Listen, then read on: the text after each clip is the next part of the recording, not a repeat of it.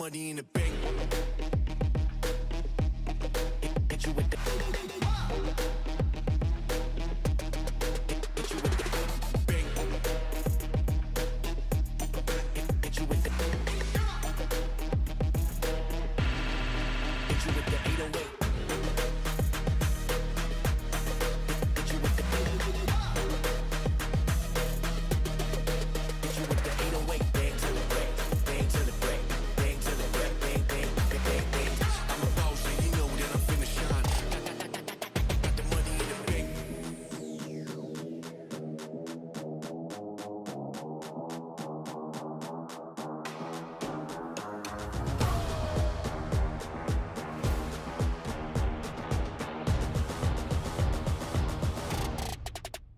Money in the bank.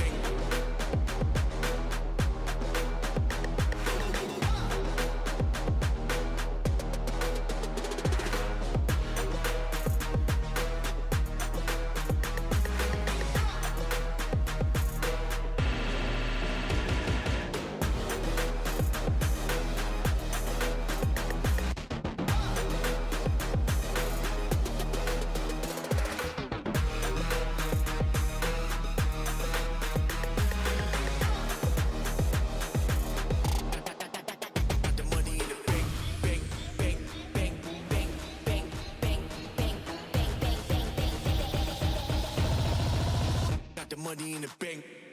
Hit you with the 808. Hit you with the.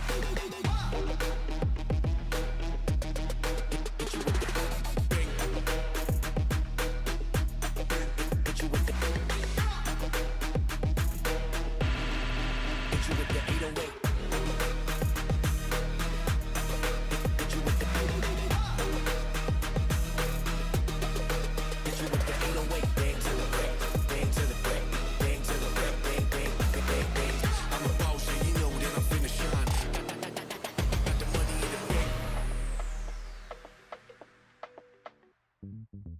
Usually I take a backseat, yeah. Low key, I tell I'm discreet and don't wanna put my heart on the line too many times. I've been burned, I bounce back quickly, and with the drama tell 'em miss me. Won't ever let it go too far, expose my heart, that's risky. Maybe there's just something about the way you stop and stare. Something in those eyes tell me you care. I'm still learning how to trust. So can we keep this between us? I got a reputation to uphold, so don't reach out your hand for me to hold. Don't rush to tell the world that I'm your girl right now, 'cause I might leave swiftly, just based on my history. Been on to take them flights at the sight of trouble. Maybe there's just something about the way you stop and stare. Something in those eyes tell me you care. I'm still learning how to trust. So can we keep this between us? If you choose to stick around, don't say I let you down when I burn it to the ground. Because I'm still learning how to trust. So can we keep this between us?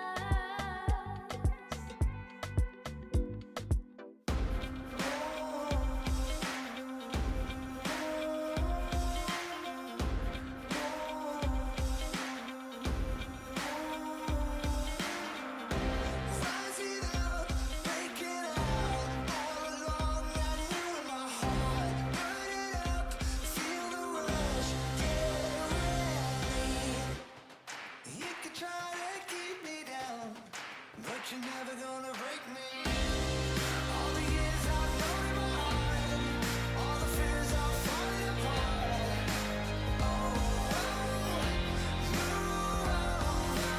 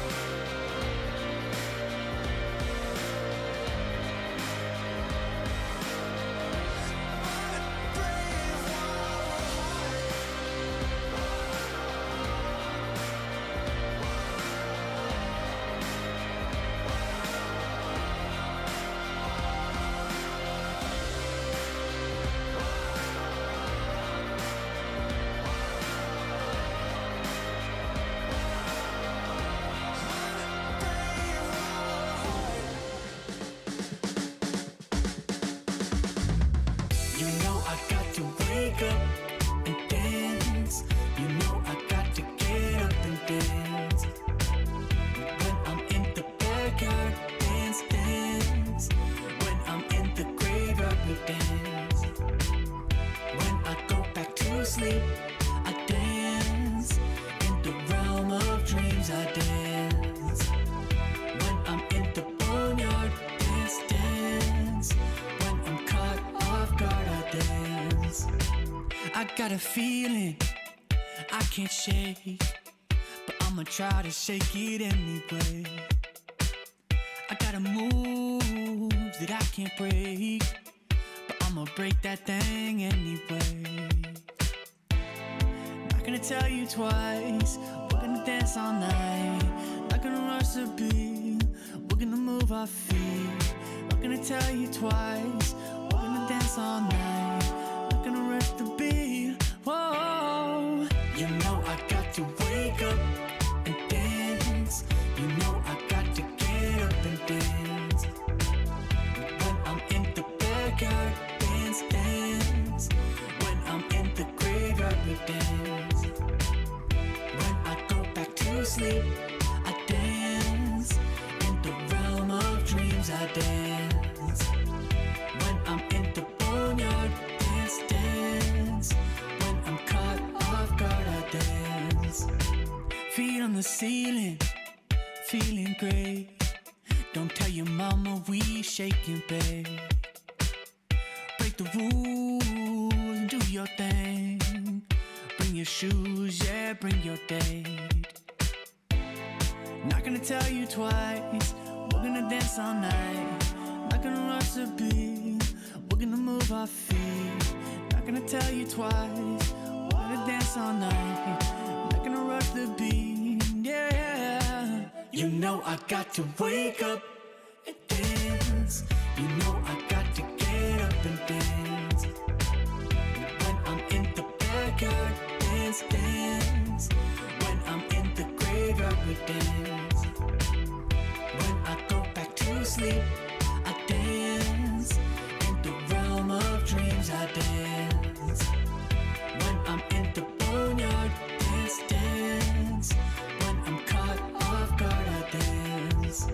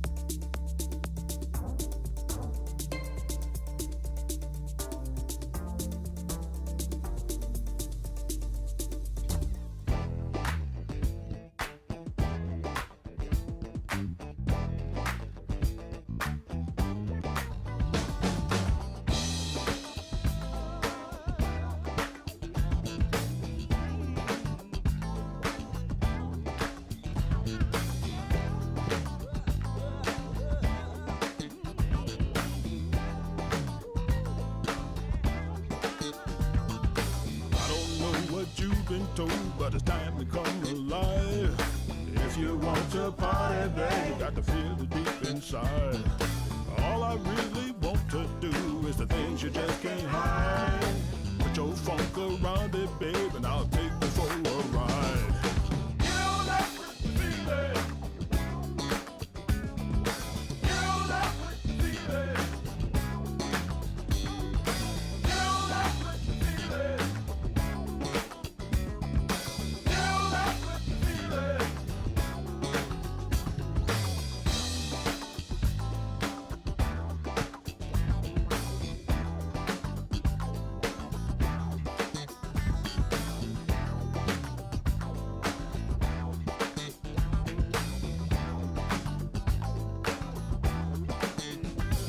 Now listen to the music as it bring you to the light. You can start to see it, they'll just open your eyes. All you funky people, just join the funky line. Girl, that groove make your soul shaker. Everybody sing along. Get on up with the feeling. Get on up with the feeling. Get on up with the feeling. Get on up with the feeling.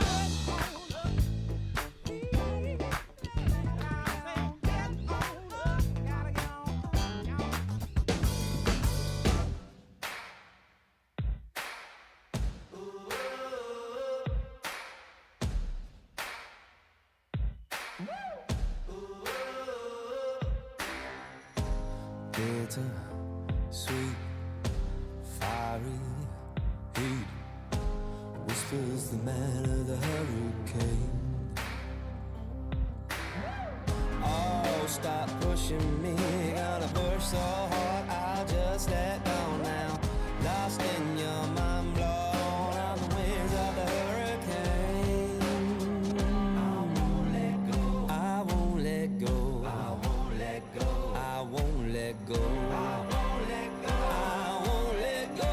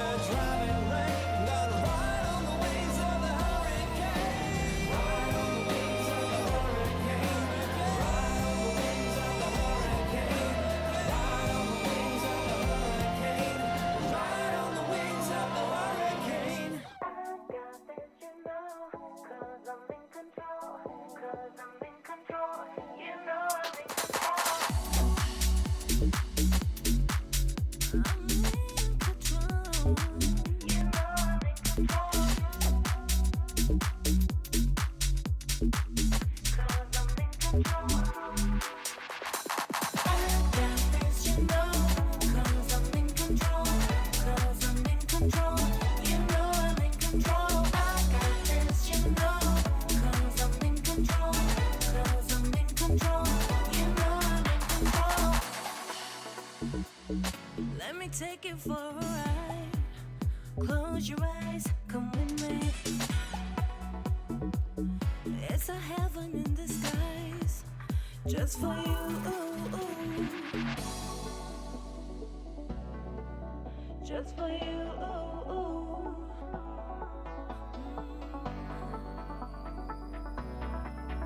Just for you. You know I'm in control. I got this, you know.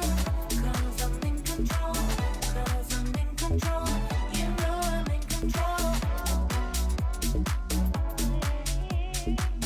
'Cause I'm in control. You know I'm in control. I got this, you know. 'Cause I'm in control. 'Cause I'm in control. You know I'm in control. I got this, you know. 'Cause I'm in control. 'Cause I'm in control. You know I'm in control.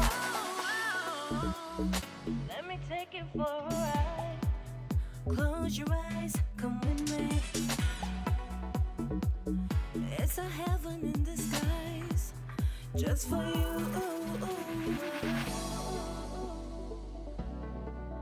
Just for you.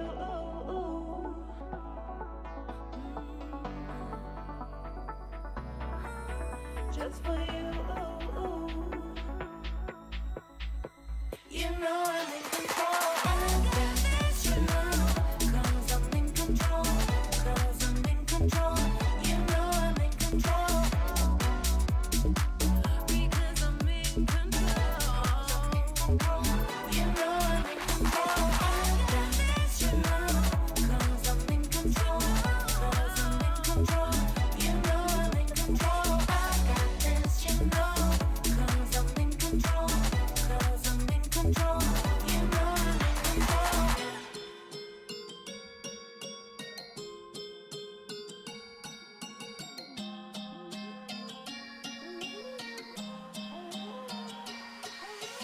Got a chateau in the mountains that change. Jet set through the islands that change. Zip codes like it is nothing. Top 10K first class on my side bang. Shorty went viral on a TikTok. Got 'em doing moves in a big mouth. Rocking their head doing pop lock.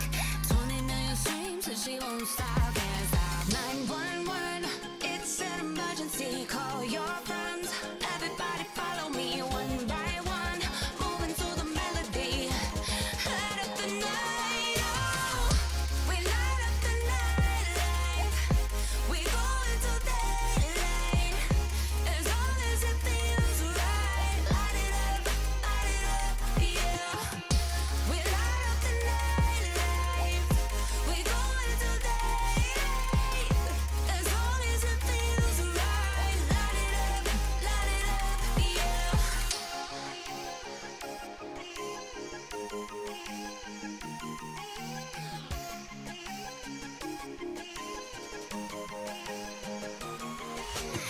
Only show me love, I don't clap back. Homie got a catfish face so you can have that. Topping hits on hits, can you handle that? Lose it all on a high stakes blackjack. Bet big trip, even in a lockdown. Big tips, only with the fans now. My click, pull up with the top down. We keep it going all night. 911, it's an emergency. Call your friends. Everybody follow me one by one. Moving to the melody. Light up the night. Oh, we light up the night life. We go into daylight. As long as it feels right. Light it up, yeah. We light up the night life. We go into daylight. As long as it feels right. Light it up, yeah. We in the club and you party like nobody. We in the club and you dance like nobody. We in the club, girl, you show me your mata, your mata, your mata. We in the club and you party like nobody. We in the club and you dance like nobody. We in the club, girl, you show me your mata, your mata, your mata.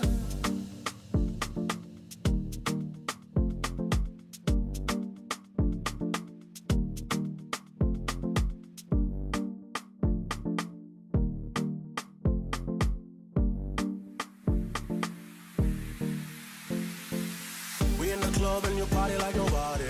We in the club and you dance like nobody. We in the club, girl, you show me your matter, your matter, your matter. We in the club and you party like nobody. We in the club and you dance like nobody. We in the club, girl, you show me your matter, your matter, your matter. Eh?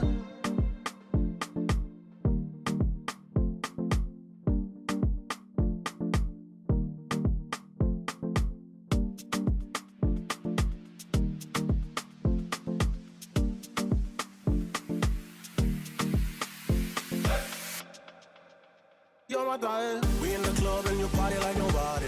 We in the club and you dance like nobody. We in the club, girl, you show me your matter, your matter, your matter. We in the club and you party like nobody. We in the club and you dance like nobody. We in the club, girl, you show me your matter, your matter, your matter. We in the club and you party like nobody. We in the club and you dance like nobody. We in the club, girl, you show me your matter, your matter, your matter. We in the club and you party like nobody. We in the club and you dance like nobody. We in the club, girl, you show me your matter, your matter, your matter. Your matter, your matter. Your matter, your matter. Your matter, your matter. Your matter.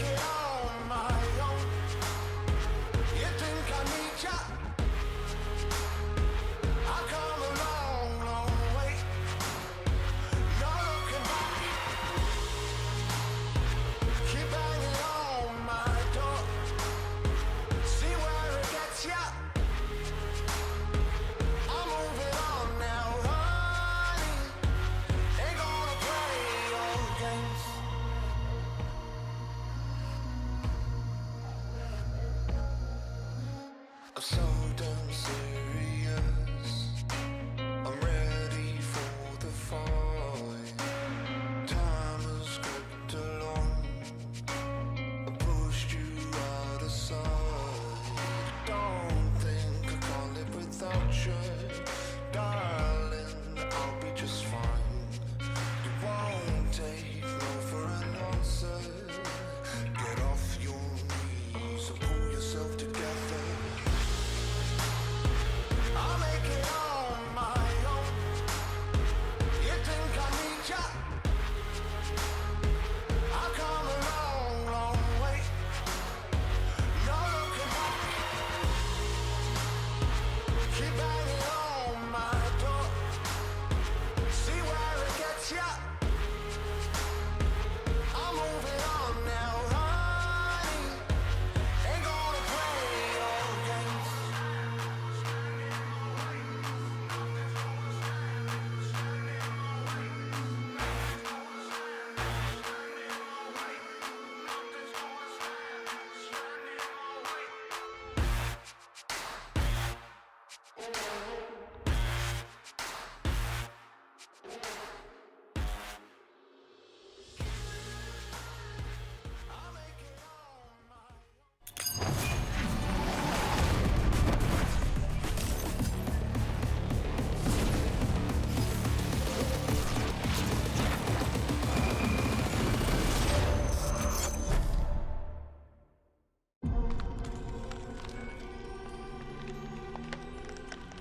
Be delicate, gentle, precise. Calm down. Why are you trying so hard?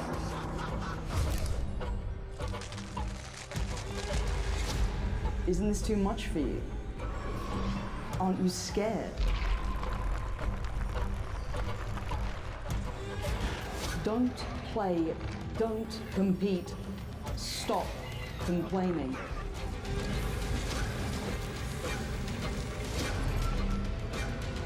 Whatever you do, it'll never be enough.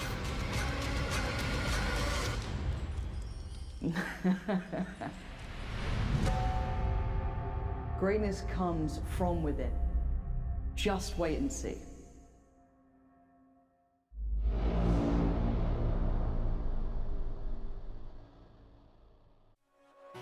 Welcome to Valorant Game Changers, EMEA 2024. In 2023, we were proud of our Game Changers players excelling in Valorant Esports. In 2024, our focus remains on encouraging more women to step forward, shaping the future of Valorant by offering increased opportunities and highlighting explosive talents within our community. It all begins with the Kickoff Open Qualifier, where 128 teams battle it out in a single elimination bracket for 8 coveted spots in the Kickoff Closed Qualifier. There, they'll face off against 8 of the top teams from last year's Stage 3, competing in a double elimination bracket where only the top 8 teams can move forward into Stage 1. This year, we've updated the tournament format for stages to 10 teams, intensifying the competition and casting a brighter spotlight on players. Stage 1 features the top 8 teams from the Kickoff Closed Qualifier, joined by 2 invited teams, BBL Queens and G2 Gozen. Of course, more glory also means more risk, with the 2 last place teams of each stage to be relegated to Contenders. Contenders is now the pathway for the best talents to prove themselves and secure their spot in Game Changers. To claw their way back, the 2 relegated teams will battle it out against 30 other teams coming from regional tournaments or open qualifiers. The top 2 teams from Contenders will earn their spot in the next stage of Game Changers. This entire process repeats for Stage 2 before the ultimate victors are decided in Stage 3. Want in on the action? Open qualifiers are your gateway. Players must be at least Platinum 1 or above to sign up. Keep the key dates and the sign-up dates in mind. With so much action planned, mark your calendar because you won't want to miss a single moment. Follow us on socials for the latest updates and get ready for an epic year with Game Changers EMEA in 2024. Hello everybody and welcome to the penultimate day of VCT EMEA Game Changers for Stage 2. We're going to be crowning a winner in just under 48 hours, 24 hours even, I can't count, I believe. I'm your host Yingsu and I'm back here on the desk, and joining me today is Inami, welcome back, and Tom Biz. How are you doing? I'm good. Yeah, so excited for today's game because finally we will probably see again Falcons in the final, or maybe Giant X will show us a better day than they did yesterday. So excited for this game. Tom, you already said you're predicting Falcons in the final. Okay, so we're going straight in. We've just got here. Already the predictions are flowing. To be fair, Tom, you're rubbish at predictions, so whatever you're going to predict, I know you're going to be wrong, and Inami's going to be right. So I feel like we can set the tone for the rest of these 2 days. Liquid again to champs. Yep, for the last 2 days already. But let's take a look at the bracket, because we have our top 3. We will have our winner tomorrow. It is a surprise, Inami. It comes down to G2 versus somebody. Yeah, once again, it's G2 dominating the upper bracket, and now we're just trying to know who's the second best team, maybe? Because their run has been honestly so good. They've been dominating so hard. Yeah, I guess we kind of hope, in essence, that maybe Falcons make it there, because they were the one team that sort of managed to take a map, and now Mary's had a little bit more time. Maybe they have a chance. I'm not particularly confident anyone can beat G2 Gozum, but I think Falcons might have the best chance. I'm on the Giant X redemption arc. I'm on it. Like, the second time you face a team, you know, the stats don't lie. And speaking of lies, we have a game for you guys. G2 are not going to be playing today, but in honor of the fact that G2 are always, I guess, not surprising us by making a grand final, we're going to bring in a special edition of 2 Truth 1 Lie called G2 Truth 1 Lie. Tom came up with the name, and this is going to be about G2. You have 3 options here. You have 3 options here. You have to choose the option that is a lie. So you have Zaz is the oldest player to have represented G2. Petra is the oldest player to have represented G2, and ResQ is the youngest player to have represented G2. Do you guys want to work together on this one, or you want to go against each other? So we know for a fact 3 is false, right? I'm going alone. Not? 3 is false. Huh? Then he's against me. I thought ResQ would be the youngest. It's between her and Mary, but Mary was also 17, right? So I feel like this is definitely difficult. So I think 3 is lie, and Tom, which one do you think is the lie? But the other 2 can't both the other be 2 are true. That's not possible, because they can't both be the oldest player. But you've now confused me. They could, but I could have. They could be the same. They could have the same birthday. I'm just gonna throw it out there. Yeah, they don't. So I actually even checked that info. I actually checked it a few days ago to see like who was the youngest, but I'm pretty sure Mary joined like a few days after her birthday. No. Okay, I'm gonna push you guys for an answer. 3 is true. I think 1 is true, and I think 2 is false. But isn't ResQ 17 now? She is. Yeah, she's the youngest player we have in the league. She's a whole year younger than Mary, if that helps. Inami, what are you going for? But Mary was 16 back then. What are you going for? I have to pick 1 or 2, but I have no idea. Well, 2 of them are true. Which one do you think is the lie? I think 3 is the lie. Okay, all right. Well, let's reveal it. Because and it doesn't make sense. 1 is the lie, because Petra is 6 days, I believe.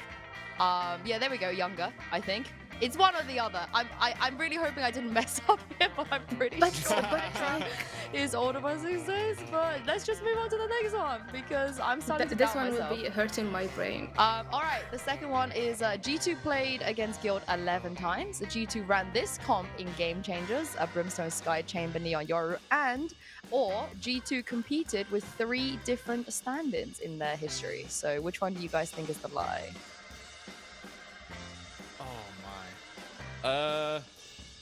See, the thing is, I believe that they've played Guild a lot of times, but just because of that, I think that Sue's trying to bait. So I think that number 1 is the lie, and I think that the other 2 are true.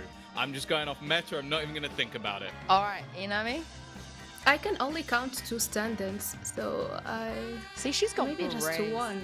She's got brain. She's thinking about this with logic. Tom is just like RNG. No, I'm ignoring logic. I'm like, just Sue. 11 times sound like it could be true, and Sue's gonna try and play the game. So I'm. Yeah, it will be probably like 12 or 9 or like 10. Yeah, that's what I think. Okay, Inami, are you with I'm Tom? going for 3. You're going for 3? I Wow. refuse to agree with Tom. Ding, ding, ding, ding, ding, ding. They have only had 2 stand-ins. They haven't had 3. And of course, it was Sarah and Silly back in the days. And G2 have faced Guild 11 times, by the way. I also love how you guys just don't doubt that they rank Chamber, Yoru, Neon, Sky, Brimstone. You know, it looks like they can do that. Yeah, they actually ran this and won, and it was Zaz on Neon, if you guys remember this back in the and when day. I think about it, there were Giuliano, so Yoru makes sense. Yeah. Well, yeah, they've run like Raina, Sky on Ascent. Like, I don't think any of these would be that weird. That one wasn't even the thought. It was the other 2. That threw you off.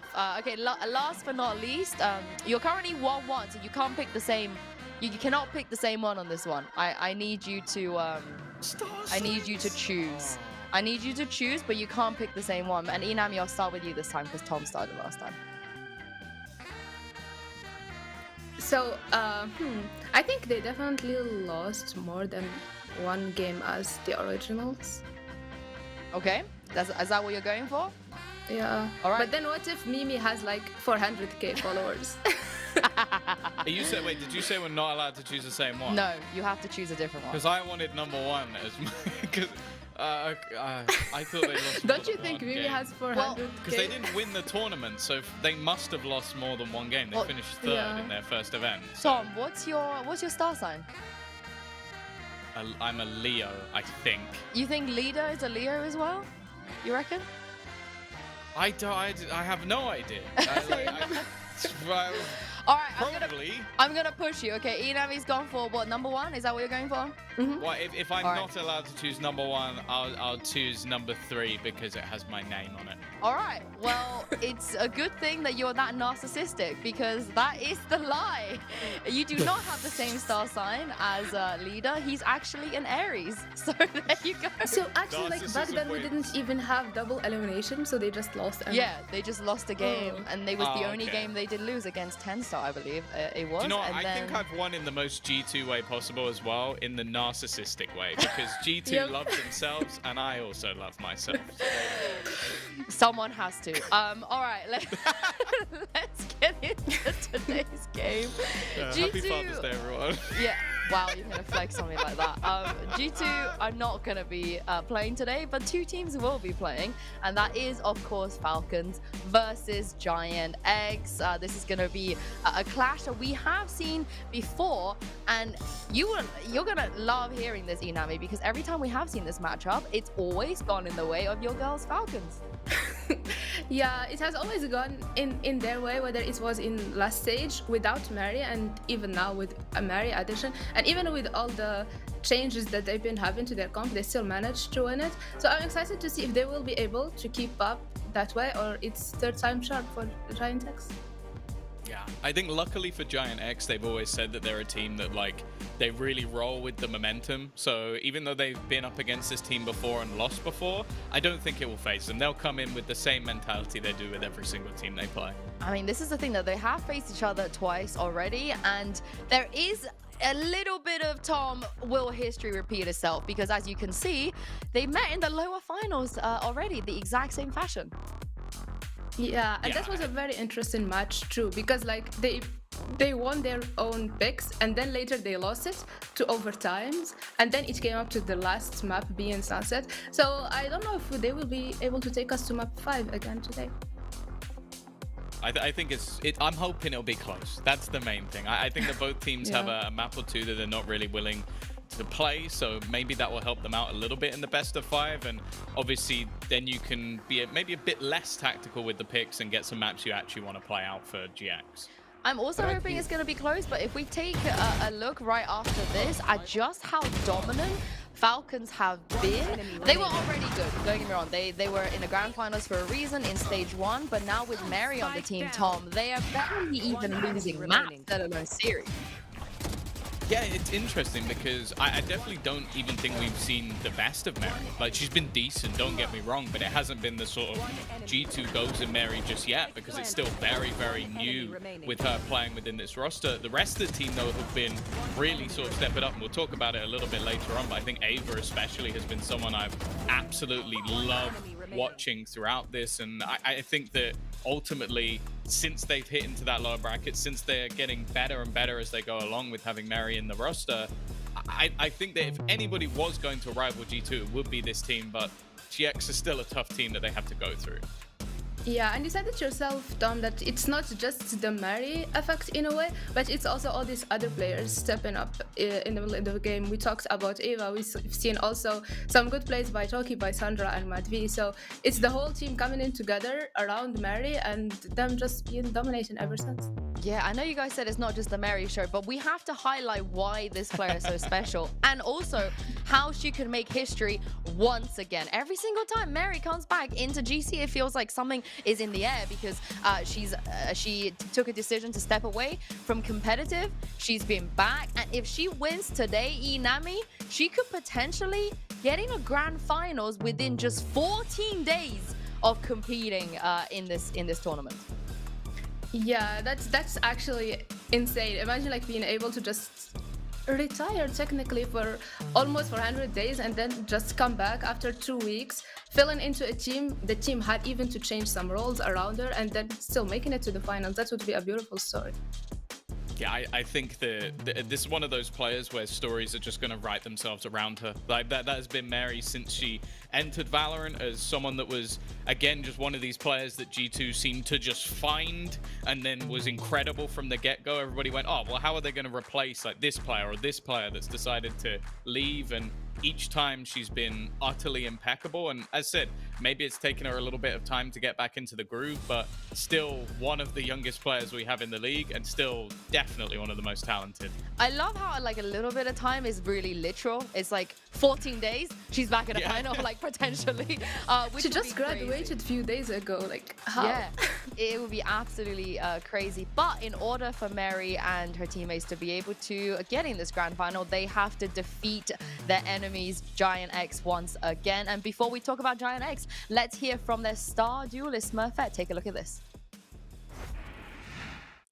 I'm now joined by Smurfette from Giant X ahead of their lower bracket final. Hi, Smurfette. Now, yesterday we saw you guys play against G2, but it just felt like something was a little bit off. You guys didn't look as good as you usually would be. Are you able to tell me what happened yesterday? There was a lot of ideas were like going on, which is good, but it's not good when it's a lot, and we couldn't like it got messy a lot at some point, and then it's just like we had our like moments of momentum, but we couldn't really keep it, and we got kind of rolled. Yeah, you just weren't on the same page, it sounds like. I'm glad you Yeah. mentioned the ideas because you finally have an IGL, which you didn't have before when this team was first formed. Do you think that's helped with the messiness of contribution, or is it an overall positive thing for you guys?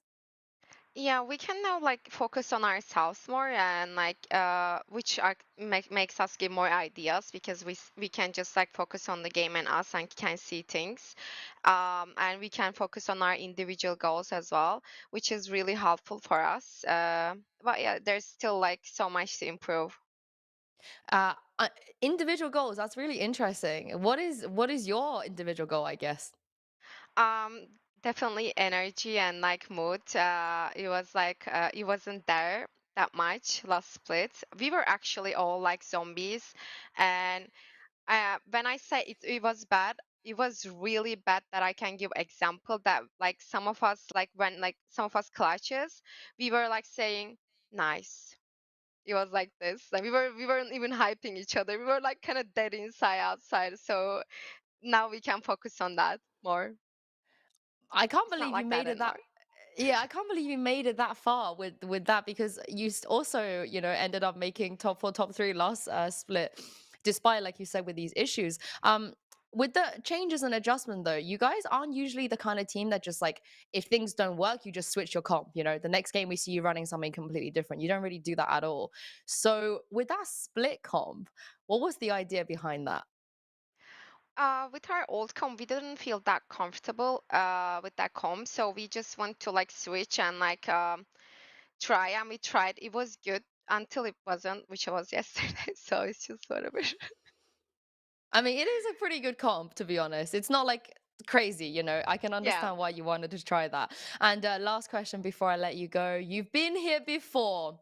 It feels like deja vu a little bit. Last stage, you had to play Falcons in the lower finals, and it was so, so close. So, what did you learn from that best of five, and how do you think you can maybe change your fate a little bit today? Well, as I said before, it was about our energy. I really don't even know how we got till like last map, last split on BO5, because our energy level was a bit down after playing 2 overtimes and then playing the last map. I was honestly, I don't know, wasn't myself at all, and now I'm like more focused on that like energy wise level. So I hope this one will goes well for us in terms of our energy. I mean, you guys clutch a lot, so I'm gonna expect a lot of yes, let's go from you this time. But it's always nice to see you, Smurfette. So thank you very much for joining me today, and best of luck. I see as well. Thank you so much. I mean, I was personally very surprised when I heard their whole kind of energy issue. Tom, they have so much experience on that roster. It's not what you would expect a problem they would face. But it's also you meet like people like Smurfette in person, and she's just an energetic person as it is. So to imagine her just being quiet and down in those sort of moments is definitely a bit of a worrying prospect. But the fact that maybe it could have been to do with all of them IGLing and just putting too much weight on their own shoulders, the fact that they've switched away from that, it sounds like they're in a better place mentally as a team.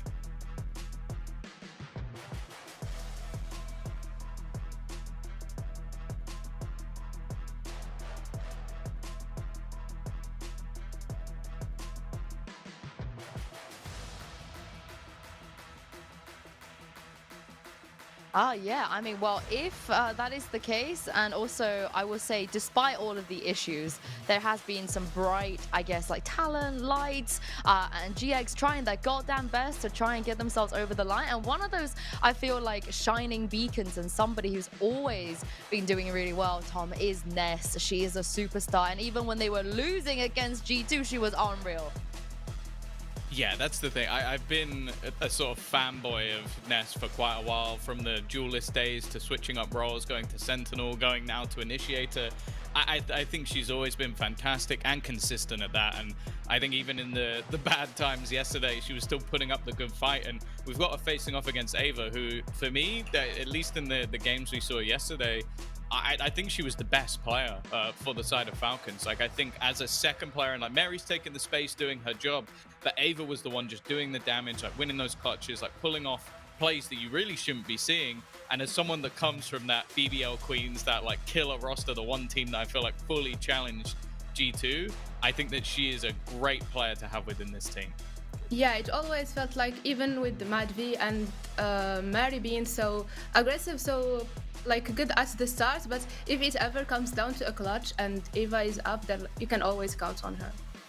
I wish you had said if it ever come down to a clutch. Really? Yeah. Anyway, let's take a look at the map vetoes, because it is going to be a best of 5, no longer a best of 3. And the last time these two teams were in a best of 5, it went the distance. It was multiple overtimes. It was just a crazy match. And GX have decided to ban Split. Yeah, understandable in a way, because the last time they faced Falcon on Split, they didn't look the best. And also, Falcons have had a good Split recently, so understandable. What surprises me is, honestly, the ban of Breeze, because both teams lost versus G2, and I would have hoped to see how both compare against each other in this map. So, no Breeze for me, but we're seeing Ascent. It's the Turkish map, and it's a Turkish team. We've seen them being so good on it, even if Falcon won it last time they faced each other. But I think it's always so risky to keep this map open against that lineup.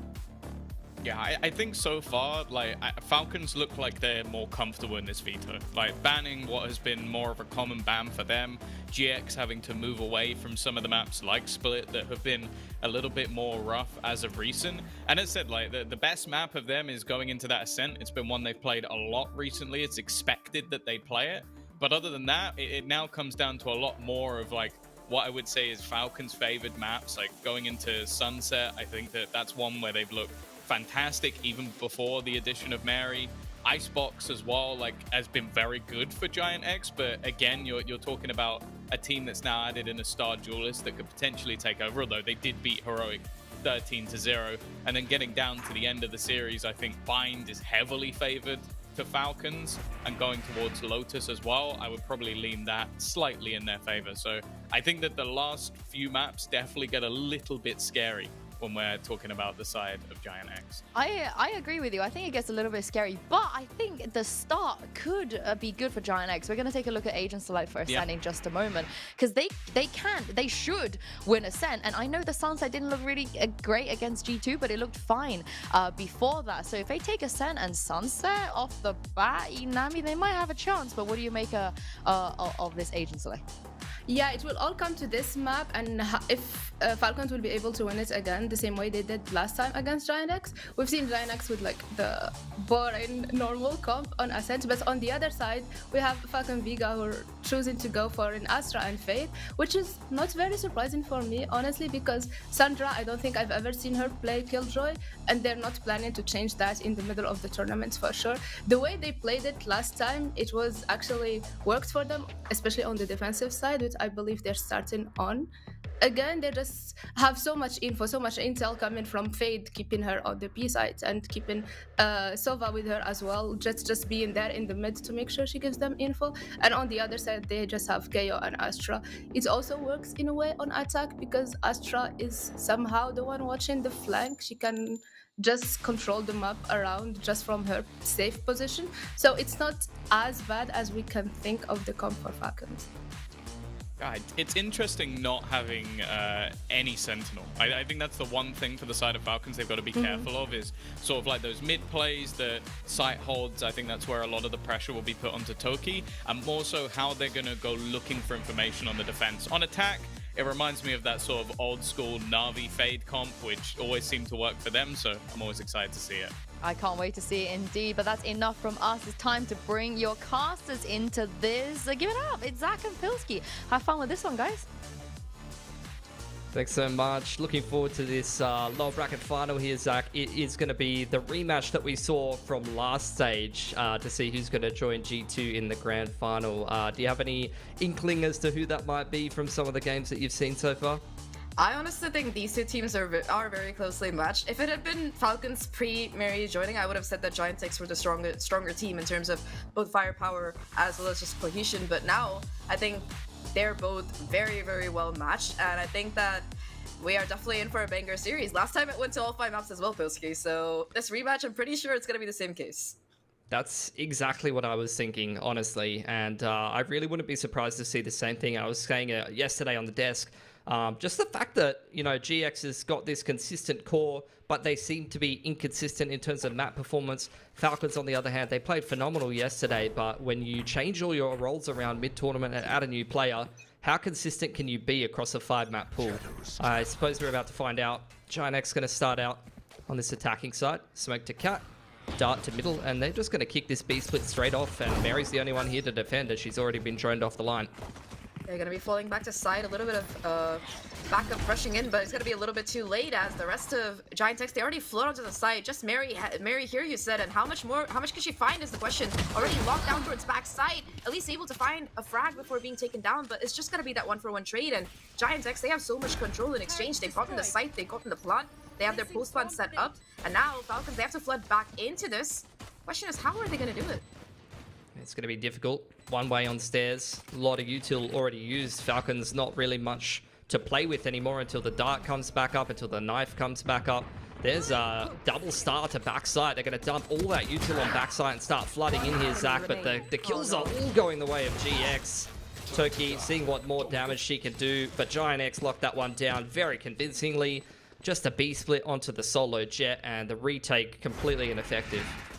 Yeah, pretty much. Like, I mean, we saw the Astro Stars coming down for that backside, but before you even get to the backside, you gotta clear the 3 people playing on side, and all 3 of them, they win their 1v1s. Toki, the only one to be able to find a frag at all, and that was in trade after their teammate did a lot of damage. So Giants X, very good pistol round. And you know, fun fact, Pilski, the last time these 2 teams faced off, it was during that group stage, and they ran the exact same team comps and everything, except that Giants X won like 13-4. So I hope Falcons have done a little bit of anti-stratting and preparation, because it's the same team comps this time around as well. Yeah, some people call that stubborn. Some people, you know, would say they're confident. And, you know, we'll see which it ends up being. Just running the 1-4. Miori on the Killjoy, looking towards Catwalk. Just with the pistol, so not too much to lose for her. She is basically the money man here with the alarm bot, with the turret on middle. She's basically gathering info, trying to draw a rotation. That kill is huge because this is going to allow Giant X to go into B if they want, but actually she's going to call the rest of them straight back up Cat into this A site, which has had a rotation drawn in from Falcons already. And all 5 of them now pushing through Cat here. Toki on site, looking to play that anchor, but with just a classic, it's a question of how much more you can really do. They don't clear her though. Well, never mind, Smurfit does. And well, Eva at least able to get that refrag onto Toki. Still not able to get too much more than that, as once again, it is going to be this post-plant setup there from Giant X. Sandra at least with the Sheriff able to take down Jelena. Clean headshot there. Could look for a little bit more damage. Does have the Haunt in play as well to smoke out some information. Doesn't connect the way you'd expect, but still, I mean, it is an anti-eco round. It's a question of how much damage you can do. Spots out one player, not able to hit the shot, and Miori finishes it off. I like how you brought up, Bilski, that Miori was the only one with the ghost there, and she still manages to find like 3 off the back of the ghost. Like, Miori was entry, like Miori was the beginning, Miori was the end, and now that lockdown should be pretty damn close to charged up. Yeah, I mean, for anyone that's not aware, it's a strat brought in from, you know, other TAC FPSs where you give someone a low value weapon and you send them in on the lurk to try and read the rotation. If they run into a stack site, you hit the other site. If you run into nothing, you know that the other site's stacked and you got to pivot. But as far as that went for Giant X there, I mean, the pistoling players pick up the rifles. They really don't lose too much that round, so well done for them. They're going to go into the bonus now. Mary smoked off in middle. Sandra looking for info towards B main. It's just a Killjoy over there, and Giant X in just a 1-3-1, holding on to the extremities and taking a little bit of a look into middle here now, Zach. Just holding on for a bonus round after all, and Giant X, I mean, it's quite a substantial bonus as well. They have they got 2 Vandals, they've got an Outlaw, which I think is honestly a very devastating weapon, especially if you know that your opponent tends to run the half armor here, which is what 4 out of 5 players on this Falcons roster are doing right now. Giant X, they've established mid control, but they are taking their time about it. Finally, noise being made towards short here. Sarah leading the charge with this Vandal.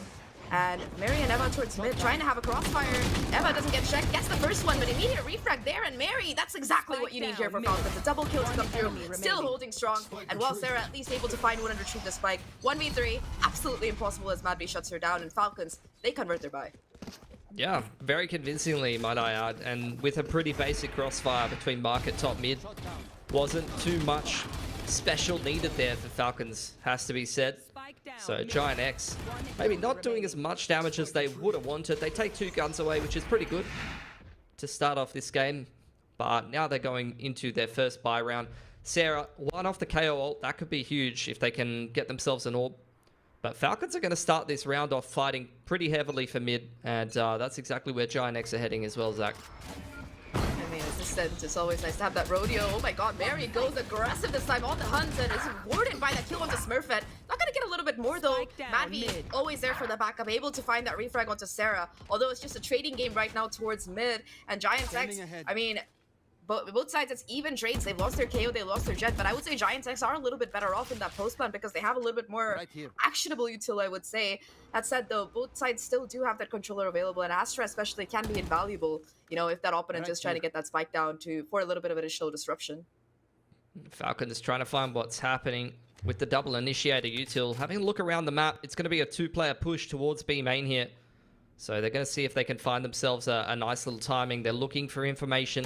Ness just jiggling the line. Perfect crosshair placement. Spots out Sandra as well. And that's perfect spacing and patience from Giant X to put themselves into a 2-on-1.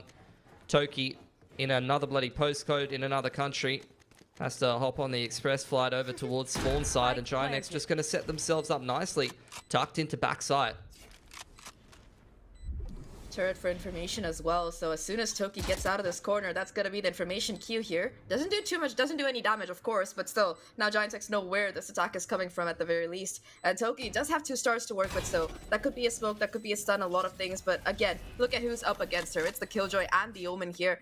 Jolina still has the Paranoia as well, so a lot of tools in their arsenal to just prevent Toki from really making any kind of headway onto site. They're just playing out the time here. Jumpy gonna spot Toki. Paranoia connects, and off the back of that, Miori swings to confirm a perfect kill at a 3rd round for Giant X here. Really clean protocols, I would say, throughout that round. And I mean, post-plan discipline, this is what I really like about Giant X. They are just so incredible, not just on Ascent, but most of the maps that they play, if they can get that spike down and are given just a few seconds, you know?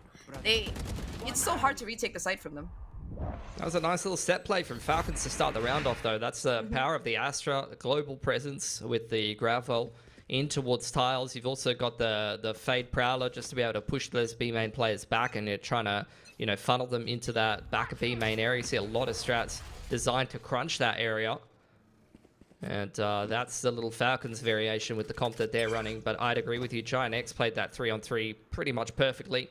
And they have now done a lot of damage to Falcons' economy, who are back down on a half by. Knives out for Mary. Sandra's got a Phantom. And the Astra spotted is going to have to burn both of her stars just because the KO knives hit her. Null Command available for Giants right now, so very powerful ults if they really want to go into this attacking side, especially since Mary doesn't have a weapon. It's just the knives that she's working around with. Still though, Giants X, this kind of slow, adaptable playstyle has worked for them in these past rounds. And Miori on the lurk, we talked about her before, but again, she's able to find a confirmation. Smurfette with the 2nd kill as well in this Null Command. It might not even be necessary as they just charge off the site. There is Madby in the corner though, finds 2, which is huge, but Jolina strikes back, a double kill off her own, and now it's just Eva once again in a 1v2 situation. Miori has come back around though, and the timing unfortunately not going to be there for Eva. Almost got the 1v2, everybody isolated in the fight here, but Miori just in time. Bit of a celebratory dance there as Falcons, as Giants get their fort. Yeah, you can see Falcons really start for information after Giant X cuts noise in A main. They drone out middle. Sandra pushes B main and is punished, but it still gets close regardless of that, and that's just down to the multi-fragging ability that you see on Falcons, even when the macro is not going well for them. Mad V is still good for 2. Ava's still good for 2, and that does a lot of damage to the economy of Giant X there. They are now very resettable. Miori, once again, getting the Outlaw out, but not as many light armored players this time around. A lot of ults on offer for both teams. And it's a slow mid-default looking around here for Giant X once again. Mary inside of the bottom mid-smoke, maybe looking for a timing to find a pick. Waiting out this dark cover, seeing if she can catch someone on the cross for free here. Oh, that's exactly it. It's like from your mouth to Mary's ears, Pilski, just able to get a free kill into Ness, who just pulled out her drone, so no information, no more Sova either. Whoa. And Mary continues to just wreck Dominion in mid. A 2nd kill as well, barely taking any damage at this point, and able to just, again, dash out without too much trouble. So now 3-5 for Giants. They do have those ults that you mentioned, but it's gonna be hard for them to come back in, especially since Falcons, they've gotten the advantage, and now look how far they've fallen back. Yeah, Mary's played that perfectly, disrupting the default. And now, with such a big advantage, Falcons can just give. They can just wait for Giant X's next move. Punish them once they put a single toe out of place, and that's a perfect example. No smoke on the cross. An easy 3rd for Mary. Jolina looking to potentially trade that back, and that's a nice push through the smoke, but with only 30 seconds and running into a hard crossfire like this over on market side, I don't see you finding any success. And with how sharp Sandra's looked yesterday and today, I'm really not surprised that Falcons closed that really easily.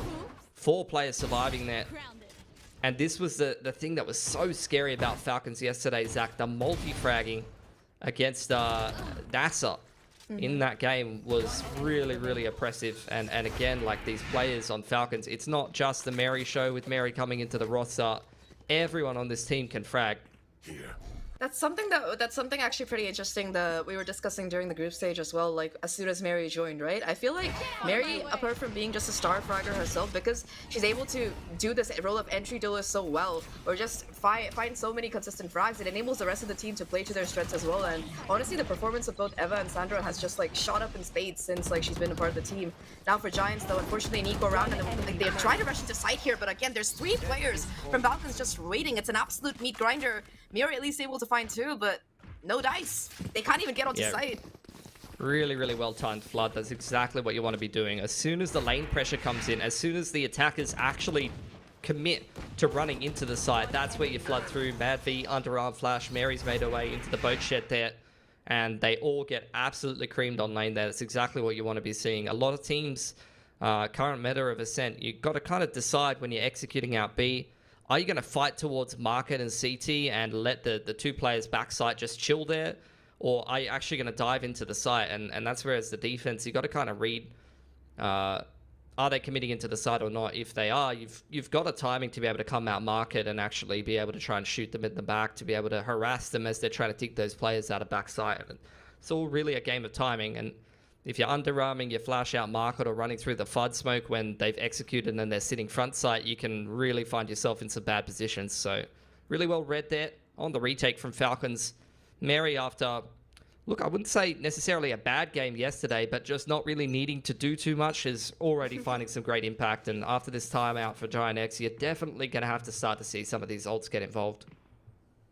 Yeah, I mean, they've been holding on to them for a while. To be fair, they've either not needed them with the amount of kills they've been getting, or they haven't needed them because they're dead. So I hope that this would be the round where they kind of get to build a strategy off the back of these ults. Hopefully that's what that timeout was for here. But yeah, huge swing around. Operator coming into play for Mary as well. We haven't really seen too much of that over the course of the last week, I would say. But seeing how aggressive Mary has been in terms of that rifle fragger. But I'm interested to see how this defense is going to go as the null command finally gets popped here. It is towards mid, so that push is coming in. And look at where Mary is. It's towards B main.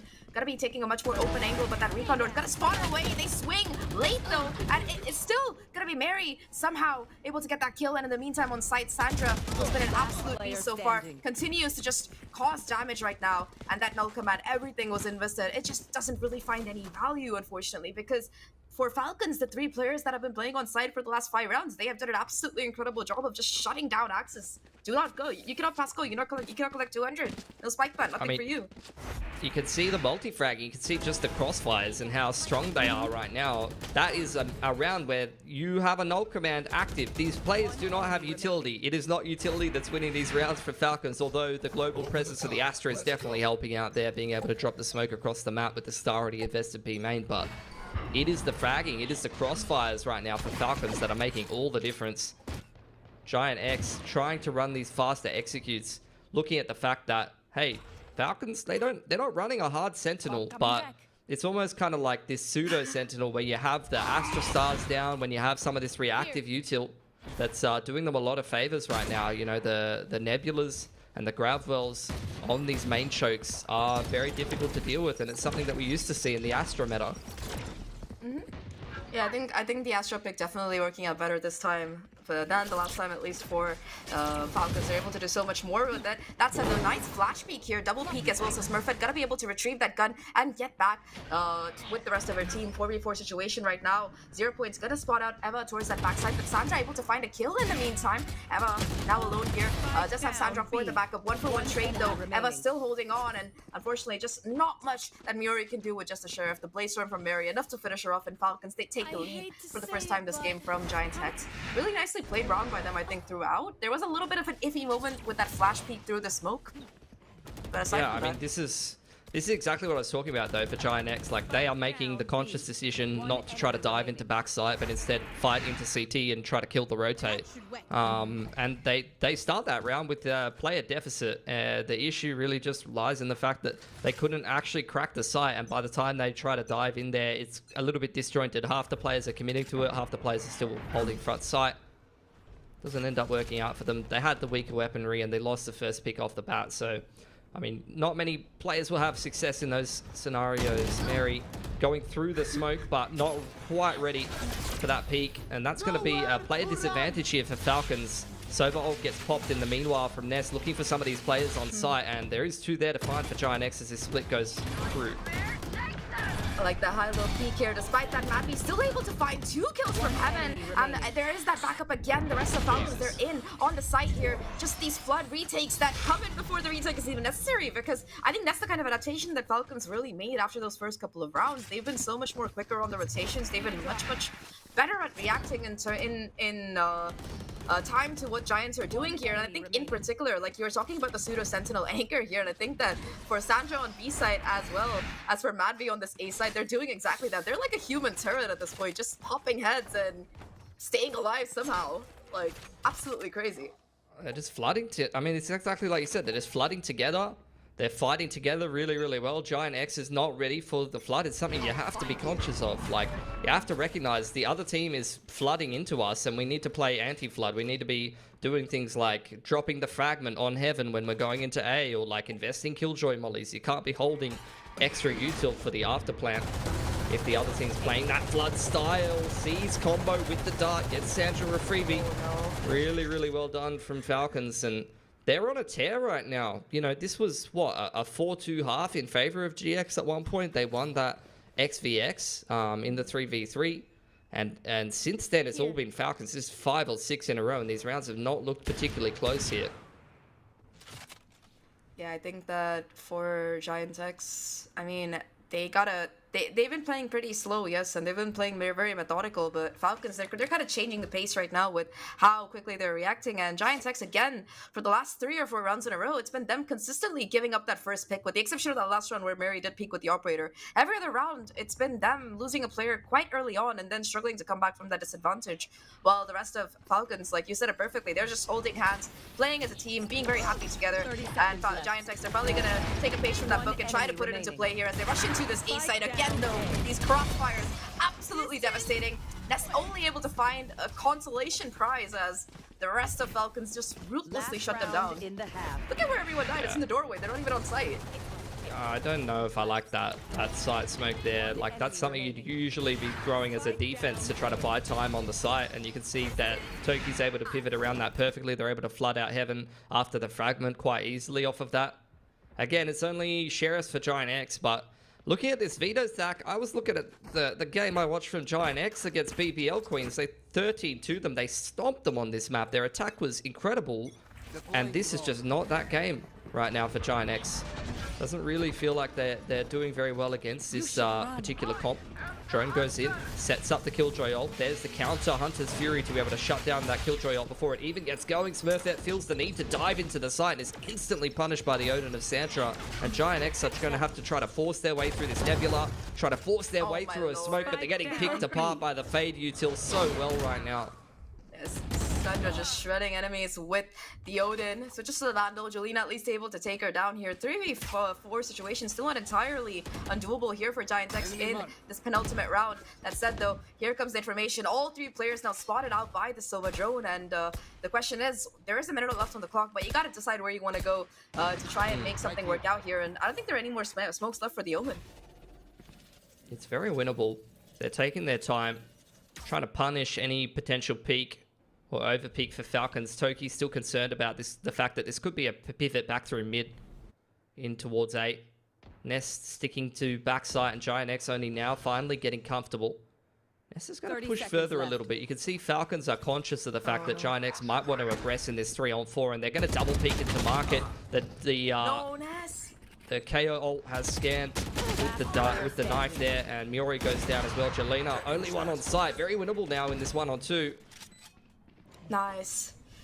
Really good reposition there. I don't know if they're going to be expecting this. Gets an isolated duel as well, but Mary, a headshot with the operator. That's a wallbang while being shot at. All right, that's just crazy. Falcons off that heroic shot from Mary are able to get an 8-4 half here. Really strong defense, especially when you consider that they don't have a Killjoy. And I mean, last round I think Giant X made the right calls. I mean, it's just that in that 3v4, 2 of the players couldn't unfortunately hit their shots, and very unlucky towards the end there.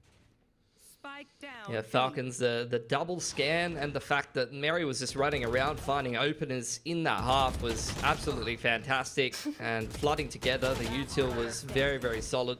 Mad V just flashing herself through and flooding with the team. Worked out so well for Falcons that half. An 8-4 on Ascent, which I was feeling was the safe pick for Giant X here. Doesn't end up being so, and you can see that earlier on. At one point, they were up like 4-2 or something like that. And that is a massive streak of rounds for Falcons there. 7 in a row as we head into this second half pistol.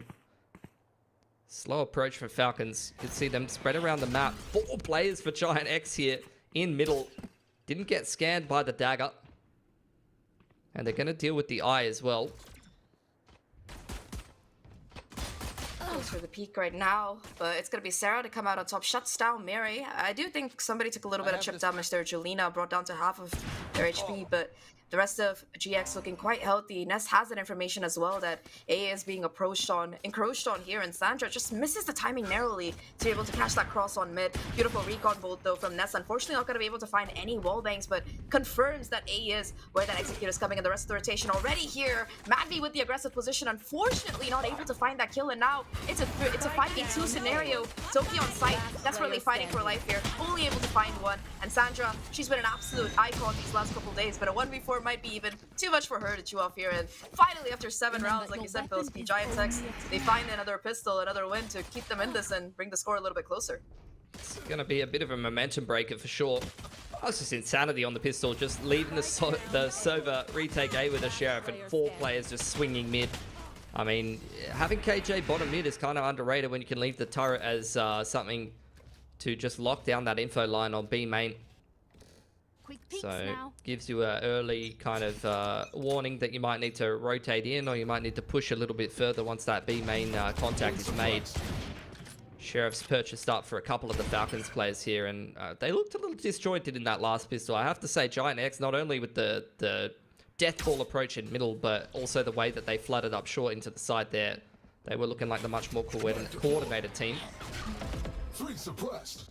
Huge info.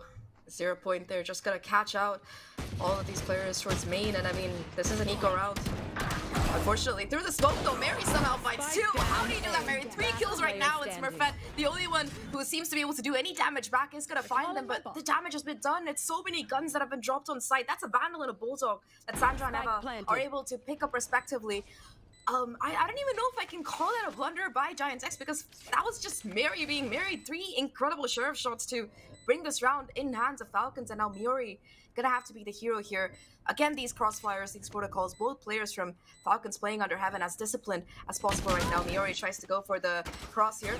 Takes a lot of chip damage in the process of the shock dart. That's gonna be enough to put the final nail in the coffin for Falcons to get their thrifty. I wish we could see those shots from Mary. Like, we only saw it from the other side. I mean, they were just not ready at all for this short walk-up. Like, look how deep that Falcons get in tree. The spam in the A main smoke is just a bait as Mary runs all the way up tree for free. They timed Sarah so perfectly there. And I was saying that was a momentum-breaking pistol. Unfortunately, when you lose the anti-eco that one-sidedly right after, it's, you know, very, very far from the truth. You get a bit of an economy swing, couple of guns picked up here for Falcons, and they're just going to keep chugging along. Mary having a phenomenal game here. Running around with the operator on defense and causing havoc with nothing but a Sheriff at 3k to break that economy from Giant X. Once again, aggressing out into middle. Looking for a timing, looking for a pick with the Sheriffs and the Marshals. And punished well by Ava. You can see how passive Falcons are right now. Just jump spotting, holding very, very deep angles, and they're going to use both of these initiators to find info. The Prowlers go through B main. The drone taking a look through middle, and the regroup towards B here. Unfortunately, the weaponry not in favor, as well as the peak here for Giants X and Falcons. They are happy to take those 2 kills and push forward onto this B side. 2 remaining right now for Giants X. Only thing that's stopping Falcons from getting double digits, and the more time it takes, the more likely it is that they're going to be getting it. 5v2, only Sheriffs here for Giant X, while the rest of Falcons, they are very well provisioned right now. Their post plant is perfect, and at this juncture, it's a question of how much more damage can Giant X find. I think they really need to take a timeout here, Pilski, because 10-5, it is their map after all, and they gotta come back into this on defense. It's going to be a rough one. Jolina seeing if any damage can be found. At least one gun taken away. I think the Bulldog from Ava there gets dropped, but that's about it. As Giant X 5 to 10 down. It's not an unrecoverable scoreline. They are going to go into their first gun round here. The main issue is just the economy swings that you get from winning with Sheriffs, picking up a couple of guns, and then going into this anti-eco and surviving with 4 alive. That is going to be a really, really nice economy for Falcons on this attacking side, which forces Giant X to be consistent on this defense. They've got to win 2 or 3 gun rounds in a row to start pressuring that economy of Falcons and start to close this scoreline gap. No one on B. It's a big fight for both Catwalk and A main. Quick dash through from Mary. 2 players scanned. Close A here. Smurfette trying to defend top mid. Doesn't quite catch Falcons on the push, who are kind of caught in 2 minds. Should they commit to this A execute or should they go back and re-clear the map? And they're going to choose option B. Joe's not going to find anything here forever. But again, it seems like Falcons, this quiet waiting strategy has worked out well for them in the past, and they're happy to just see if Giant X are going to be making any of the same kind of plays that they did in the previous round. This time, though, with that weapon advantage, happy to just kind of hunker down and wait for Falcons to be the ones to be the aggressors. And to look at Miori, though, aggressive position towards mid, actually rewarded by a pick onto Sandra, and the push through off the back of that unfortunately falls apart here, as Falcons are aware of the crunch, already ready to trade, and right now it's just Smurfette who's looking to keep the numbers alive here, brings things down to a 2v2, but Eva gets such a nice shot on both Ness and Smurfette, just shuts them down, and Falcons, they get themselves to 11 here on Giant X's map pick. Absolutely clean plays from them. And that's an instant reset. And Falcons just shoot their way out of a bad situation. They get halted at A main. They go back towards middle to re-clear the map. And despite the fact that Miori holds on to Tiles there, and they have multiple players in basically a crossfire between Cat and Tiles, they should be in a pretty good position to be able to actually break that mid re-clear from Falcons. You know, that was set up well. It's just that the peaks were not timed particularly well. The dart from the Sova came in late. You know, if you can sync up, trying to break that re-clear with some good util, it could have made a difference. But to go back to one-head analysis, let's be real, Falcons are just shooting harder. Ava, Mary, Sandra, all playing phenomenal. Again, from yesterday to today, Falcons are bringing that same level of individual game, that same sharpness, that same decisiveness that saw them take a really clean victory yesterday against NASA, and Giant X are feeling the brunt of that on their best map right now. Yeah, I mean, best map, that's probably the best way to say it. It's the one that they've certainly played the most so far, and they've won it 5 out of the 6 times they played, so they picked us to start off with. Should have been like a sure shot, but instead it's Falcons right now who are low-key styling on them. I don't know how else to say it here. And 11-5, Giant X gonna make the momentous decision to go in for an eco. Unfortunately, they don't really have any other choice. Smurfette could at least try to get that Blaze Storm online to try and do some damage with, but this Thrifty, it is so important for Giant X to be able to win it, not just for morale reasons, but also just so that Falcons don't get themselves to that match point. They need a little bit of runway to try and work with here, and it's gonna be a hard task. Mary now with the operator on the attack as well, looking to make things even more difficult, and Falcons, they just continue to do what has exactly worked for them. Hold on towards mid, watching for anybody from Giant X to push forward right now. Smurfette taking a little bit of space towards B main, holding on for that main pressure, maybe hoping that somebody will walk into her crosshair. Instead, the Falcons, they tested with the help of a Prowler, and once they're suppressed, they're going to be using all of his utility to its full advantage here to be able to take the space for free, or at least without losing any lives in the process. I mean, when you have triple initiators, what else would you like to do? I mean, really right now, the name of the game from Falcons is pressuring B main, feeling out how many people are actually committed to the B main fight right now, and you can see them holding around the map. A lot of the time, if you pressure, you take one part of the map, there will be a push elsewhere. Right now, we're not seeing that from Giant X. They are going to, again, re-clear B main, which is going to be some great info from them, but Mary's been able to walk all the way up middle, takes that duel on towards Tree. She's not going to overextend. She's going to wait for the spacing from the rest of the team, and Ava's there to back her up. This is looking, again, like a very clean, calculated round from Falcons. And Giant X in a 3v5 with nothing but Sheriffs and armor. I mean, there's not much that you can expect from them in a round like this. They're really looking towards their next gun round, but then they'll have 7 rounds in a row to win to push to OT and no room for error. Revealing area. Yeah, I mean, at least for Ness spots out Sandra's lurks, that's gonna be a gun that could get retrieved here. but the clock is still ticking, and already Mary's made her exit, trying to hold on. We've got to be able to hold on to this operator, while the rest of the squad here, they're just happy to be sure that nobody tries to pull a sneaky peek and Ninja defuse. At this point, the economy for Falcons is thriving, so even if everybody goes down to the spike, they're going to be able to buy again pretty comfortably, I would say. Instead, though, everybody just opting to fall back here. Falcons should be getting match point quite easily right now, and the rest of Giant X, they're just going to go down to the spike here. 12-5 is what we're looking at here for Falcons, and this is on Giant X's map pick. One round, all that stands between them and being able to take the lead in this best of 5 here, and it's huge for Falcons right now. Yep. The calling's on point. The individuals are making great reads, and they're all looking very, very sharp. Giant X just really has not been their game here. Going into what could be their last gun round of the game. Not really any huge ults to speak of. They're one off that null command. That could really help out. Getting close to the Blade Storm. On the other side, Falcons getting close to a lot of big impact ults. They could definitely have the Cosmic or the null command in this post plant. Mary continuing to use that operator even on this attacking side, and you can see Falcons just a very hands-off passive approach to Ascent. Taking their time, working the map, holding the angles, once again pressuring B main with this initiator util. And I mean, Giant X, they're not really taking so much of the bait this time around, being much more passive. It seems like the lesson has been well learned. The problem here is, will they be able to win their 1v1s? Because so far that seems to be the biggest question of concern, at least on this map here. Ness not with the with that extra bit of Sheriff, I would say.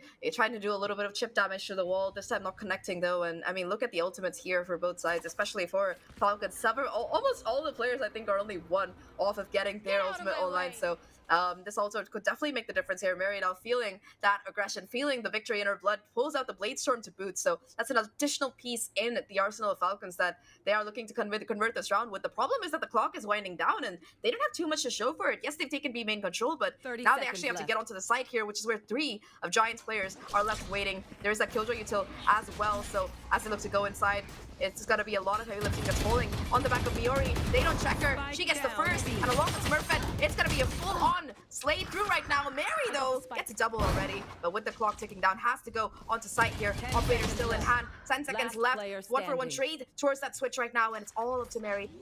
4 seconds. Has to get that spike down. Will be forced to stick it. And unfortunately, for Mary at least, Ness will be able to be the hero of the round. A 3K for her. And Giant X stay alive. Yeah, Falcons just really did not do anything too awe-inspiring on that B execute. Trying to basically run out B main pretty dry, with very minimal util, and get absolutely torn apart by a pretty basic crossfire there. So, not what you'd want to be seeing from them. And Giant X, I think looking at the way that the map's being played right now, B main control seems to be the main focus of both teams. I would really like to see them put someone in wine or get some info over towards A, or get one of these positions on deep mid or something like that. As we have it though, you're going to get the cat swing with the operator picked up by Smurfette. Beautiful scan there from Ness. Going to give Giant X that player advantage. And Falcons, we'll see what they do in the 4-on-5. You'd really like to see them kind of speed up and commit to a plan, or look for some control somewhere. And indeed, they are actually speeding up a little bit. That drone is being ripped a little earlier. That's going to clean out middle a little bit. And they're starting to make some moves towards Catwalk. Mad V applying a little bit of pressure here. It's looking like this is sizing up to be an A split. Yeah, I mean, I really like that set play in the beginning. They know that Falcons like to hang around a little bit towards this mid area, waiting for a push, so they take advantage, go for the scan and the play, and Smurfette rewarded with a huge kill. No more Sandra, no more Fade utility for that additional bit of info once that Sova drone runs out. So the rest of Falcons forced to kind of scramble around and pivot here. Yeah, Mary has mid control, but where are they going to go from there? It does seem like the push up short, like we said, is imminent right now, and the rotation has already come around here from Giant X. There comes the null command, perfectly timed here. Going to suppress everybody running in, but 30 seconds left. They go onto site, they just decide they have to take these contact fights here, but still, Ness and Sarah, they win their duels right now, and Ness with this Odin just absolutely shredding players right now. Finds a triple before being shut down, and 2 players left alive. I mean, they're even going to be able to get Sarah back up, so that's another rifle that they save. Yeah, both teams burning the null command. Good stuff from Sarah to be able to rip hers after the attacking null command, just to make sure no one can have any kind of util advantage. And Falcons having a really tough time there, getting into the site once again. It feels like Giant X have kind of worked out. Look, they're playing very hands-off. They're playing very passive in the earlier portions of the round. There's no use pushing into them. There's no use trying to go for these aggressive fights. They had a nice little set play with the operator peek and the scan to catch Falcons outside of B main, where they've seen them kind of sitting multiple times and just, you know, investing the Fade Prowlers and going for the light B main skirmishes and things like that. So that was a nice little opening pick they can go for with the operator. But for the most part, Giant X are very much just turtling around the map, forcing Falcons to execute, and that's where Falcons has definitely been left wanting. These last couple of execute rounds have looked a little lackluster. That last one partially just due to the fact that they're playing 4v5 right from the get-go, and you know, there's no util that they can use. The reactions for Giant X was perfect. Null commands traded between both teams, and really nice sight smoke from Jolina to be able to help out Giant X locking down that A hit.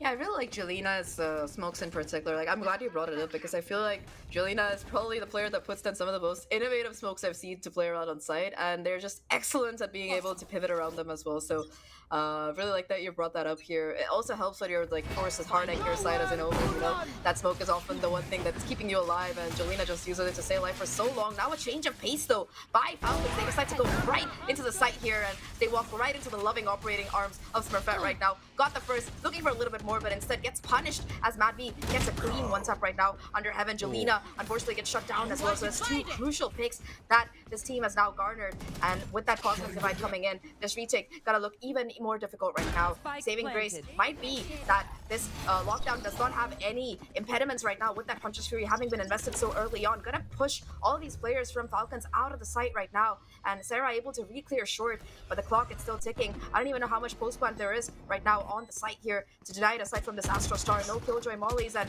yeah, Miori at least able to find the first kill. Gets a second as well before being shut down. Sarah, after Fuse already stuck through here, there's a wraparound coming through, and that might be everything that they need. Alright, the Odin Spray doesn't exactly connect perfectly the first time. 1v1 right now. Have the defuse done, and all Ness has to do is get the shot here. Does connect it in fact, and we go again. Giant X staying in this somehow, and Ness absolute heroics in the clutch with the Odin.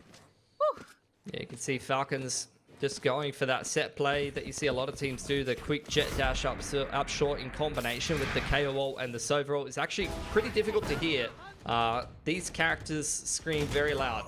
So sometimes you can miss a jet dash with the Sova on the other team screaming, or the KO on the other team screaming. Their ult voice line and things like that. And the jet can really go overlooked running up short like that. So doesn't end up working out for Falcons that time, as you mentioned, after the attack pause, trying to change the pace. And Giant X, they've been very slow to start, but now that they're here, they are definitely looking like a team capable of winning this game. It's just a question of whether it's taken too long for them to get to that game state. Again, fight over middle, initiating util being burned here by Falcon. Smurfette spotted out in the corner and punished by Mary. Still players here for Giant X trying to crunch mid off the back of that pressure, but it's all being anticipated here by Falcons. They're ready for this short aggression. They're ready for the top mid peak. It's just a question of whether they can punish it. Oh, look at Toki. One enemy remaining. Timing perfect for Toki, wraps around through main while the rest of Falcons just chaos in mid. Like you said, VLT, they are hitting their shots and they are not missing right now. Sure, Jolina gets a double kill to keep them in it right now, but everything on the shoulders on Miori for this map at least. So 1v3 is what we're looking at. No lockdown available this time to try and save the game here, and it's gonna have to be an absolute perfect play to come through. Everybody from Falcons on side just try and hold down the sleepers and crossfire Toki, that backup plan towards main, and now insult to injury. Here comes the Nightfall. It is a 1v3 after all. You're already at match point. Might as well use everything you have to make it even more difficult for the sole remaining player, and the clock is being run down right now. If nothing else here, Miori has to go forward, has to go in for a fight, and nobody really taking these first peeks from Falcons. It's just gonna have to be methodical peeks here, and Miori unfortunately gets caught in the crossfire. Third for Mary, and I think that was almost a 30 bomb as Falcons, they win against Giant X on Giant X's map pick. Absolute insane start to the series, and Falcons, I mean, they were firing on every single cylinder. Yeah, for sure. I think they definitely slowed down a bit more on that attacking side, though. After that slow-paced default stopped working for them and they're actually forced to go for some of those set plays, some of those side executes, it really ended up kind of falling apart a little bit for them. But with such a slow start like that, unfortunately, Giant X, even after they got going on the defense, couldn't really convert there. So at the end of the day, that's all we're going to see for Giant X on that map. They go down 0-1 on a map I felt pretty safe about their win on, but we still do have 4 potential maps to play in this series, so plenty of time for recovery. We'll see if they're capable of that, though, right after this short break.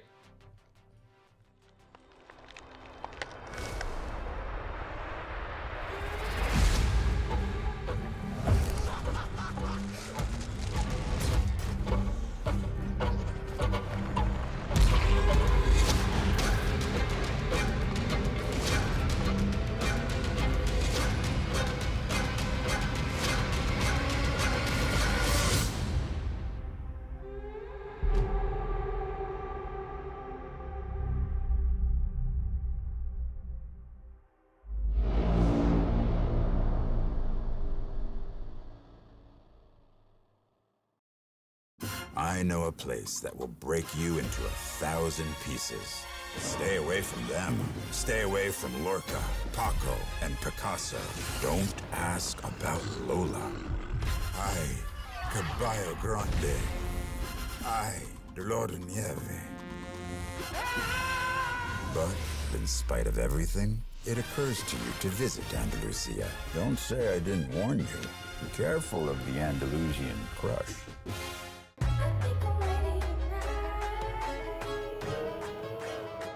Hey guys, it's Jimmy Lin. In this series, I'm going to walk you through Attack on Pearl. Watch out for the stairs, clear this angle. You're going to be able to fight this.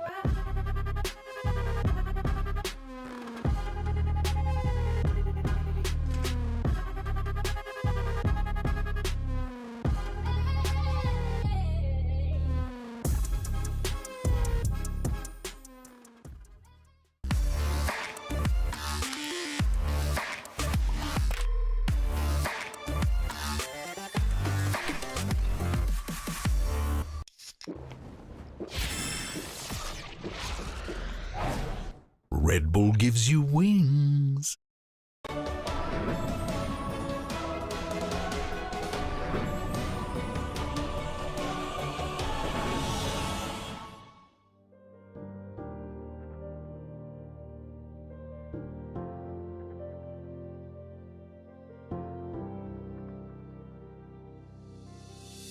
Do you feel what the eyes can't see? You hear it calling way down deep. Trust your heart, it'll keep you true. This world expects so much from you. From the dark out into the light, it'll come in the middle of the night. You were raised in the sacred place. Evil runs when it sees your face. Throne calls your name, you know it's your time.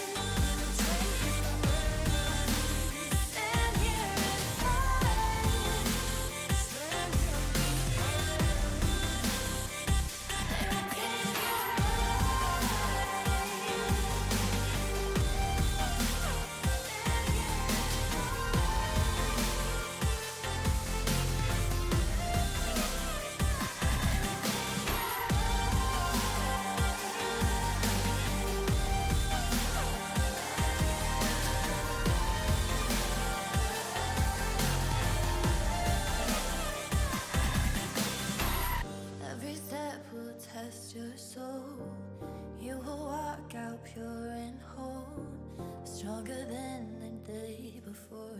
Tomorrow you'll fight for more.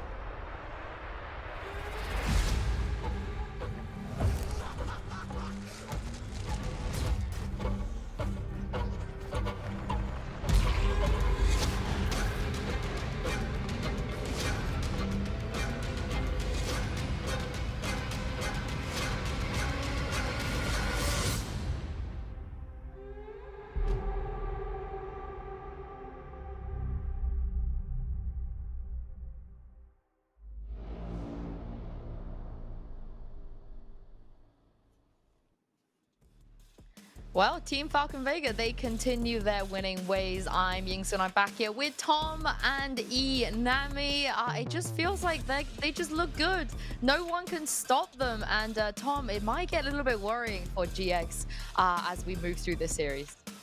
Well, I was saying, I don't think we've seen the best of Mary so far.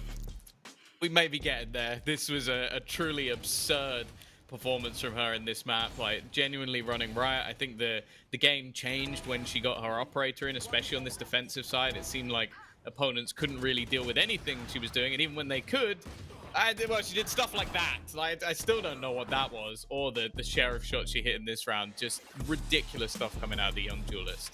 Yeah, it was supposed to go Giant X way. We expected that to go their way because honestly they had the good ideas. We've seen them push the team at some point. We've seen them play around mid at some point, but sometimes it was just too late, and it was already when Mary had her operator. And even when they get Mary, well, guess what? We still have Eva here to clean up. Yeah, I think you hit the nail on the head there. It just always felt like they could win a round. They have some sort of advantage, but then somebody on the side of Team Falcon would just pop off. It wasn't just Mary in this match. It was, I felt like, every single player. We spoke about the role changes already for players like Sandra, for example, on this team. And you heard that from their coach. Yesterday, they are using these officials, Inami, as practice. They're trying to get their players a little bit more comfortable, and I think they've reached that stage here already. And honestly, what I like the most about this as well, I mean, the stats just speak of themselves, but in a way, I like that he still keeps it, like, gives the players a comfortable pick. Like, yeah, you may need a sentinel, but we can still make it work without that. We can just get info and just Mary go kill, or like, just get info and have, like, honestly, just shoot in the head. That's what they did at some point. They just shot harder and it worked. Yeah, I think it definitely helped with Ava again as this sort of second player in. When Mary's popping off, it's great, but even when she's not, I think Ava's so good at just like cleaning up a lot of these rounds. And there was so many times where they're ready for that operator and she just comes swinging around an angle and takes someone's head off. And I think the synergy that those players already seem to have after such a ridiculously short amount of time, very, very scary, and they only seem to be getting better and better. Yeah, the synergy is there. They're just so confident right now. They're swinging, they're peeking, they're playing together, they're trading. I'm a little bit worried because we are going to be heading to Sunset next. Now, if GX had taken Ascent, I think Sunset could have been a little bit more of a 50-50 place to go to. But after seeing how Falcons are playing and how confident they are, Tom, I'm a bit scared that it's going to be a 2-0 already in this series. Yeah, I guess the one saving grace is that if you look at BBL Queens as the litmus test, both teams played exactly the same. It was a 14-12 victory for either side. So it's definitely not a bad map for GX. It's just the fact that they got smashed on it by G2 and they never really looked like they were in the map. I think it was only Ness who was really performing. And in that last map, they just got bodied. And I feel like they are a team that's always been based around momentum. They've always been good at getting themselves rolling and then demolishing teams. And so far, we just haven't seen that over the last couple of days. Yeah, and my worry going to this map on for GX side is that G2 probably exposed their weaknesses yesterday, and now Falcons got to watch that map, so they know what to expect from them. We've seen them not able to hit B or A and then struggle also in the mid. So if Falcons did their homework, this should be an easier map for them. But this is the other thing. We talk about momentum as well for GX. They win every pistol. They won both pistols on Ascent. They won 3 out of 4 pistols against G2. You can't ask for a better way to start your half, start your map, Tom, than winning all of the pistols, but they still lose the map. Yeah, they even lose some of the second rounds as well. That Sheriff round from Mary was absolutely crazy, but I think it does just feel more like a mentality thing. Like, I don't sit here and say that this is the best GX could prove and that Falcons are just outclassing them. It seems like at the moment, a lot of the stars that we're used to seeing, like Smurfette, for example, just are not quite in the spot that we expect from them. And maybe that's having a new IGL. Maybe that's swapping some of the protocols that we've seen previously. But something needs to change. It needs to change quick. Yeah, and honestly, looking also at the last map, they have a lot of things to look at because Ness has been solid. They just have to probably like play quicker because we've seen even when Trash hit sometimes they didn't like follow up as quickly. They even got clutched by Amy. So maybe they can just look at these rounds and figure out what didn't go their way and try to fix it because honestly, it's still fixable and it can be close. Yeah, I mean, you heard it from Smurfette too in the pre-show that it was an off day. They just felt like things were completely, the players even weren't completely on the same page. There were too many ideas, too many people pitching in. And we're going to show you this round here at round 10. I felt like kind of summed up why GX ended up getting rolled by G2 because once again, Tom, they have the advantage. They are looking good. They're managing to get some openers, but then they just, what happens next? Wait, it's just a little bit throwy. And that's the thing that's a shame. Like, I think they had a really good read of where Vanya was playing. The trading, especially from Ness, was fantastic. But it's the lurk being caught and then just a bit of over-aggression from Jolina. And this was after, I think, they lost 7 rounds in a row. So you're in a spot where, realistically, you want to just make sure you hold on to this round, not overextend, and they take a risk, maybe an overconfident peak after getting back into things. And that's enough. That's the game done. That was where G2 just basically closed out from then on. Yeah, they just didn't look like they were on the same page on this one as well because it was a 2v1 in the end, so it could have been very playable and the momentum wasn't on their side. I feel like maybe if they won this one, it could have went better, but let's hope that they watched these rounds and they figured out a fix. Yeah, and the sad thing is that wasn't the only time we saw a round like that. It happened 5-6 times, and at that point, like you said, Tom, there's nothing they could do. G2 just took the victory. When you give G2 that many chances to close out a map, they're going to take every single one. We're going to head to Asian Select in just a moment, but as you said, Inami, they've had some time. They probably know what went wrong on Sunset, and GX are a very resilient team. So what do you think they should do this time around to make sure it doesn't happen again? Honestly, just don't wait as much as you did before because the wait time just always gave time for G2 to adapt to them. We've seen them going again like the same comp. So it's just about just not waiting as long because even when we've seen them knowing that they should probably play mid since B hit and A hit didn't work, it was just too late and G2 already had the read on that. So just play quicker a bit. I think getting Smurfette off to a good start is going to be an important piece. I think going into their defense, once they started getting really aggressive and her taking more ego peaks and sort of flexing a little bit, that was where we really saw the GX that we know and love. It was just a little bit too late, but starting off on the attack, they can set the pace, they can almost base a lot of their plays around her, and that's where I think they're going to have the major success. Yeah, I'm with you, both of you here as well. Of course, Ness had a fantastic game yesterday on this Gecko, but the Mary versus Smurfette head-to-head, I think is going to be very interesting. But also, Inami, Mad V versus Sarah, both on the Breach as well. I think they're going to be probably the more impactful players in both of these team comps against each other. Yeah, especially looking at how Breach and Raze will be playing together, how this synergy will be playing off. It will be how both teams set up their duelists to be able to get any openings and for this time actually play off them. Yeah, I think Mad V as well, being this more supportive agent, a lot of the time can end up in those clutch scenarios, and that's where I want Mad V to be. That's where I think she does her best work. Well, we'll see if she can fulfill whatever you guys have just said, because the Falcons, if they win this next map, they will be 2-0 up in this series. But Zach and Pilsky, you can never count GX out of this series. Yeah, definitely not. I'm looking forward to seeing if they can continue that momentum that we saw at the end of Ascent there, Zach, because they really started to get rolling. They really started to show their better selves after a bit of a quieter first half, and this has been a map that we've seen them tussle on a couple of times, notably the BBL games that both of these two teams have played. But yeah, Giant X definitely no slacker on this map, and they've got some comfort rolls on it as well. Yeah, I mean, both teams like to kind of run the same comp as we saw here, and both teams have like a pretty even record. So I definitely do think that this could be anybody's map, despite it being chosen here by Falcons here. My only concern is that Falcons, at least in that first map, despite that a little bit of a slower start that they had, they quickly were able to get into the momentum. They won like, what, 7 rounds in a row before Giant X were able to take the pistol in the second half. So I think Giant X are going to have to be very careful about avoiding like a momentum, giving like a momentum shift like that to their opponents, because Falcon, they kind of thrive off the chaos. Well, this is the pick here of Falcons, and Giant X actually choosing to start on the attacking side if the graphic is correct. So we'll see what they can do.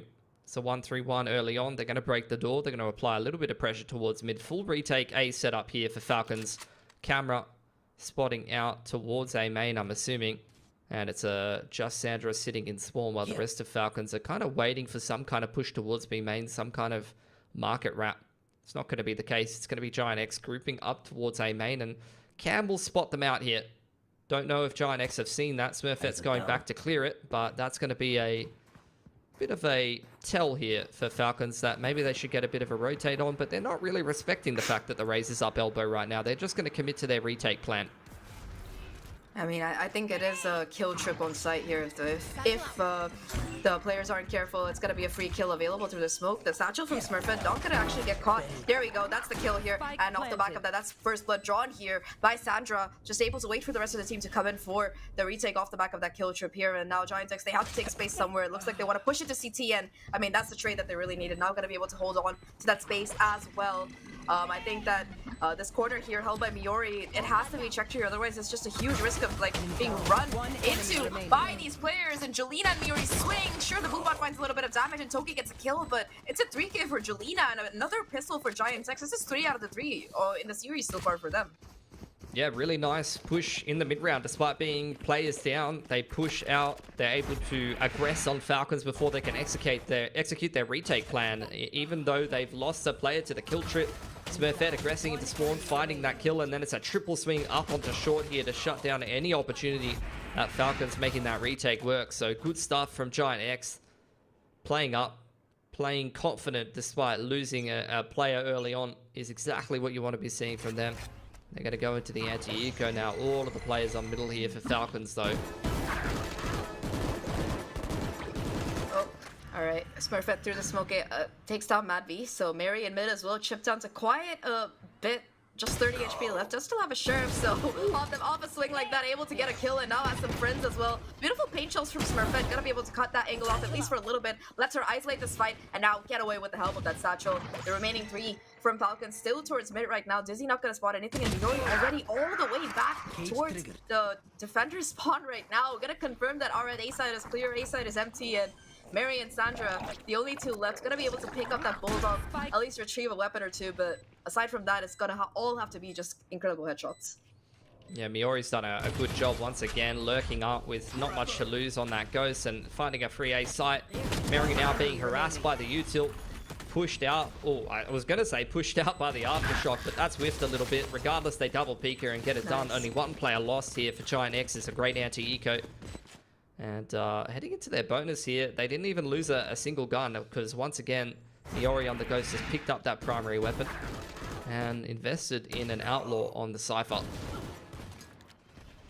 That's a nice peek though from Mary, at least for the investment of buying a Sheriff, gonna be able to make a little bit back of that money. But again, that's gonna lead to a lot of short half shields in this next round, I believe. Yeah, look at it, 3 out of 5 players with that half shield. So Miori, if given the blessing here by the Outlaw God, should be able to have quite a nice time farming if the shots are correct. I really like this default flash from Ness because it gets you that early info, and again, I think that's just a huge advantage of this Gecko, right? Infinite flash every 10 seconds. You love to see it.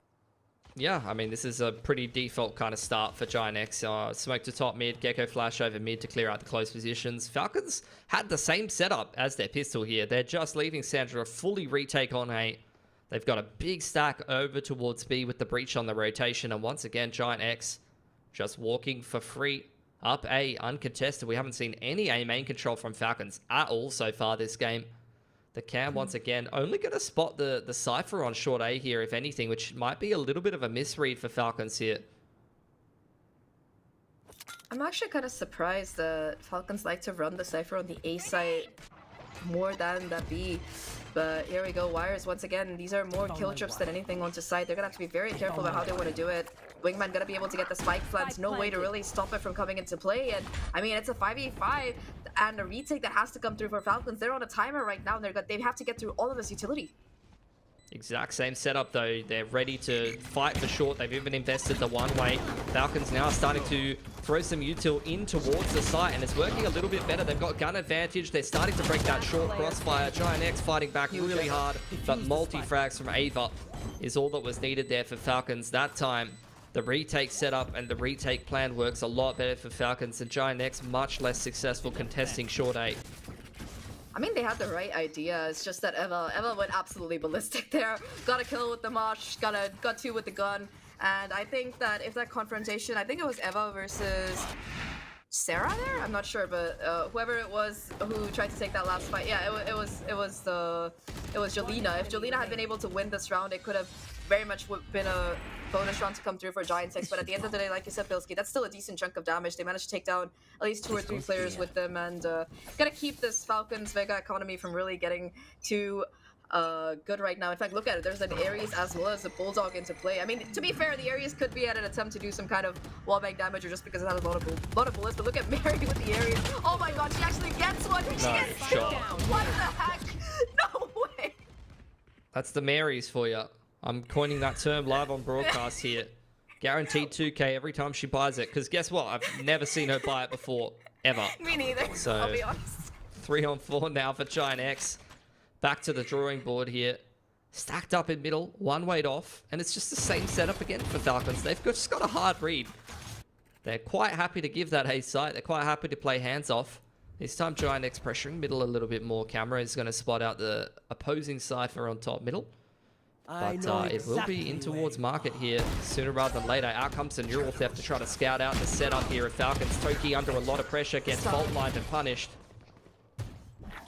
Really nice microplay there to be able to stun and catch this player, just chasing them down. I think really nice teamwork to come out of Giant X to be able to take the site. Now 3v3 situation, numbers equalized here despite Mary's absolutely huge 2 kills with that Ares. I can't stop laughing about that this round. It's gonna haunt me for a while. That said though, 3v3 situation, no ultimates available for either side, although Eva with 1 kill would have that thrash online. Could be huge for both information as well as just being able to cause some damage right now. Instantly though, Dizzy gotta be broken, so no flashes to be able to available, and no information available either off the back of it. It's just gonna have to be these contact plays. Beautiful swing off the flash though. Sandra gets that first kill, and in the main here, it's gonna be both of these players trying to desperately hold on. They've got that crossfire. Stun comes through. Miori gets the first 2v2 situation. Aftershock available as well right now. The clock gets ticked through. They gotta try and stick the defuse here, and Wingman on the job, on the task. I don't know if there's time though. Okay, there isn't. Nice run by Giant X, but that got too close for comfort.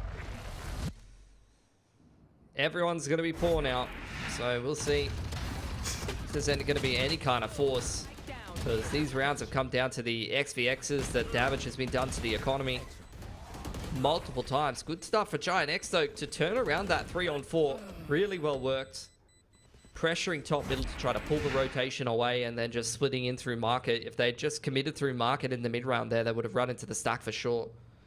And this is what I was talking about. At least some investment for Falcons. They want to try to keep the economy of Giant X a little bit honest here, because the money has not had a chance to build up yet with everyone going down in the last round. Pushing to B main for Falcons. They do have the ultimate there. In fact, multiple big impact ultimates online with that ult all picked up by Mary. Could make this half buy very winnable for Falcons. Giant X need to be careful how they execute this round. Just walking around the map. Light pressure on middle. Baiting out the one-way once again. I like this from Giantex. They've been very consistent about pressuring down this mid, which forces Falcons to kind of pay a lot of attention around the area. Not enough though. It seems like Smurfit just having a walk into mid right now, gonna be able to break that camera and fall back. So one more angle that Falcons now have to be very apprehensive about in case of a push right now. And it does seem like B is the site of target towards main right now. There is that main player. I have two players towards main looking to swing off of each other, and Emma, with the help of the flash, tries to go for contact, but instead gets absolutely shut down here towards main. Mary now the only obstacle surrounded on all sides by enemies. Breach flashed into the sun here, and nothing that you can really do. All left to Sandra right now. A 1v4. I mean, yes, this is a half buy for Falcons. They're going to be able to buy again in that next one. But still, to lose all of your players like this, I think the only saving grace here is that none of the ultimates that Falcons had so dearly gotten were used. I think the only problem is that that's the same case for Giantex as well. They didn't use any of theirs either. They're going to have a lot in this next round. Yeah, I think they had one, maybe, that Nest just picked up. They didn't have any going into the round for sure. I don't know. I feel like Falcons on the half buy there, Zach. Like, the other team is running into a 4-stack. You've got a lot of damage and a close position on B main with 2 ults that could potentially just cut this push in half. I am very surprised they didn't rip anything there. Very much saving it into the gun round, but that was a hugely winnable half buy that would have broken the money of Giant X, and they would have recovered a handful of guns. I thought it was honestly pretty worth it, and I don't usually like to use too many ults on ecos, but that was a round that was definitely warranting it. Regardless though, Falcons back on the buy now. They do have those ults in the back pocket, both teams with pretty similar looking ults here.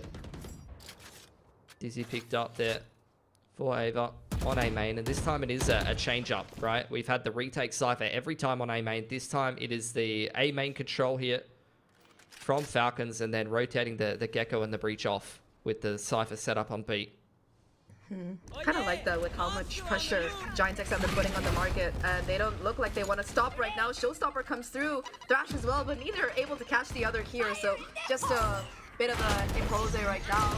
Unless, of course, Smurfit is able to break it. Still only going to be a 1-for-1 trade as the Dizzy comes through just a little bit late. Matt be able to get away in time. And there is that tripwire towards main as well that gets, of course, instantly broken. Wingman now able to get down the plant. The problem here is that on main, Jolina's just firing on all cylinders. A double headshot, barely taking any damage in the process. And Ness still has her Thrash back right now. The second one of the round here. 2v3 situation. Toki on the flank, able to find a kill. Breaks the recon as well, so knows exactly where Jolina is. If Toki is able to win out this 1v1, it's going to be huge here. But unfortunately, Ness takes her down at the end, so it's all going to come down to Eva. She's been incredible in this game, in this half before, but I mean, 1v2 situation, clock ticking, no wingman available either for the defuse. You might just want to cut your losses, unless of course Miori says that's not happening today. Giantex, they get to 5. Yeah, they break the money of Falcons as well. Really, really well worked from Giant X. A patient B split where they trade the ults out. See, the initial ult traded was huge. The Thrash traded for the Showstopper, and then Smurfette goes in with the second ult, which finds more impact. Able to put them into that post-plant position that they were looking for, and this is just looking like a fantastic attacking side for Giant X right now. Falcons, despite changing their setup heading into that gun round, having no more success really than they had running the Cypher retake 8.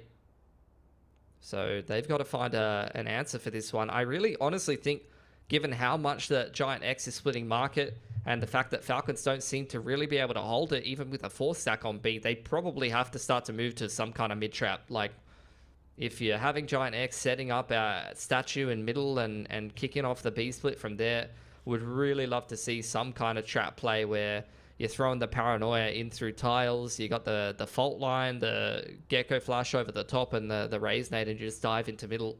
Can be a really, really good way to kind of break those mid defaults that Giant X are throwing at you, and also break down the mid to B splits. I think I agree with everything that you said there, but I think for Falcons, the biggest problem is that, at least from what I see, they're playing so reactive right now, and with the kind of speed and the kind of setups that Giantex are able to get down, like, they have this map down to a pat, so I think that Falcons are going to have to be more proactive about how they're playing so far. It's just them looking to kind of follow the lead based off what their opponents do here, and now finally we're seeing that proactivity come into play. A push, a crunch in fact from mid towards A, and Matvey already able to find a huge first kill. Sarah taken down, so a rifle that could be retrieved. Instead though, the rest of Giantex, they're gonna opt to look for another lane, having spotted 3 players out. Unfortunately though, Mary strikes again. She's the monster you have to fear in the night, as a double kill from the Sheriff comes through along with the neural theft, and Ness and Jolina, their positions now noted here. A 2v5 is what we're looking at, and weapons galore to be retrieved as well. Absolute difficult situation for Giantx, and absolutely ballistic shooting from Mary. Yeah, the Sheriff's doing a lot of damage here. Jolina and Ness tasked with picking up the pieces, and Mary's found another perfect timing. Reactive satchels go back and forth, and she takes most of the HP away from Jolina as well, who's tasked with an impossible mission here. Goes down to Sandra. Thrifty picked up from Falcons. How many guns will they retrieve as well? 3 rifles. Mad V's found one as well. 4 guns swung over in the favor of Falcons. Makes this 5-1 game much, much closer. That's a huge economy swing. That's a huge momentum breaker. And Giant X, we'll have to see if they can crack down on this economy going forward. They've had great consistency on this attacking side, but they're now going to probably have to win 2 buy rounds in a row. Yeah, you can see the cash on Falcons is insane. 3K on all of these players, and Mary's whipped out the operator. Yeah, finally, Operator coming online a little bit late compared to that previous map, but Mary now positioned instead of towards mid, towards this area, B main area. Nobody really there to help her out, though. I mean, it's Mary. It seems like they're just going to be walking into her, and luckily for Giant X, they do not get shut down. It's not going to stop Mary, though. Goes for the re-swing, and I mean, you get away once, you count your lucky stars. You can't expect it to be happening twice, and Jolina, unfortunately, is going to be the victim, though. I mean, to be fair, you don't expect most Operator players to kind of go for a dry G-swing off that angle. And Mary, I mean, high risk, high reward, and she walks away with that first blood. You can see Falcons already in positions to kind of deal with what Giant Hex has been throwing at them. They had the Gecko and the Breach in position off that top mid trip to try to do some kind of trap. Miori, that is the key kill, though. Breaking that A info line and evening up the numbers, as well as dumping the Neural Theft down, makes this round so much more winnable for Giant X. They can now read the rotations, which are coming in thick and fast through spawn side for Falcons, and Miori already having control of this A site. She just needs to wait for the rest of her team to link up with her. I mean, Spike itself making its way towards that A side as well. So there's 2 players right now watching for the cross. In fact, Eva playing quite an aggressive position right now. This breach flash, it has to be perfect, and it is going to push them at least off the angle temporarily. Rolling Thunder invested as well. Like, Giant X really have no choice but to invest all of these huge ultimates right now. And there is immediately that counter pushback coming through, but look at Smurfette here. Has the lurk position. Satchel's over the trip, I think, but Mary watching for this kill. Actually going to be able to confirm it. So now it's a 3v4 scenario that we're looking at right now. Numbers in favor of Falcons, although the post plant is still available for this Giant X squad. They need to trade more effectively, though. Unfortunately, Falcons, they are going to be able to find every single kill across the line here, and Eva once again on the defuse. I think, again, Giant X, they're a team that plays so well, but when their morale gets broken or when they have like a huge swing round like that, they kind of tend to fall into the doldrums. We saw it yesterday with G2, we're seeing it now with Falcons, both game 1 and 2. Yeah, I mean, the half buy has very much broken the momentum. It's broken their economy. They win, they lose the subsequent follow-up round as well, which has completely broken their cash. They have to go down to an eco now. So what was a 5-1 start with a rock-solid economy for Giant X has completely fallen apart. And Falcons now have got great money on this defensive half. Mary's whipped out the operator and is already finding impact with it, and it's a completely different game now. Completely different game. I mean, you said it, 5-1 start and now 5-3.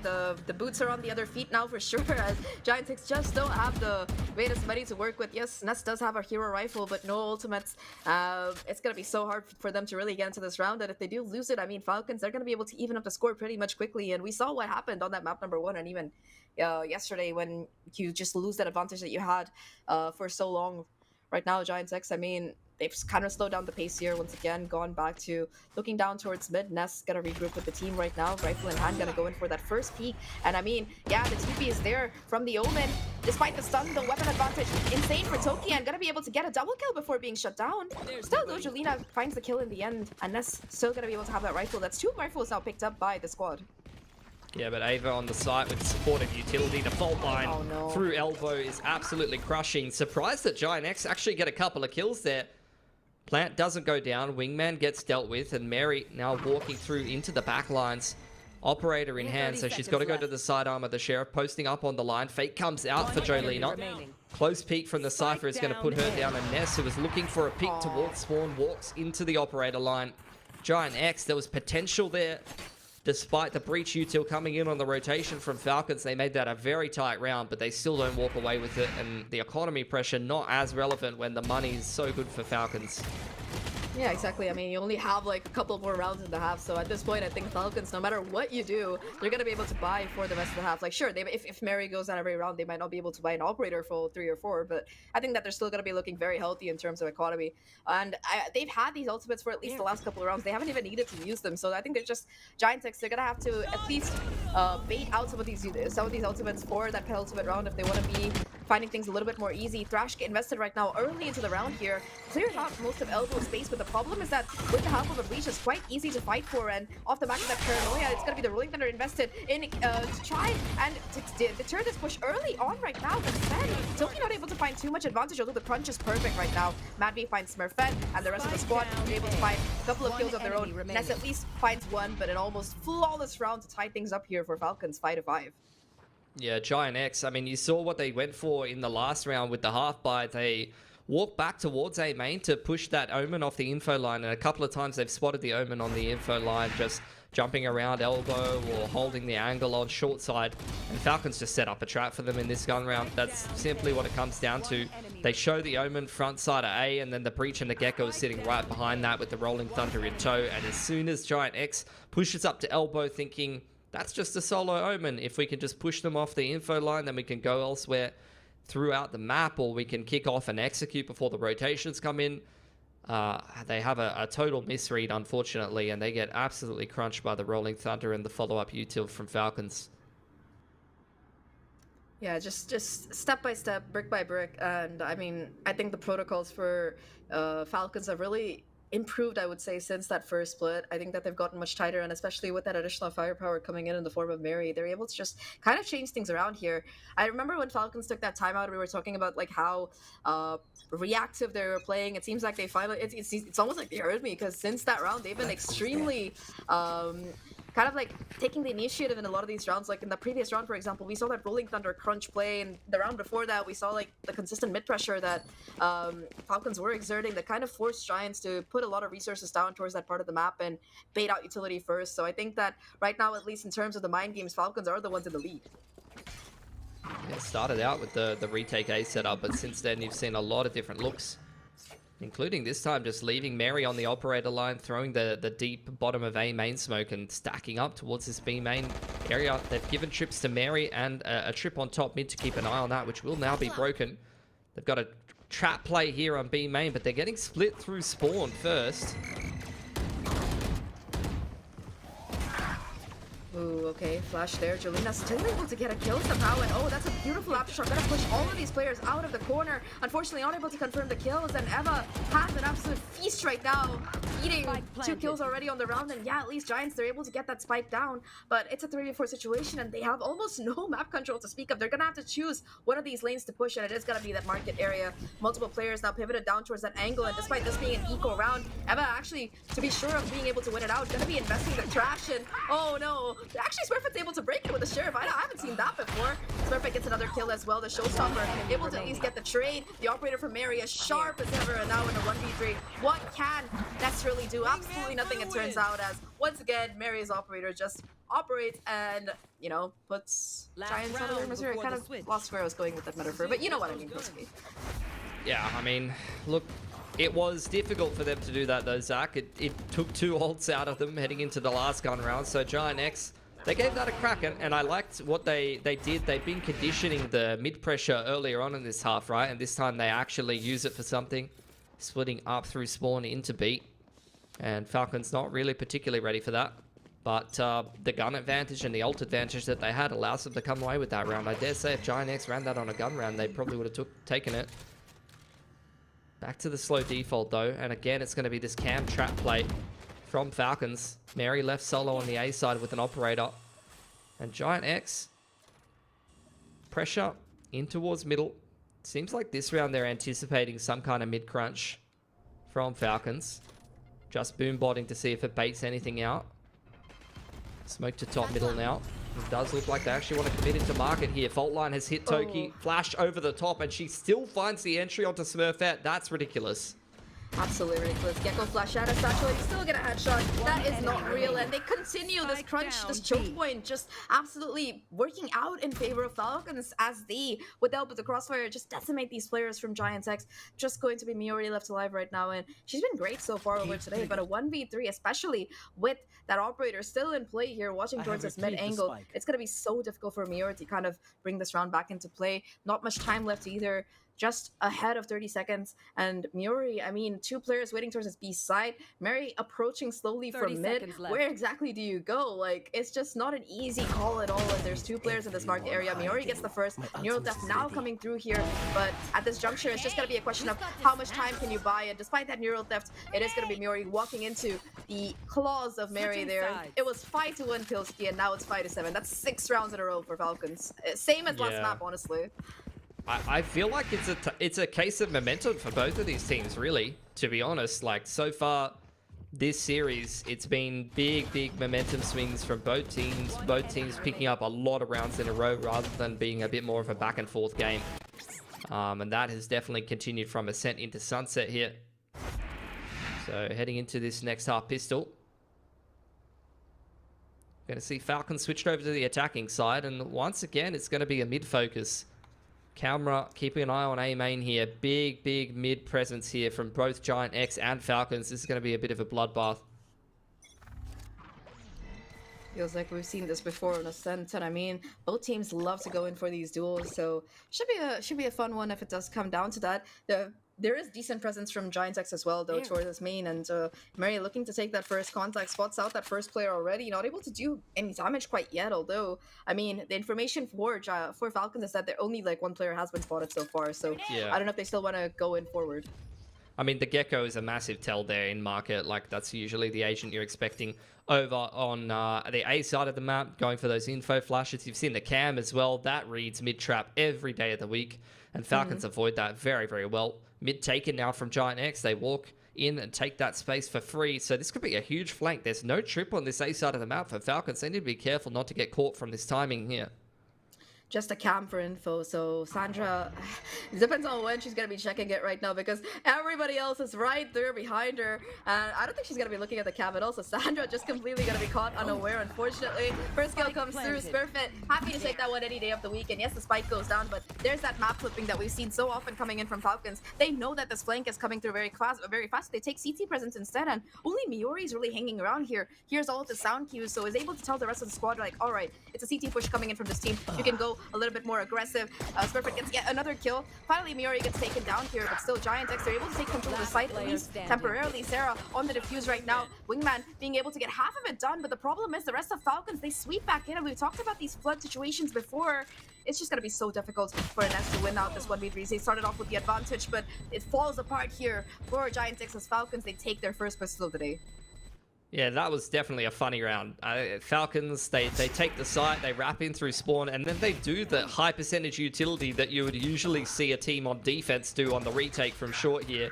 The Gecko flash over the top and the flood in through short is one of the strongest plays you can do on defense with this Gecko comp, and that absolutely crushes the post plant and wins a round for Falcons that they were pretty far behind in. It felt like positionally Giant X did very well. They found the Cypher for free. Miori was keeping tabs on the rotates, but they still couldn't close it out. Yeah, I think just not able to win the gunfights at the end of it. I mean, positioning, like you said, positioning, plans, they had everything in their favor, but yeah, just the rest of the Falcon squad looking a little bit more sharper these days on the today at least on the pistols. So yeah, a bit of a heartbreaker there for Giant X, but I mean, this bonus round they're looking to push out again. Just luck not on Sandra's side today. Second time around that she's gonna be caught sleeping a little bit, I would say, a little bit unaware. But, I mean, that's just one kill and one weapon that could possibly be retrieved. The rest of the squad, look at where they are. They're looking to push towards A side, and oh my god, Miori, huge kill there. Oh, no paranoia on Jolena, unfortunately. I thought that's what she was holding. It was just a smoke, so not really too much more she could have done. Into a 3-on-3 now. Falcons trying to get comfortable on the site. Nade is going to stop the plant for the time being, and Ness ready with the flash to flood into the site on the second tap. Another flash as well from the... Oh no, you can't miss those shots. It's very unfortunate. Double flash, but they're not able to get into sight and hit their shots. So another round to come through. The anti-eco converted here for Falcons. Though it did get a little bit dicey in that 3v3, but yeah, just an unfortunate case of not being able to properly hit your shots with the Sheriff against somebody jumping in main, which honestly is a problem that I deal with all the time. So I can completely relate. I've never missed a shot, so don't know what you're talking You're about. Radiant, Pilsky, of course. Like, what do you expect? Personally, hey, it's been a little while actually since I've hit the Qs that hard, but yeah, once upon a time. My bad, you're immortal now. Am I wrong? Yeah, like, you know, 2K or something like that. My Pretty bad. washed. Okay, Pretty washed. I'm just a humble Diamond 1, so I'm sorry. Hey, that's okay. We don't all have 40 to, you know, however many hours you piled in and, you know, have played TAC FPS for however many years. I'm sure you have not wasted as many hours of your life as I have committed to that. So that's okay. Should probably talk about the players though. It seems like we're getting into a B split. Thrash is going to get sent on in, so that's going to give a lot of space to Falcons. Jolina pushed out onto the spawn side, but she's still alive back there, and they're going to try to protect her. Miori turtling on site, only goes 1-for-1, but that will keep Jolina alive at least, Zach. Yeah, it's going to keep things even as well. 4-4 in this post plant right now, and Falcons, yeah, they've gotten the spike down, and remember, this is their bonus round, so they don't have the greatest weaponry, but once that spike is down, it's definitely anybody's game, especially with how much post plant is available with the Gecko, with the Raze and the Breach still alive as well. As so much that's in play, and Mary's still doing so much damage right now. Look at the HP for Ness and Sarah. They're just absolutely chipped out with the help of just a Sheriff. Wingman tries to go for the defuse, but unfortunately, the utility that the spam comes through just a little bit late, and the wraparound is perfect. The shots don't connect though, and the spike is still being diffused. It's not going to matter for much, unfortunately, as their distraction. Sandra was just the backup plan. The rest of the players towards main, they win this bonus round very convincingly with 4 players still alive. And Giant X, if I were you, I would like to take a timeout pretty soon. I mean, yeah. I don't really know. I think at this point, Falcons have probably got the game in the bag. Those bonus rounds are some of the hugest rounds for you to win. And the fact that they were able to get the Thrash timing into the bonus is huge. It's one of the things I look at most as well. When I see a good start to a half, is like lining up with a bonus. Do you have a really big impact ult that you can actually leverage to win a round and crush the economy in the first gun round? It gives you so much momentum on that attacking side in particular, where you can really kind of use that ulti in a proactive way. And that's exactly what Falcons did. They just went for a B execute, kicked off by the Thrash, and they closed it very convincingly. And you can see just how much momentum that gives you in the game. It breaks Giant X's economy. Falcons have got 4+K on most of their players. They're going to have money for the majority of this half, and that makes it a nigh impossible game for Giant X to win. Impossible is pretty much the close word here, because like you said, 3 rounds, all that stands between them. Eco as well. I mean, yeah, Giant X, if they can somehow pull this Thrifty, maybe there's a chance, but it's gonna be such a hard road uphill. And I mean, yes, Giant X has the talent. They're from Smurfit with a huge kill. That's like case in point. You're able to get these frags for sure, but still, at the end of the day, Falcons, in terms of momentum, they're just so ahead. Sarah able to claim another kill though, so it's gonna make things much more difficult as they get onto the side. Mary looking quite low as well, so this is definitely a round that's doable for Giant X, depending on how things play out. Ness in position, waiting for the backup, waiting for the rest of the team to come through, and Matt B watching for the push from the short angle 3-4 scenario. And again, Mary might only be 14 HP, but it's not going to matter for much. Ness gets the first kill, but again, Eva watching for the flank, finds a confirmation, and with 25 HP, unfortunately, Ness, I don't know how much more you can really do here, especially with the positions that the rest of Falcons are playing. It seems like Falcons, they're very close to 11 here, and once again, even though they're in that disadvantaged situation, they're just able to find so many advantages. Never mind. Ness gets the first one, brings it down to a 1v1, and unlucky. 11-5. That was so close. Yeah, Giant X gave it a really good crack there. Definitely a winnable half buy for them, and does take a whole extra buy away from the side of Falcons. Smurfette, ever sharp on that deep A line. Very important to have a really mechanically sharp player on that angle that can get out of dodge and find you those picks. That's a big asset for Giant X on this defensive side. But they've got a lot of work to do, Zach. We discussed it a lot in the last round. At least they've got some good ults to kick this one off. Showstopper and the Thrash going to help them try to recover some of this momentum in the gun rounds if they can use them correctly. Deep A smoke here. Jolina ready with the paranoia to fight from Statue's side, and a couple of players in position to provide supportive utility once Falcons start to make some moves in towards middle.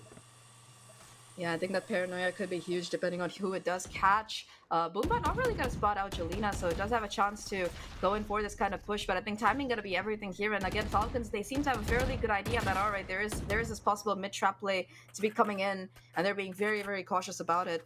I think that they kind of smell the trap here, so probably gonna be opting to go in for a more straightforward side execute instead, although Mary is still sniffing around towards mid. Does get spotted out by this camera at the very least, so Jolina has that information like, all right, there is one player, but she's kind of gone now.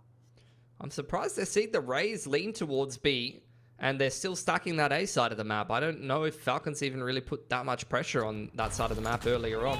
So a bit of a misread here. Trips have been entirely cleared, so Miori alone on the site without any supportive utility and flashed off, taken out way too easily. Falcons straight into the site with the player advantage. Jolina now pressuring on the flank, goes down for free, and this is just a nightmare for Giant X. Before they could even use any of these ults, they're already in a 3-on-5. Yeah, just huge entries and absolute heartbreak there. At least Ness is able to confirm a kill onto Sandro. That's the flank kind of taken care of. But Toki, the second lurk, the second level of lurk, I suppose, able to do so much more damage. And Mary, I mean, that's just insult to injury. You get a kill, you do a wallbang headshot to Smurfette, bringing her down to 36. And I mean, yeah, 1v3, 36 HP. Yes, you have the showstopper, but I don't think it's happening. And Smurfette seems to agree with me with the economy being what it is. Just gonna opt to try and hold on to this rifle here. We're looking at match point once again here for Falcons Pilski. And what is that? 11 rounds in a row for them? Is it? That's crazy. Is that true? Yeah, I mean, I they don't were know. 5-1, I probably... it's 12-1. Sorry, they were 5-1 and it's... Oh my god, you're right. I have not been paying attention at all. You are so right, Zach. And I don't even know what can you even say about that. It's just Falcons in domination mode. And Giant X, I mean, they just seem so out of it. Like, that round, the trips get cleared. The Cypher's still fighting backside when you've already seen the Rays rotate towards the B side of the map. You've stayed on the A stack, and multiple players are just taking duels and trying to force plays before you can even get the big impact ults into the round. Well, that round's not going to be the case. Again, as you see the Thrash committed right off the back, it's a big tiles dive in from Giant X, and Falcons are just playing hands off. Double peak coming out. In fact, a triple peak works out beautifully for Giant X into small side and gives them the player advantage this time. Yeah, I mean, adaptation coming through for Falcons as well. They spot that triple task stack and they're like, all right, look, we know that there's a lot of people around there. Let's just try to go for a straightforward push into this B side instead. And yeah, there are trip wires here, but nobody really to try and find kills off of them. So very, very unlucky there. Miori, in fact, tries to go for some spray, but instead gets counter sprayed and taken down by Mad V. So once again, we're at a disadvantage in terms of numbers here for the Giant X squad. Showstopper pop, but Sandra just runs in, absolutely shuts Smurfette down here. And I think that we might be calling it here, Pilski, unless, of course, Giant X have something else left in the tank. There comes the Thrash, insult to injury to be able to trap a player right in the middle. You do see Wingman trying to get the defuse, but it's not going to matter here. Ness has to go huge here, and it's not going to matter. 13-5. Falcons, they take 12 rounds in a row, Pilski. They came from 1-5 to 13-5 to take this map number 2. Absolutely crazy. That half buy just broke Giant X. I don't know, like mentally, they just could not get back in that game. And Falcons, they've had multiple streaks this game where they've looked absolutely unstoppable, Zach, and they're already up 2-0 in two pretty cut and dry games. I don't know if there's going to be much recovery for Giant X, and this is looking like maybe not even as competitive of a story, but the same ending with G2 and Falcons in the final from last stage if something doesn't change, right? Yeah, I mean, I think something really does have to change here for the side of Giants X, because number one, they're not able to deal with the aggressive pressure from Falcons, and more than that, they're making a lot of very silly mistakes that you usually don't see this team making. And I feel like a lot of that is just the pressure, right? When your opposite team has the kind of momentum, when you have somebody sitting in mid with an Ares just spraying down and getting a double kill before being traded, I feel like that can cause like some kind of, especially when you lose your own map, like there's so much mental pressure on the shoulders of Giants X right now, and I hope that they can recover in at least their map number 3. All right, well, let's throw it back to the analyst desk and see them break down a half that went just as smoothly as Tom Biz's head right after this.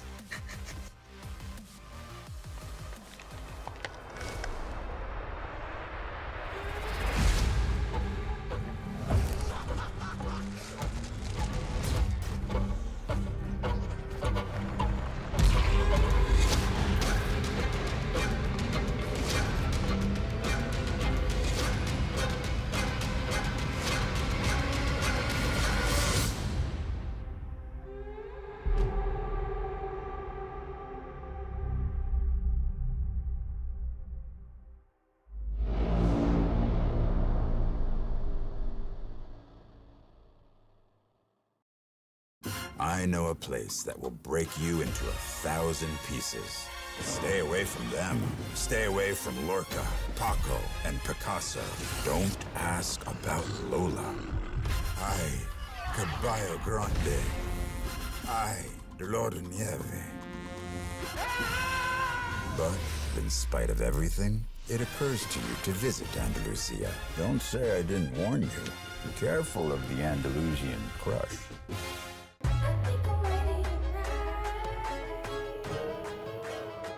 Hey guys, it's Jimmy Lin. In this series, I'm going to walk you through Attack on Pearl. Watch out for the stairs, clear this angle. You're going to be able to fight this.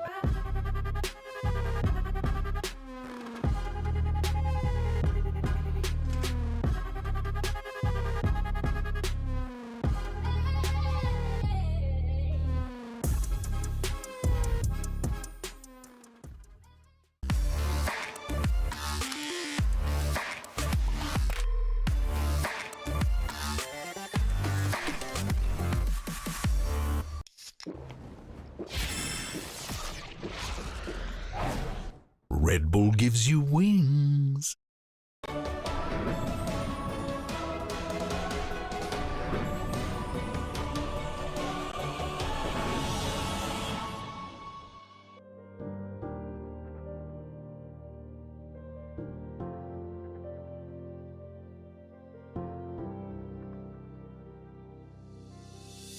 Do you feel what the eyes can't see?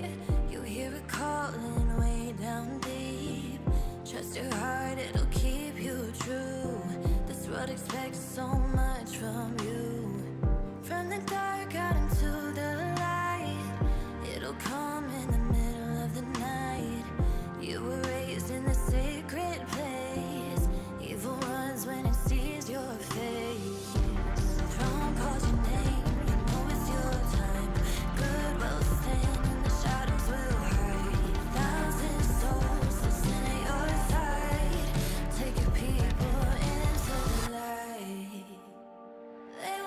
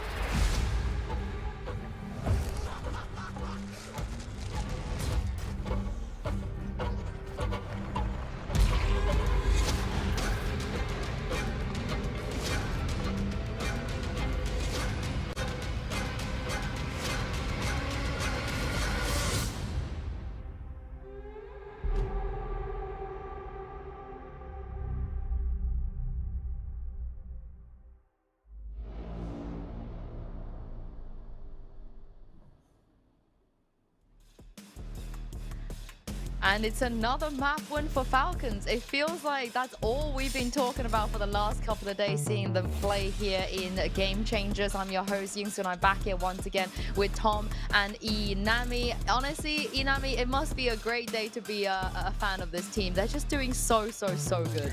Yeah, they've been doing so amazing, and it's once again the whole team efforts, not just few individuals playing it off, but the whole team coming in together and securing all these rounds and this win. And yeah, I couldn't be more proud, honestly. The crazy thing about this was there was the 5-1 start for the side of GX, so you kind of sit there and go, okay, they're in the groove, things are rolling, and then there was, this round where it was just an aggressive push. Like Falcons decided, okay, let's take a risk with the pistols, let's get a little bit more up in their faces, and obviously there's got to be a Mary highlight in there, otherwise it wouldn't be a proper thrifty round, but it truly just felt like this was the turning tide, and I sort of jokingly said it at the time, like, okay, let's take that round in case the game turns. So they didn't win another round on the GX side from this point onwards, which is just absurd. Honestly, Tom, you're the GC Oracle. I feel like you need to use your powers wisely here, because as you said, they didn't end up winning a single round after this. And as you guys can see, the win streak for this team since they got knocked down to the lowest has been insane. I don't think I ever remember a team having a run like this, they're not dropping a single map. But this is the thing, as we take a look at some of the stats that Eva has been putting on, I'm a little bit worried for the side of GX. You know, every single player on Falcons are having performances like the way that Eva has been having, and Inami, GX on the other hand, are on a pretty sad losing streak. Yeah, it doesn't look so good for Giant X right now, because this has been tough. Like, it's all started with the thrifty, and then like ever since it was hard for them to find back any kind of momentum. And like my only hope again for them is that Icebox is the map that they 3-0'd a team on it before, so maybe they have that confidence coming into it, so maybe we'll see them coming back stronger. But as we display Eva's stats here, it's actually absurd. This is not even the duelist, this is just honestly the clutch factor in a way. The thing is, she's been pulling off ridiculous rounds left and right. I think her combination with Mary throughout this series and throughout the tournament has been unbelievable, especially as they've only had her for 14 days. But that's the thing. I think Ava being in this roster, we talked about all the players they have, the pickups they have. I think this has been the biggest one, which is a pretty bold statement, but she has been fantastic through and through this tournament. She has been indeed, but I need to rally the troops. I need to rally the GX fans, because we're going to go to Icebox. I don't want this to end here. I do not want it to be a 3-0. I need to see some kind of, I need to see a fighting GX. If they're going to lose, if they're going to be eliminated, at least I want them to go out without any regrets, because right now getting 13-8 on map 1, 13-5 on map 2, Tom, it's gonna be sad if they just get 3-0 like this. They're better than this. We've seen them put up a bigger fight than this before.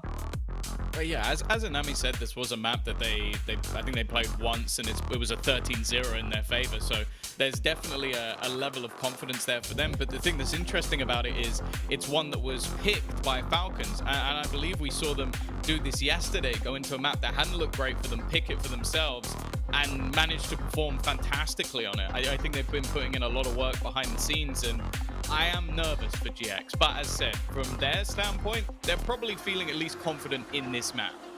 Yeah, and also it isn't a map that looked that great for Falcons. They only won it once, and it was close versus Focus Sakura, and they lost it twice. So that's maybe why we're having this map right now. Maybe like because we're going deeper into the pool, like they're getting maps that they aren't as good at. So it will all go to how the agents play out and how quick are they able to adapt to each other.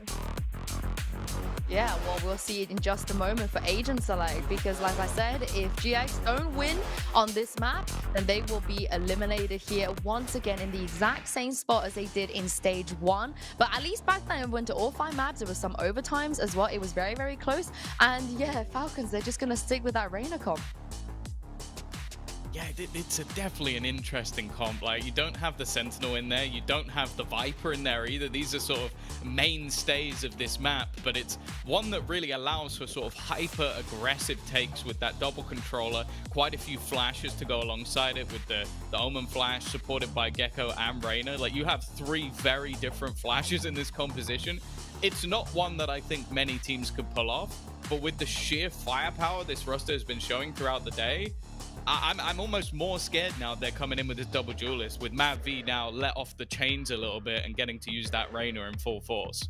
Yeah, and they don't even need the Sentinel. They showed us that earlier in the day, but also they're starting on attack, so maybe that can give them the edge that they need, so they can probably secure this map and secure the grand finals. I like GX's comp a lot more, I'm not gonna lie. I feel like this Falcons comp, It makes more high sense. risk, high reward, but this is it. Let's bring your casters back here. Hopefully not for the last time today, because GX, if they want a shot in that grand final, they have to win on ice. Fox, I don't want to see them go out here. Yeah, Zach and Pilski, over to you guys. Thanks, you two. I'm hoping the same, honestly. We saw 5 maps in this same lower final last stage between the cores of these two teams, so to see a 3-0 for Falcons would be a little bit sad, considering we know just how good the level of GX can be when they're on their game. Unfortunately, when the momentum's been slipping away from them tonight, or today, I guess it's night for me, afternoon, evening for you guys, it just really doesn't seem like they can, you know, bring themselves back up, Zach. Yeah, definitely agree. I mean, we were talking about this during the break here, that both these games have had very similar patterns. You mentioned that GiantX, they got that early lead, but Falcons were able to win, like, I think it was like, 8 rounds on the first map, 12 rounds on the second, 11 rounds on the second, to be able to take both maps in a pretty convincing fashion. So, I mean, what is there to say? Icebox, yes, both Falcons, they played it 3 times so far in this stage, and they've lost it twice, but both times that they lost, they didn't have Mary, so I'm just a little bit terrified right now, especially since our lovely AD mentioned, with Madvi on that Reyna and Mary on this Jet, the double duelist combination, it just does so much damage. Like, we saw that in action against Focus as well, so we can see that lead being taken, initiative being taken early on here. Izzy spots out the player, it does get broken, but GiantX, they're able to just get a double kill. Mary gets the trade, yes, but another pistol could be very well going in the hands of GiantX, and I mean, they need the strong start at the very least. Yeah, good proactive push into middle, gives the player advantage. Now the duelists are going to have to activate and make a bit of a play, which is exactly what Madvi's doing. Walks up over onto top site, and the retake is already being attempted. She's going to try to backstab in through the backlines. Wingman's on the defuse, and everyone's dead. Toki playing the pivot around yellow perfectly, and GiantX just melts Zach. 4v3, and I mean, you called it, the positioning from Mad V there, just absolutely pristine. Gets up without too much trouble, doesn't get cleared either by the Dizzy because of that Harbor high tide, and yeah, just gets the overhealed, and between her and Toki, farm everybody else remaining on the GiantX squad. It's very unfortunate, but I mean, GiantX so far, at least, they've won. Of the previous 2 maps, they won 3 out of the 4 pistols. That was the one thing they kind of had going for them. And Falcons, they really want to be done with this, it seems like, because that's another pistol win that they've gotten under their belt. And I mean, this is, if you want to count the previous map as well, this is the 12th round that they have in a row. Smurfett tries to go for a kill, but Mary just deleting people off the server. And Mary's just taking angles. Half by investment here for GiantX, trying to get some damage done. They haven't inflicted a single point to the side of Falcons. Finally taking down Toki, and there's Sandra there. Nice shots from Jolena. Has to be said, she's had a great start to this map in particular, but the Sheriff will finally be put down. Not before, I think, dinking Mary as well. So Jolena looking sharp, looking motivated to try to make some plays. But there's going to have to be the majority of GiantX stepping up into this game, because nobody on Falcons is lacking in these first 2 maps at least. Yeah, everyone's been just absolutely popping off. Like, even if you look at the support players, and I say support players like Toki and Sandra, they might not have the greatest kills on the previous map, but they definitely had the number of assists, and they were there, like, backing up the rest of the team. So Falcons is like a very well-oiled mission, kind of feasting off the back of those first 2 wins. They've got the momentum, they're feeling confident, and I mean, you got a double duelist as well at attack. That's like basically your dream come true here. Early push coming through from Mary as well as Madvi off the back of the Reyna layer. They clear out most of long here. Jelena, kind of the anchor, forced to hold around this angle, but with the utility available, it's going to be very difficult for her to hold this position. Already look at this amount of utility being thrown in her direction, the Mosh to clear out the angle. I'm surprised it's not a recon though. So, oh my, Jelena actually gets unchecked, so that's going to be a free kill available right now. Second one as well. Yep. Can't throw a recon if you don't have a Sova. That makes things pretty hard. Sandra trying to backstab in through middle. Does finally get traded out, but there's a fair bit of damage, and the rotations have been pulled here for Falcons. Smurfette getting on the mid-cross line on the perfect timing here, but Unfortunately, I've cast a curse that they've been allowed to cross, and I'm not sure that Giant X are too aware of the timing of this, but at least by process of elimination, started to realize that this is going to be an A-site hit here. Either way, though, the pivot through comes through. Eva gonna be able to at least get that spike plant down. 2v3 situation, and yeah, not the greatest weaponry, but a Guardian, 2 Guardians, in fact, could still do a lot of harm here, if not to win the round, at least to get the economy advantage here for Falcons, as every single rifle they take down is gonna be a huge bit of damage that the rest of the team will have to contend with for the next time. Both players looking for these early peaks. A beautiful shot from Toki, not able to get the second one, and now it's just a 1v2 clutch that Eva, this time around, won't be able to pull off here. Giant X, they get the retake, they win their full buy round, but it's just a little bit of a loss, I would say, with 3 players going down like that. Yeah, Toki not really using any util there. Had a full belt, you know, could have thrown forward some walls, put down the cove to play around, and those are the kind of plays that you often want to make in man-down situations. You know, it's good that she was able to find the entry on the backside there, but yeah, there's a full belter util there. Could have really split up the site and made it difficult for Giant X to attempt that retake. Regardless, though, a lot of damage done by Falcons. Now going into their buy round, they do have the Reckoning online, which can really kind of beef up your side executes in the mid to late round. Updraft there from Mary, looking for the opening pick, and she's able to find it as well. She's looking unstoppable on belt right now. Yeah, just dealing the damage necessary. Smurfette in the smoke as well. It's a question of when the start cover will go down. They're gonna be going off the back of the flash though, and Smurfette gonna be in the open, forced to dash back here. Still looking for more damage, but it's gonna be Mary to find the punish right now. And they're 4th round Harbor is already ready to go. The Reckoning gonna be really trying to push these defenders back, but the problem is if you keep moving, you can't be hit and stunned, and that's exactly the course of action that Sarah seems to be taking, finding 2 kills before being finally shut down here. It's going to be a 2v3 situation. Unfortunately, the spike is gonna be able to go down, and Miori actually with a classic finds a kill onto Toki here, so that's gonna keep numbers even at the very least. Both Eva and Jolina looking quite low right now. Mad V actually spots out the player, but not able to connect the shot. As I say that though, takes down Miori, so now with 30 HP left, Jolina has been incredibly sharp today, gets that first kill, and now 30 versus 30 HP, it's gonna be Eva to come out on top. Her position unknown, she was just lurking around the deep this whole time, and when she's needed the most, she will come to save the day. 3rd round for Falcons here, and I mean, Pilski, we've seen the steamrolling start a little bit later before, but if they win the next round, I would be very scared for Giant X. Yeah, money's broken for Giant X now, so not much to do in this next round. And Falcons are just in bully mode. Like, Mary just seems to be running it down off belt pretty much round in, round out. Clutches won by Falcons as well in the XVX, both on the pistol, as well as things getting dicey in that last round. They come through with the win both times. Another updraft to belt with a dash to boot. The knife is going to cancel the jet knives there, and that's gone horribly wrong for Falcons against the half bite. Yeah, just not the greatest situation, I would say, with them losing 2 players, especially with those 2 being Madvi and Mary, just both of your Dillis being shut down early on. But at least in exchange, you're able to take a little bit more space down on B. They clear out the Killjoy utility. The Killjoy herself is still around this corner, though, has to get this kill, and Miori goes down, so that's gonna be sure this B side is open. And look at this play from Falcons. They're going aggressive right now, looking for a little bit more damage here. Beautiful paranoia catches both players from Giant X, and immediately they look to push their case a little bit further. Unfortunately, Ness is able to find Toki, so it's going to be a 2v3. Now, Thrash going to be forced out of Eva to catch these players. They're quite far back, though, so not going to be able to do too much damage as they try to fall back instead and go for the site towards the spike itself. 3v2, both players towards CT. It's a CT plant as well, so you can see Smurfette going to be able to at least cross over. The clock is ticking. They have to get on the spike pretty soon, and Sandra is the hero this round for this team as they break the wingman. Eva with the final 2 kills, but Sandra with the triple gets Falcons their 4th, and I mean, that was a very winnable round for Giants X.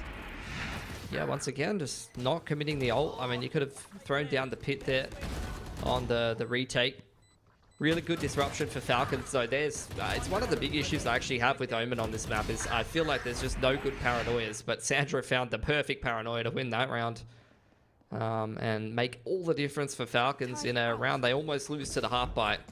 I think the updraft madness onto belt has probably got to stop at this point. Falcons going back towards B, and Giant X starting in a 1-3-1, so they may try, similar to the pistol, to isolate Sandra on the mid lurk here. See how this goes. Smurfette going for that early push. Actually, like you said, Isolator finds the kill as well, so that's going to be one of your controllers down. And again, Giant X are taking the initiative here, going in for these aggressive pushes. Like you said, taking advantage of the fact that they don't really have a Sova or a Recon to try and make things work out, with Miori with the help of this Poison Orb able to kind of jump away as well to safety. And 3 players from Giant X is just not something that you want to really peek into. Madvi at least able to get a kill in the trade, but look at this nanostorm from Miori. It's absolutely melting whoever's remaining, and Giant X, they managed to completely stop Falcons in their tracks, and that is a huge round win for them. Yeah, you're absolutely right with what you're saying. That it is almost impossible to take yellow against a full setup with this comp that Falcons are running. If the Viper and the KJ play it correctly and they have the util invested over on yellow side, like, you can't fight that. You're running into nanos and through a one-way with probably a spit invested, and then you've got the rotation utility in from the KO and the Gecko. Very, very difficult to win that B fight for Falcons. I just don't think that's something that's going to work for them unless Giant X makes a bit of a misplay. In that round, at least, Giant X had the right read, and they continue to go in for these aggressive plays. 4-stack now pushing in towards that A main, but the problem with these kind of pushes is that you leave so much of the map open, and Falcons, they've picked their lane correctly. They've taken so much mid control right now, and there's not even any utility from the Killjoy in this kitchen area. This could prove deadly. There you go. Kill turret finally going to be spotting out this push, but the problem is they don't know how far back it goes, and already Madvi all the way into spawn here. This flank, yes, it comes through, and the timing might actually be in favor of Giants. I don't think any of these players got spotted. Yeah, they're just playing full retake for the Killjoy. Even with the nano over on Snowman's side in case the dive tries to come through. So Miori just playing those long lines. Does get traded out by Eva, but the flank is already coming through here for Giant X. Map completely flipped on both sides, but the plan hasn't even been attempted. They're going to pivot to A here. I really like this idea. Ness is able to take care of Madvi as well on the way, so they spot out a player as they go towards the site. 1-for-1 trade once again as Eva finds Ness finally as she shuts down Sandra. 3v2 situation, both Eva and Mary. Mary in a power position, in fact, gets a double kill already, and that might be the bone-breaking position for Giants X here. They had the advantage, but they just get taken down, and suddenly, once again, it's all on the shoulders of Jelena. At least she does have this Viper's Pit, but the counter, Eva already has it in her hands. That's a thrash, so the moment that Viper's Pit comes down, that spike gets tapped, it's going to be so much more difficult for Jelena to get away and stay alive. Poison Orb goes down up, yes, but it's still going to be both of these players towards this main angle. And yeah, at least the one good thing is that the thrash gets used here by Falcons, but Giants X, unfortunately, they just let that round slide. Yeah, so exactly like you mentioned, unfortunate they lose against the half buy there. Not what you want to be seeing for Giant X, and similar to the last game, it feels like just as Giant X are starting to get it together a little bit, they lose versus a weaker buy in a bit of a weirder round. Similar to the kind of, impromptu A aggression that we saw over on Sunset. This time for Falcons, it's the push straight up tube through on towards B. They kill the Snowman retake player and then pivot to A. It's just a weird round that you play 1,000 rounds of Icebox, you almost never end up in that situation. A main control taken here by Falcons. B push spotted out by the Omen of Sandro, who will just pivot over to A with the rest of the players. Toki trying to hold on from spawn side, does get traded out now, and Falcons trying to speed up 1-for-1 over on the site, and they're going to flip the map again. I don't know how I feel about these, because it just lets Falcons get themselves into such nefarious positions. 3v4 right now, and at least Ness does have this Thrash to try and get him in for width, but I mean, again, like, you give Falcons so much time to set up. Look at the kind of positions they're holding. It's just layers upon layers in this post plant, and it's going to be so difficult for them to get through, especially with Mary on this elevation. The other 3 players swinging from the opposite side. It's such a complicated crossfire, and it works perfectly here for Falcons as they get to round number 6 here. Giant X, I mean, I like the initiative they've taken. I just don't like the cost that it has, Bilski, because it just gives up so much territory that Falcons are taking full advantage of right now. I mean, they're just trying to hard flank. The problem is that the Sentinel play is always getting isolated on the site, and it's very readable. Like, every time it's Miori playing full retake on a site, Falcons see that, they trade her out, and they know, okay, that site's open. Like, the KJ util was on A, or the KJ util was on B, and the KJ was sitting all the way on B, and we at least know that there's some contact being made on the flank. It's very readable. And Falcons, as soon as they see this, every time, they just flip the map and they push Giant X into the most untenable retake scenario, running all the way through the flank, burning so much time off the clock. And exactly like you mentioned, as soon as the retake is attempted, they're running into some absolutely cooked crossfire, getting util dumped, and there's nothing that they can do. So they got to take attack time out here. There's a lot of ults online. Jolina has been sitting on this pit for, I feel like 4 or 5 rounds at this point, and it's just really not going well here for Giant X. Yeah, it's really heartbreaking as well. Like I really like the point you made about Miori just constantly being isolated. It's like she's doing her best. She tries to stall the advance, and it's just a question of timing, right? A question of bad spacing here for Giant X. Because yes, Miori buys enough time, but the time that she buys for the stall is not enough time for the flankers to kick in already, and Miori goes down as a cost every single time. It's kind of like heartbreaking. This round at least, though, I feel like Miori might be feeling a bit more comfortable playing far back because of the lockdown, but it's an eco. It's just 4 stack after 4 stack for Giant X. I don't like this. It screams that you do not have confidence playing a standard game. This time it's with the half by beautiful Dizzy up over the top, and they're going to go and take the duels with these players on B long. As soon as Falcons see multiple players over there, they are immediately going to go back towards this A site. So Smurfette, we'll see if she can disrupt the push a little bit here. Does have the dash available. Spots out a player, but unfortunately not able to get the headshot. So yeah, it's just gonna be Smurfette isolated on the side. We've talked about these isolated fights before. This time around, Smurfette, it's a question of how long can she really stay alive here. Yeah, actually able to get a kill onto the Omen right now, but hunted on every single side. Mary finally shuts her down. But still, though, numbers advantage in favor of Giants X here. And more than that, they have so many huge ultimates. Like we were just talking about this, Pilski, but I think that lockdown as well as that Viper's Pit could be the key for winning this, especially since there's no flank coming around from this Falcon squad. Gonna be interesting if they're gonna be investing these ultimates. Yes, they are locked down to come in first. No way to break it, and it looks like Mary actually looking to play aggressive on site to try and catch the push through before that lockdown actually materializes here. And is rewarded. 1 kill only though. 2. Yeah, Mosh there for Ava as well. She's going to play the high-low with Toki. Reckoning invested here. Jolina going to dive forward. Ness on the spike, but there's just no time. They took way too long again to get back into the round. And that's going to be it. Falcons take another round. And although it's an expensive one, they have the money to recover. We're starting to head into the last couple of rounds of this half. Giant X, despite a multiple player advantage, can once again not be able to pull off the retake. Yeah, that is heartbreaking, especially when you invest so much. You put your lockdown as well. That's like a guaranteed win condition on that B side if you play it right, and you put it in A instead. No way to break it, and despite everyone being pushed back, the position held there by Eva, again, she's just been so incredibly consistent in these kind of clutch situations. Like, yes, all of us talk a lot about Mary and how well she frags, but Eva on that support role, not only frags, but also is just invaluable in a clutch. Finally, though, 3 rounds left in the half. We're gonna see Smurfette getting that operator in hand, but goes through the peak and not able to find anything, forced to give up this yellow angle right now. And we talked about Pilski, how incredible this angle can be for that Sentinel, but with this operator, it's just Smurfette fighting to stay alive solo, and with enemies on every side, she's absolutely popping up. 2 again, the dash materialized, and with the help of this thrash, that's 2 players caught as well, so that could be some kills possibly coming through here. Timing gotta be everything, and unfortunately not in favor of Ness, although Smurfette still looking to find these kills. A 3rd on the round, and Smurfette steps up huge to get Giants in this. Yeah, I mean, Operator is an absolutely massive tool for Giant X. I'm surprised it's taken them this long to put one in the hands of Smurfette. Like, you look at the comp of Falcons, other than running the Operator down, throwing a lot of smoke cover and getting the right timing with the flashes to be able to dismantle the Operator, it's actually very difficult for their comp to deal with an Operator, to be honest. You throw the progression wall up, but it's not like you have a hard drone to push them off the line. You're only running that one initiator, which is the Gecko. So really, other than throwing a Dizzy at the Operator player and trying to scale up with Liz and rush them down, it's very, very hard to deal with that op. Falcons, main control this time, and once again, it's a 4 stack for Giant X.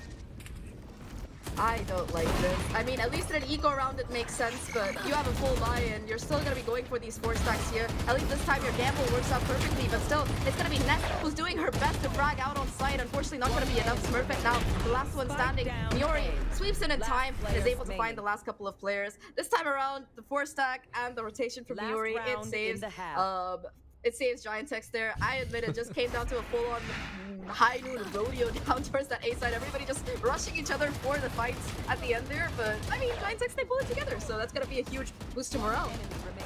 I mean, for sure. It almost feels like that ranked mentality of just trying to guess which side the other team's going to and stack it as heavily as you can for Giant X. Like, they had absolutely nothing on B there. They just had KJ utility in the middle of the map and 4 players stacked on A, and it still came down to a 1v1, Zach. I mean, they at least get it done. They've got a good buy heading into this last round, a better buy than Falcons have access to, who are once again running it down A into a 4 stack. Running it down to Smurfette's operator as well, and we saw she's had a very quiet time so far on this particular weapon, but now that she finally has a chance to get it in action, gonna be using it to the best of its ability. Nest finds a double as well, so that's gonna be a 2v3 situation that we're looking at. Dizzy actually not gonna find Smurfette, and that is huge. Lets her keep that Raptors angle to do the damage, and Miori and Smurfette between them just crunch onto the remainder of Falcons. 5-7 half here, really nice recovery by the side of Giant X. It was 7-2, and things looking much more even now. If they can win this pistol, it is gonna be indeed even Stevens across the board here. And I mean, Icebox, with the comp that they're running, that's a lot of post plans available. I mean, I love the Giant X comp way more than the Falcons comp. And I was particularly concerned about what Falcons are going to be doing on their defense, because they have no main sentinel. They're running this double controller. They very much are going to have a lot of leaks on the map unless they can push these duelists onto strong info lines and be able to reactively rotate off the back of that, or find picks in the early to mid round and play those man advantage situations. So we'll see how it goes for them. Falcons running both the duelists towards A here, 2 towards middle, and just the Omen spotting over on B long. One-way thrown over on Garage. And that's going to allow Sandra to post up on this info line. Mary pushing up on A, going to go head-to-head with Miori, making a lot of noise, and that's great patience from the Killjoy to punish the jet push. Yeah, I mean, pistol rounds, Giant X, they've been historically good at them, and they continue to be good at them, I suppose. And like I said, they're going to be able to get the plant down as well. Really nice round, I think, to be able to not just have the reads, but also hit those shots here. And for Giant X, I mean, not much left to do in this particular round. It's more a question of how you're going to be planning your attack. And I think those points you made about this composition, Pilski, they really make a lot of sense to me, because it's just so difficult to have enough information, to have enough... I mean, yes, you have the raw firepower, but you don't have the information that a Silva gives you. You don't really have the comfort that Anchor or even a pseudo Anchor like Viper gives you, or the Killjoy gives you. So it's just you're gonna have to be very dynamic with how you play that map. And I mean, Falcons, yes, they have proven that they're good at that before, but I don't know if they're ready for that kind of play yet, especially with the inherent weaknesses of this comp. I mean, they have to push. That's what it comes down to. At the end of the day, they all have to push. They have to rotate around a lot. They have to find information. They have to find picks. If they don't, they will lose. And I think Giant X, you know, they have to recognize that. Have to change up how they play a little bit. They're running the map control right now. Mary going to go try to contest that pipes line. Gets pushed off the line. One way out from Sandra. You know she's good for a repeat. We've seen it 3 or 4 times today. And again, that's got to be frustrating to lose that pick, surely. You cannot lose against the pistols again. It's been crashing multiple times for Giant X. Every single time they start to get some momentum. They start to feel confident. Falcons pull out the sheriffs and wreck their dreams.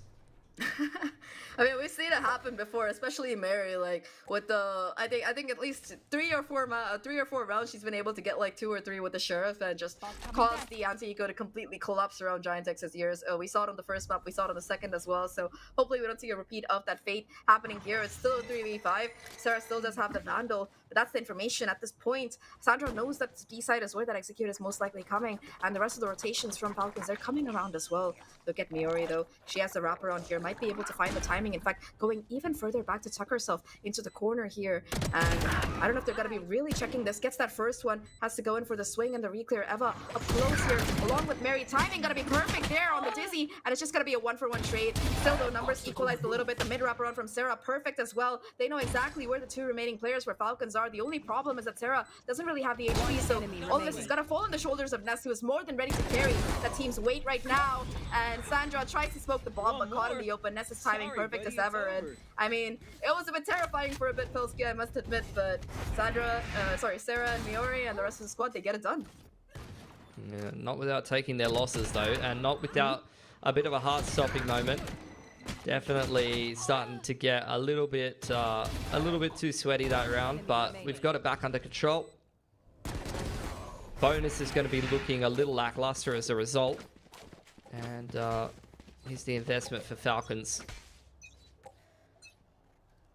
A lot of light armor in the server right now. And it's going to be a very quick mid to beat here for Giant X. Or actually, you know what? It's just pressure. Just the updraft dash to the top side of tube here. Giant X trying to put some pressure on that B side of the map and pull some rotations in. You can see Mad V floating in spawn. Miori trying to lurk up A here. Her head-to-head with Mary is going to be potentially map defining for the foreseeable future. And Yeah, that's a really good one to win. Exactly. I was just gonna say you called it perfectly, and Miori able to get that one done, which shuts down that pressure from Mary on that A site, and nobody else seems to be following up. Look at how much space Miori's already taken. She's completely cleared out A main, which is going to enable the rest of the squad to be able to, you know, push a little bit further, take a little bit more space here towards main. Falcons, of course, they do have at least a couple players still hanging around here, but they have to be careful of that position on this A side, and Madvi just kept from rotating forward for such a long time here. Noise being cut. Finally, it's going to be Giant X to make their move. Still, though, trades going in favor of them as they look to storm this B site, and there's only like one player really left here, so 30 seconds left. Wingman should be able to get the plant, and post plant for Giants looking great right now. Yeah, such patient play for Giants.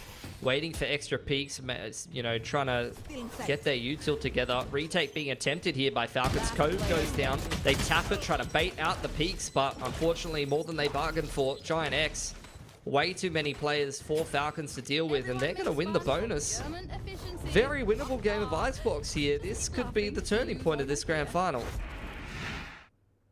Yeah, I think that, I mean, we've seen reverse sweeps happen before, and I think that Giant X definitely have that dog in them. They just got to be able to, you know, get awake, get started, and I think this map is finally where it seems like they're choosing to wake up. The next map, of course, is going to be Bind, so a little bit more of a challenge, but one challenge at a time, right? If you're able to take at least Icebox going forward, the momentum's going to shift back into your favor, and there are so many things at play here for both of these teams. So I think that for Giants X, at least, this is a sign, I suppose, that they're finally putting some pressure on Falcon's shoulder. This is the first time that we're seeing since that map number 1. So Falcons have been playing their own game so far, but Giants X, they're finally starting to come back into this and really put some pressure down on their shoulders. Yeah, I think adaptations for Falcons, I mean, I was saying the duel over on that A side of the map between Miori and whichever duelist is trying to find space over there is very important. The fact that Miori was able to find that pick in the last round keeps the rotations honest. You could see Falcons wanting to commit to that big stack, and they didn't still end up having like 3 players in position ready to fight for that yellow take, but with the characters that they have and the util that they're using, you know, the paranoia, if they're not able to capitalize off of that with the Omen at yellow, you know, there's really not great supportive utility except from the Gecko. You know, you have to, again, find the really nice Dizzy or a Paranoia timing and be able to capitalize off of that. Otherwise, Giant X just has more util and can take their time, you know, working their way through it. You saw multiple waves of it in the last round. Here's this beam long take here. Giant X going to have to respect the harbor wall for now. For now. But they're quite happy. They're quite happy to just sit there and wait. And wait they shall, and they're rewarded for it. Mary tries to, here's the Dizzy being picked up, maybe hoping for an isolated player, an isolated shot to get out of dodge with, but instead walks right into the whole squadron. So at least, I mean, it's not a solo drone, but it is an information peak at the very least. So Mary goes down, yes, in the eco run, but they know that this attack is likely coming towards this B side. The flash, perfect. And yeah, despite the paranoia, Smurfette shuts down Sandra. Absolutely nice work coming out of Giants X. They look much more confident on this attacking side. And once again, they're able to set the spike down and get into post plants. I think their fundamentals are just so strong here. You can already see these wraparounds, these mid pushes and lurks coming through, and Falcons, they seem to be hard pressed to really stop any direction of push from Falcons, let alone to retake the site. Yeah, you can't hold yellow against this comp. There's the dash through. Oh my god, Mad V multi-frag with the Sheriff. The flanks coming in from Miori here, but Mad V continuing to apply pressure. Toki just sticking this. If the Thrash does not connect, which it does, they would have been able to get that defuse off. Mad V now in a 1-on-2. Getting nano swarmed, getting harassed, and no. I think something fishy happened there. Maybe a bit of an alt tab. I don't know what it was. She still made that a very close round and very doable for Falcons, but couldn't quite make it happen, unfortunately. And Giant X again successfully take yellow and turn that into a, you know, round-winning B-side after plant. So Falcons, we'll see what the change-up's going to be. It's actually going to be putting Mary on the operator. I don't mind this approach. But as soon as they move Mary over towards B long, that's exactly when Giant X are going to change things up. I really like that read, knowing that Falcons finally have the economy for an operator. Gotta be adapting things around, changing stuff instead to go towards that A side. And Mary, like you said, just towards B main, kind of forced to play that anchor position to be sure that nobody lurks up, especially with that Viper wall being committed so early on in the round towards B. Smurfette is gonna find a pick towards mid. Huge pick, in fact, with that Harbor going down. No more smokes available for the duration. I mean, yes, you have Omen. Yeah, but like try retaking A with Omen Exactly. smokes. Like, That's what I like mean. what? It ain't gonna work either way. Giant X, another player advantage, walking up on A main now. Mad V gonna try to chip down the numbers with a well-timed peek from top screens if she can before this post plant starts to get out of control. But the Gecko util is way too aggressive. Wingman taken out of the occasion, and this is actually gonna be a flood through on backside with the Empress active. Oh no, timing on the peak, not quite there for Mad V, unfortunately, and Sarah shuts that down, so Thrash gonna be invested as well, so I feel like this is a bit of a sunken cost fallacy of a round for Falcons. Like, they keep investing more and more in the hopes that they get something, but I mean, yeah, they've delayed the plants, but it's a 2v5, why would you invest the Thrash? They can't do anything else. Like, look at what their comp does. The Harbor's dead. If they don't shoot them before they get into the after plant, what can they do, Zach? Like, honestly, and Giant X understand that so well with the way that they're playing. Scale up into the site though. Spike drop. This could start to get scary if Mary gets going. Jolena also cops a tag here, but the spike going to be planted nonetheless. Spike planted. Miori, though, always good in that final situation on the wraparound to be able to take Mary down here. 3v1. It got very dicey there, like you said, with that off shot, with that wallbang and everything else, but now positioning just not perfect for Eva. And with that wingman gone, I mean, I don't even know if you're going to be able to pick it up. At least gets the isolated 1v1. Has a chance now in this round here. I don't know if they know the positions of these players, and yeah, the double swing. Miori went alone for a second. I was a bit scared, but yeah, thankfully the second player peeked as well, and Miori actually hit her shot. So double digits for Giant X here. They managed to come back into this map, and it's a flawless half for them so far. This is exactly what they kind of needed. Yep. And once again, it's patience from Giant X. They are so calculated, so patient in the mid to late round. They are constantly waiting for Falcons' aggression, constantly waiting for Falcons to flood the site and defending it really, really well. It's very good heads-up play for Giant X, and there's a reason they're doing so well on this attacking side right now. Another timeout here for Falcons Vega.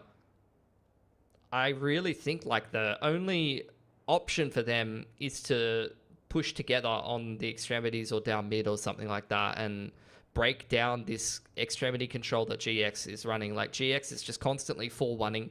They leave a lurk on the other side of the map. They use all of their util and patiently just work A main or B main, take yellow or take close A main until they can get themselves in a strong enough position to pull off a site execute. And I don't think Falcons seem to be able to deal with that. They either need to push aggressively in the early to mid round, find a player advantage and play the round from that position, or they need to start, heavy flanking or pushing down mid.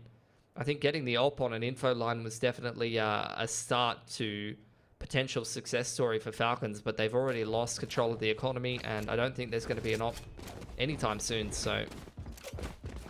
Yeah, I think that loss of that operator looking devastating, but I mean, at least Mary is just as good with the rifle, so I think just lacking that oppressive pressure can be a problem. And I think for Falcons, the way that this half has been so far, the biggest problem has been just kind of stopping Giant X from getting these entries so easily. I mean, it's like you said, it's kind of a condition of their team comp, and it seems like from the analysis that Giant X have done on this map, I suppose, they figured out a way to perfectly deal with the kind of problems that there's there. Like, a Silver Recon would have caught all of those players, but just with the help of a smoke, you can't do too much. It's just going to be a 1-for-1 trade, and Mary goes down.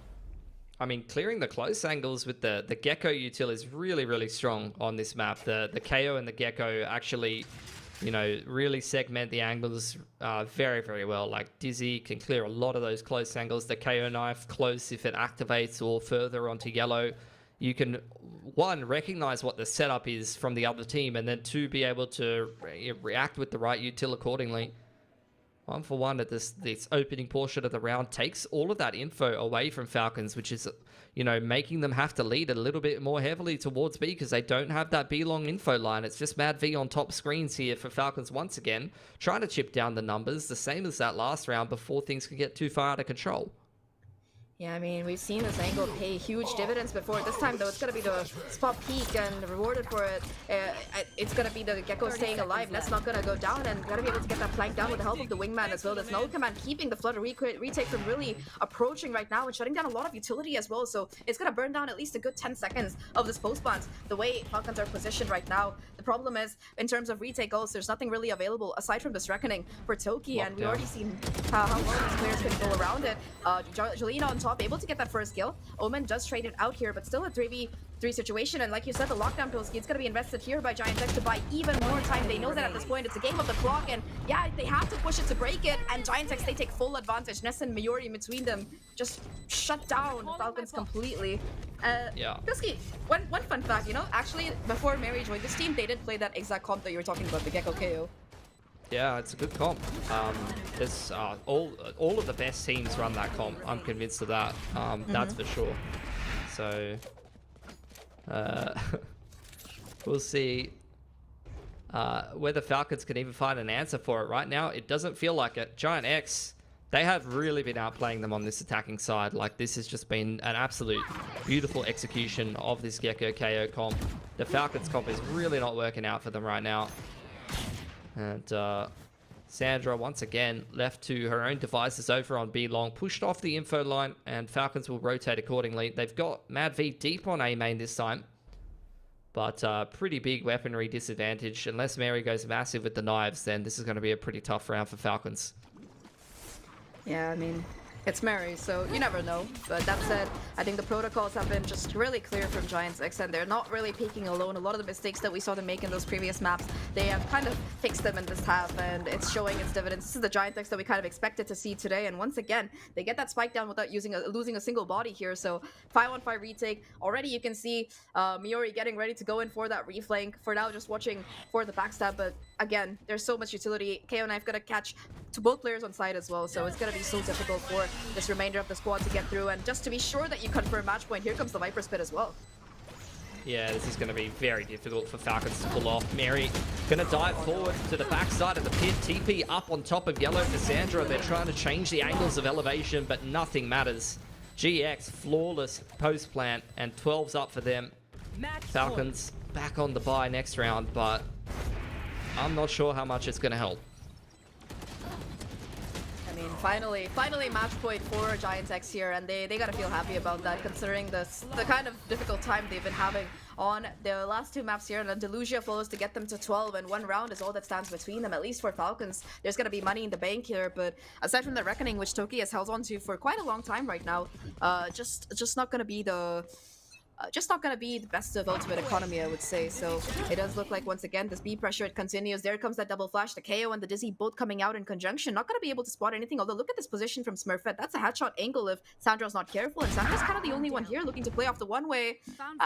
Never mind, not for very long. Smurfette shuts that down. Yeah, they're just abusing the Omen on that B long line. Miori, the 1 in the 1-4, playing all the way in spawn, has seen that Lear on the minimap. He's just waiting for this flank to come through, completely unchecked. Easy kill onto Mary. Even if Mad V trades this, the post plant's going to be an absolute nightmare for Falcons with a player disadvantage. Looking quite difficult right now. I mean, yeah, you have the Reckoning for the retake. Got to be invested right now here. Already, though, Smurfette looking to get past of it. Again, just beautiful flashes to come out of both the KO and the Gecko here. And Smurfette on site still gets another one. Jolena there for the backup, and Smurfette with the 3K will get Giant X over the line. 13-7 here on this map number 3. And Giant X, they say to themselves that, all right, look, we might be down, but we ain't out yet. And they bring it back in this series. Really, really well played by them, especially when you consider that Falcons had such a good start. I'm really hoping that that can be a turning point. You know, they really did not show very much resilience in the first two maps. There's Zach, but that game, even though, like you mentioned, didn't start as well as they would have wanted, their execution was perfect, and they absolutely stomped that game of Icebox. That was beautiful to watch. Yeah, I mean, I think that it's definitely not over for Giants X yet, especially if they're able to, you know, put up those kind of numbers.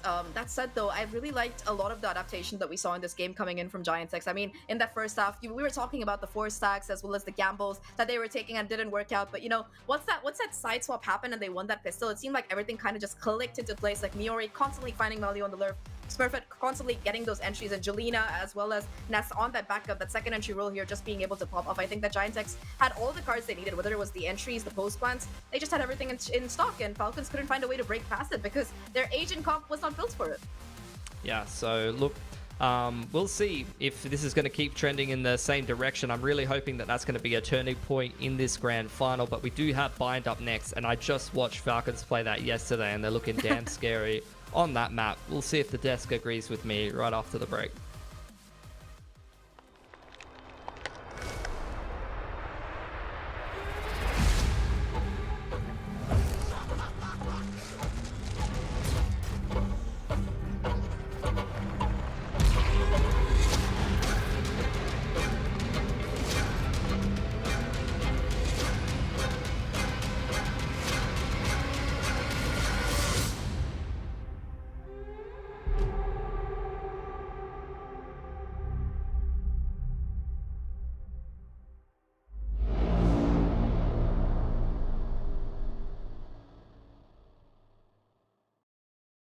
I know a place that will break you into 1,000 pieces. Stay away from them. Stay away from Lorca, Paco, and Picasso. Don't ask about Lola. Ay, Caballo Grande. Ay, Dolor de Nieve. But in spite of everything, it occurs to you to visit Andalusia. Don't say I didn't warn you. Be careful of the Andalusian crush.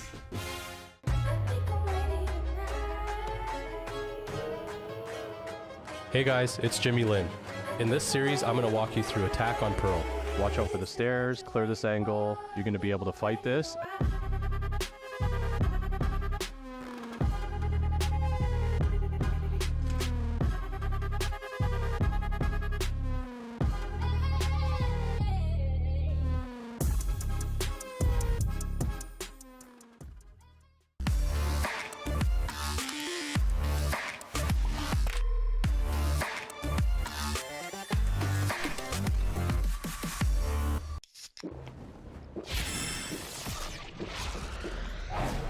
Red Bull gives you wings.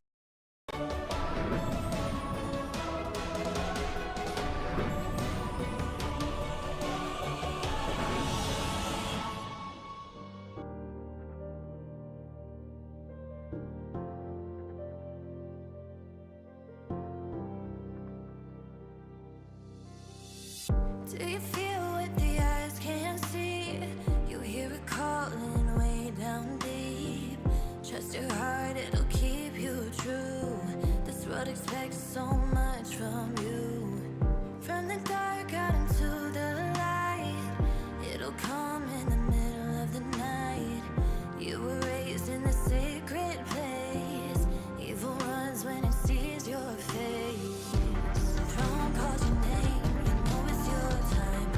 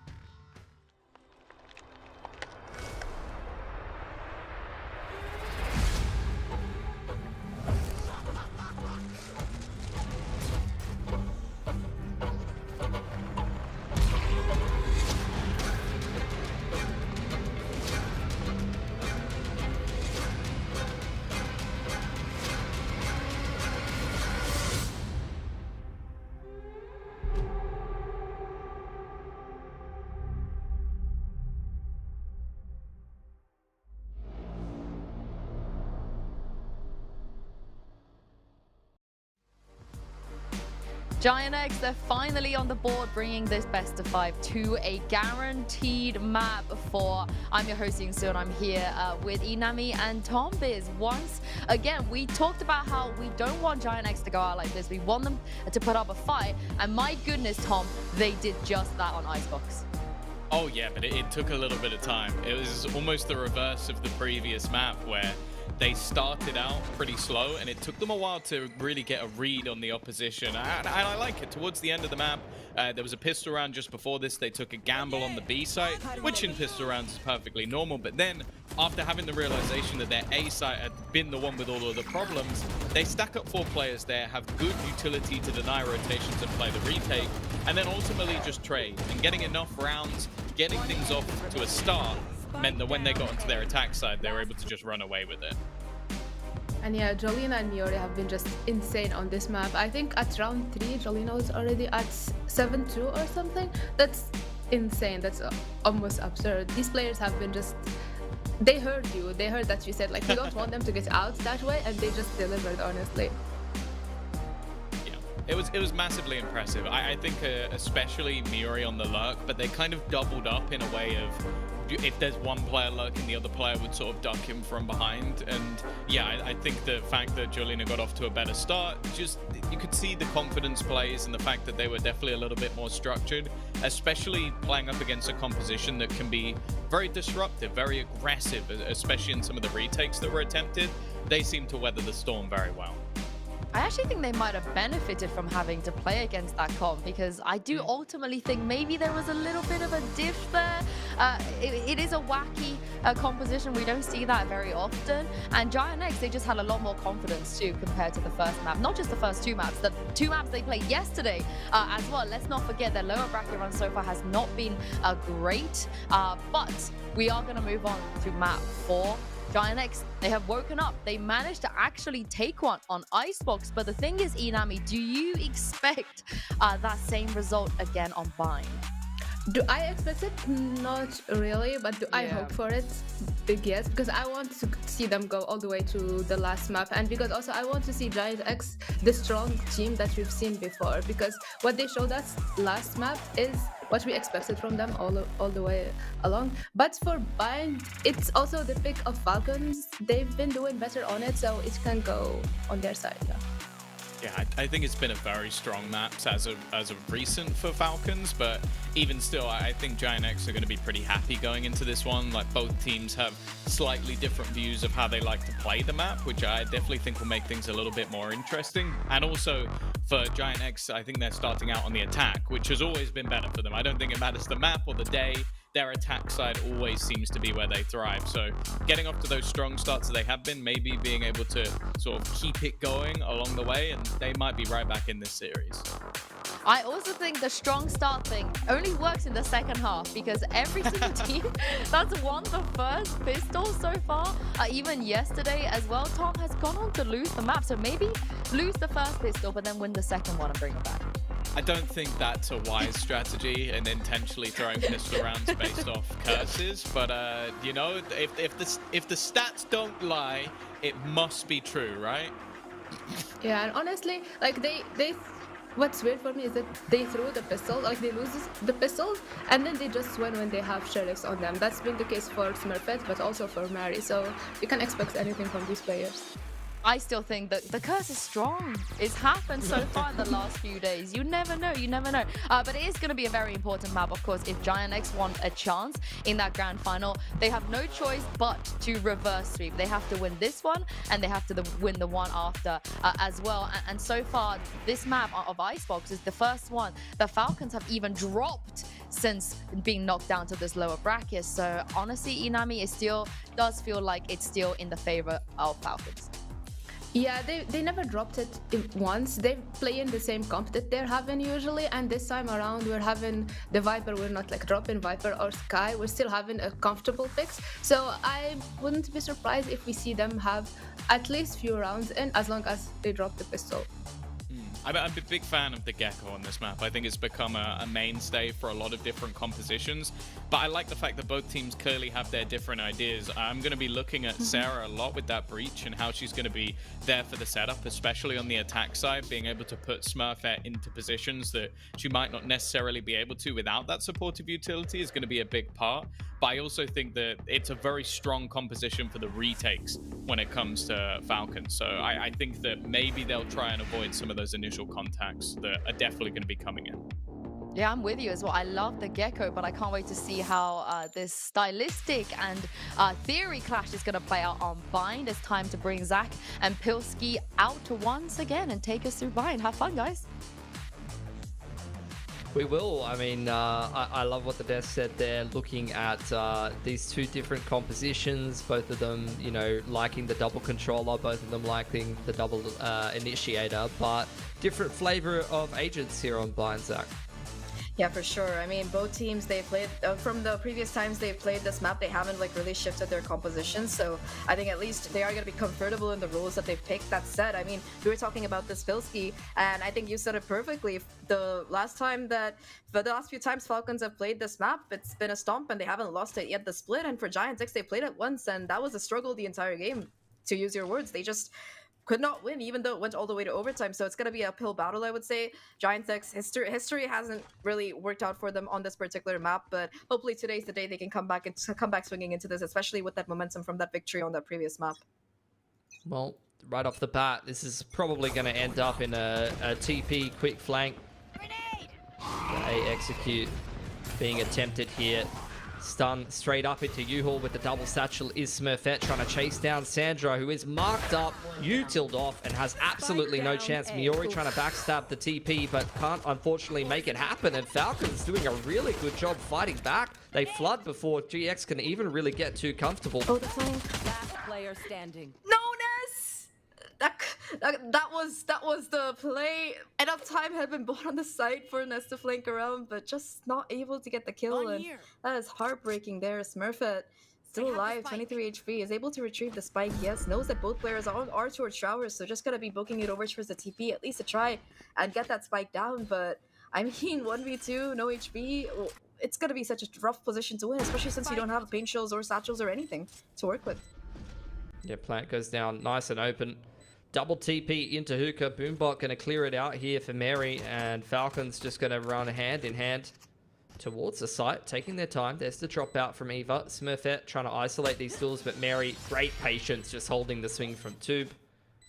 And Falcons will win that round very, very nicely. Big TP play, but I think you highlighted not only Ness, but another player dead at the backside of the TP there. You could see that on the side of Giant X, they were ready and aware that that TP play could be a factor and played around it quite heavily, but they still really couldn't punish well enough. It's just so unfortunate. I feel like Ness had that round in the bag, but yeah, this moment was kind of where Giants X lost the pistol. And I mean, nice try from Smurfette. Is able to get the plant money at the very least, but not going to be investing too much into it aside from these sheriffs. So Giants X should be able to have a buy for that next round. And thanks to that spike plant going down, it's going to be sheriffs across the board here, with the exception of Smurfette, who sticks to her nice little ghost. That said, again, just same kind of buy that you expect to see from Falcons in these kind of rounds. Full buy, just letting Matt B kind of hold on to a ghost in case somebody's gun needs to be retrieved. And I mean, Falcons, they're playing just a little bit more passively, but they're not afraid to go peek in the open here. And I mean, it's one of these peaks where the rest of Giants X, they have to wait for it and try to capitalize off of it to get a gun. Yeah, Mary pushed off the line by the sheriffs. A scary prospect. Wall goes up for Toki as the stun and the paint shells go through to try to catch the Viper on the backside of the site, but as that won't connect, Giant X going to slow things down, and with this bathroom control, maybe just going to walk their way into an A-split here. I mean, I don't know about this rotation now coming through for Giant X. The problem is that they haven't really found any damage or value on that B side, and they because of that, no rotations really come through from the A side either. Finally, the raise is going to be drawn away, and that's going to be enough for the rest of the players to try and push forward here. The problem, again, there's just so much utility in their way. The Viper and the Brimstone together, just such an oppressive force here. And finally, Giants X, they're able to make their way at least a little bit forward. MadV not able to kind of get shots from the players who are Trowers. At least they're going to enable the plant to come through possibly, but they go for the backside plant instead, and Mary and MadV and Sandra between them completely shut it down. The patience from MadV just completely rewarded there, and she gets 3 with the Ghost as Falcons, they convert this anti-eco. Interesting strategy from Giant X. Yeah, well done from Falcons. Once again, kind of holding their nerve and just using the util at their disposal to make the life of Giant X hard. They hold on to the U-Haul control, throw the wingman across mid-site, and punish anybody who takes a step through the middle of the site into the back of the site. Especially unsupported by util, of which there was not much for Giant X in that round. They were only bringing pistols into it. Giant X now sending it into bathrooms, supported by the fault line. Great opener from Smurfette, and it's something that Tom said on the desk, and something I noticed as well from the last game of Giant X. The breach supportive util, the combo of Sarah as well as Smurfette is a sight to behold when it works. Niori spamming Sandra straight through that smoke as the scan comes through from Ness, and MadV are now under a lot of pressure in U-Haul. Spike again goes down for Giant X and Smurfette. There you go. That's the kit. That's just a little bit of additional damage that you really need. Takes down MadV, and this is well on the track for being almost a flawless round, I would say. Miori just needs to get one more here. Spots out Eva, and now Giant X, they know exactly where this last player is. This buy round working out very, very well for them, and if they're able to keep all of these rifles into this next round, it's going to be absolutely huge for the upcoming round here in terms of economy. And I mean, Eva, what do you really do here? You're just looking for exits at this point, trying to do some damage at the very least with your position known as it is. Unfortunately, Giant X, they're not biting. Like, even the players like Miori and Smurfette, who are quite low, they want nothing to do with this. They're just opting to fall away and let Eva go down with the spike here, which I think is a pretty good idea. Yeah, 5 alive. You'll take that every day of the week there for Giant X. Really nice round for them. Great opener from Smurfette to wrestle control of bathrooms there, and then the follow-up fade eye. Sandra gets caught out in the open, and there's not much for MadV to do alone in U-Haul. So very, very good stuff. And worth mentioning as well, with that multi-frag, Smurfette is going to get the showstopper online into the first gun round. So this could potentially be a really strong start for Giant X if they can use this showstopper to win this very important opening gun round. Could be massive for them. 4 starting short A for Falcons, so they really want to bully this Viper right off the bat. No Sentinel on the side of Giant X means that you can just walk straight through the middle of the map. And I mean, that's kind of the thing that I feel like Giants X have been happy to kind of take advantage of in the previous games that they played. This time, Falcons finally going to be pushing forward here. And look at how much space they've taken, how quickly. 3 players on the flank right now. And oh my god, Miori watching for the flank, but still Mary gets such a clean shot onto her. That's going to put the pedal to the metal here for the rest of Giants X as they cascade into sight right now. But they don't have hookah control. And oh my god, the rest of the flank, it's already coming through here. Throwing the Dizzy might have been the mistake as Ness is able to get away in time. The Paranoia and the Seize in perfect tandem. Let Giant X find those 2 kills, and I mean, suddenly the round, it swings back in favor of Giant X. Very difficult position for Giant X that's being navigated very well. Beautiful util on long there, and the patience to just wait from the peak out of spawn. They make absolutely no sound, forfeiting the site here, and they've been able to slip out under the watchful eyes of both Mary and Toki. Giant X triple TP and pivot over towards A here to get themselves into a very favorable after plan. That was a very, very nice play there. Planted. I just love the util combination, like you said, and I mean, of course, now the rotation comes in. Still doable, a doable round for Falcons, especially if Mary keeps hitting shots like that. Toki finds 2 as well, and I mean, it was 2v3 Pilski, and it seemed like Giant X had the things, had the tools they needed to win it, but that pivot over to that A site and the post plant, I mean, with the kind of crunch that both Toki and Mary put in together, I think Mary's kill enabled Toki to kind of just swing through and find both of those kills when they were distracted, and Falcons, they find 3. They just didn't get into any post-plant positions was the issue. And I mean, I was surprised that from a 4-on-5 disadvantage with 1 in hookah, 2 on spawn side, and 2 flanking from long, you haven't got the spike down, and you've got absolutely no control. They found a way to navigate out of that situation, but unfortunately, they just weren't in any post-plant positions. They're all playing out in the open, and Falcons take full advantage of that. Toki needed to be traded there. 2 players kind of playing in a one and done on spawn side, and they just couldn't get it done. That might be the benefit of sticking a duelist player on the controller role, because she has definitely had a lot of sharp multi-frags on the rifle, just like that one. And might be Groundhog Day a little bit. Falcons pushing in the middle of the map, but it's a much more defaulty round this time from Giant X, spread all around.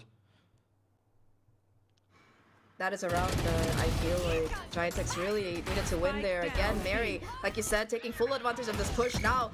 Looks like she cannot be stopped going absolutely ballistic. 2 kills already on the round here, and Giant X, they've been left in a 3v5, and look at how quick they are to be able to fall back and reposition as well. Spike is in their control. They have to go in for these kind of execute plays here. At least alert from Miori, able to find the kill onto Mad V, will enable her to take control of this A side, but again, with the Spike, it has to be picked up here, and so much utility is being expended by Giant X to be sure that they don't get taken down. And in the meantime, look at Falcons. They've already adapted. They've gone back to their positions, ready to play this 4v3 retake if it does come through. Yeah, I mean, this is a very clear intentional read from Falcons to push through the middle of the map on 2 gun rounds in a row. This is some preparation being shown right now. 30 seconds left. Like you said, player advantage for them. Giant X finally retrieve the spike and try to get themselves into the after plant here. Nice open plant from Jolina. And Falcons will now organize themselves all through spawn to try to convert this gun round and break the economy of Giant X.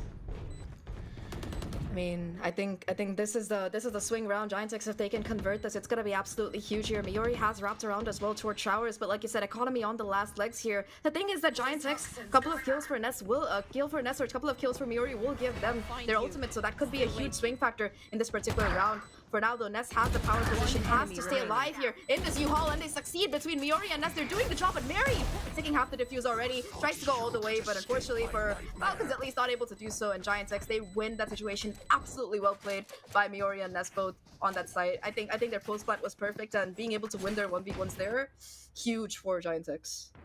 Yeah, well done. It's going to keep this game very competitive. If not, Giant X might start running away with it a little bit. Falcons, I mean, they got a 2-player advantage right from the get-go there. They burned the showstopper to try to convert that round, but Miori, she's been worth her weight in gold in a number of situations. She's often left on the lurk for Giant X on this attacking side, and she's unafraid to take space when she needs to. And that is a round that she has hand-delivered to Giant X in difficult circumstances that completely changes the course of this game. Ultimate wise as well, I mean, Giant X, they have a lot to work with here, and you can look at this change on the map because of the consistent flanking pressure that Falcons have been putting up. Giant X, they've kind of slowed things down here. It's something to watch for those pushes, so a little bit of conditioning that could come in useful here for this Falcon squad. But I mean, like I said, for this round, not the greatest economy to work with, just gotta be forced to try and hit these headshots. And yeah, you've got these crossfires, but even then with the sheriffs, it's gonna be so difficult to try and come through. As you can see, Giant X, they've taken control of long, not really going in for that hookah push, especially with 2 players there. It could prove to be costly late in the round here, but instead it's just going to be Smurfette investing the showstopper, satcheling forward here, looking to find the damage. The smoke's down as well. Showstopper hasn't been used yet, actually, so that could come in that post plant as that spike goes down 5v5. Yeah, we'll see if they even need to burn it. Going up against a weaker buy. Out comes the Thrash. Gonna try to clear out the site, supported well by that breach flash, I believe. And there you go, Toki gonna take out Smurfette early on. Out comes the Fade ult to try to disrupt this retake, but things are going very well for Falcons now. Oh, that's great. I mean, through the smoke, it's gonna be the defuse denied, and now it's just gonna be, well, it's just gonna be 1 player left alive. You can see Ness doing her best to try and stop Falcons from running over the site, but beautiful retake to come out of them. And I mean, for the side of Giant X, it seemed like they had positioning, but in that 5v5, the Sheriff shots, they just come through much stronger here, and especially with the help of that Thrash catching Smurfette out in the open. That was the first kill, and again, the layers in this hookah, they spot out 1 player, try to re-clear it, get the kill, but Mary just lying in wait there, and at the end of the day, the rifles dropped inside are enough for the rest of Falcons to come through and convert the round here. So Giant X, off the back of that, a round that they definitely should have won, that was their way back into stealing the lead away from Falcons. Now we're going to be going into a timeout, which I really like, honestly speaking. Yeah, attack timeout for Giant X. They've had a couple of situations this series where they lose against the half-buy, they lose against the Sheriffs, and the rest of the game goes very poorly, Zach. So, very important to try to make sure we don't follow the same kind of storyline, that they can maintain this momentum that they've been having so far on this attacking side, especially with a couple of really big ults to come into this next round. On the side of Falcons, though, that half-buy win is absolutely massive. They pick up a handful of rifles, and they also have got some pretty big ults heading into this next gun round, so we'll see. The initial couple of reads from Falcons have been really good, right? They have very clearly got a game plan. They've been shoving their way through the middle of the map time and time again, and they've put themselves in a good position, especially after winning that half-buy, but this is where they need to show some more depth than the initial game plan, and try to set themselves up for a really, really good defensive half here, because they only have to deal with a half buy here. Giant X have decided they don't have enough to be able to buy. They're just going to invest 2 Vandals and try to give themselves an outside shot at winning the round with the big ults that they've got online. But more so looking towards round 8 where they'll get that guaranteed buy. Yeah, I mean, the more you can get, the better. And I think the hero rifles especially, we've seen them work out before, depending on if they are the ones taking those engagements. Again, Giants X, they're opting to go for this B push, and there is that smoke put down as well, to try and keep them from really coming forward here. As you see, the Trailblazer clearing out that Showers approach completely, so they know for a fact that, alright, Giants X, at least they haven't come too far towards that A site with the 3 players still there. So idea, like you said, Falcons, they've had the reads so far this match, and they've been able to play off the back of it. 3 players now towards this B site, and already going for the peak here. Toki takes a little bit of chip damage, but nothing too bad, and the execute finally gonna be on its way. Showstopper, the tip of the spear here, kind of leading the charge, being able to just completely clear out the site as it goes forward. Smurfette, how much more are you gonna push is gonna be the question. So Showstopper finds nothing, and in the meantime, Elbow Control, they push quite a reasonable amount in here. So Eva is holding onto this angle. Viper's Pit comes down as well. It seems like Giant X, they're really investing everything they have in this round, despite it not being a full buy. Orbital clears out Elbow though, so Falcon's going to be able to add an extra dimension to this retake, but as you mentioned, they've got to find a way to break the pit. That's definitely going to help. Nest goes down on long. That's going to make it much harder for Giant X to fight outside and inside of the pit, so you can see Smurfette now feeling like she might want to push a little bit. She might want to make a play over towards spawn side, but you can see Falcons very intentionally holding for that. Very intentionally waiting for off the breach util some of these players on Giant X to start diving outside of the pit. 1-for-1 early on, but that's Miori going down. Pit gets dropped, and Falcons starting to filter into the site, but can they break this crossfire between site and Hookah? They're finally able to. Oh, no. It got dicey, but with not enough time.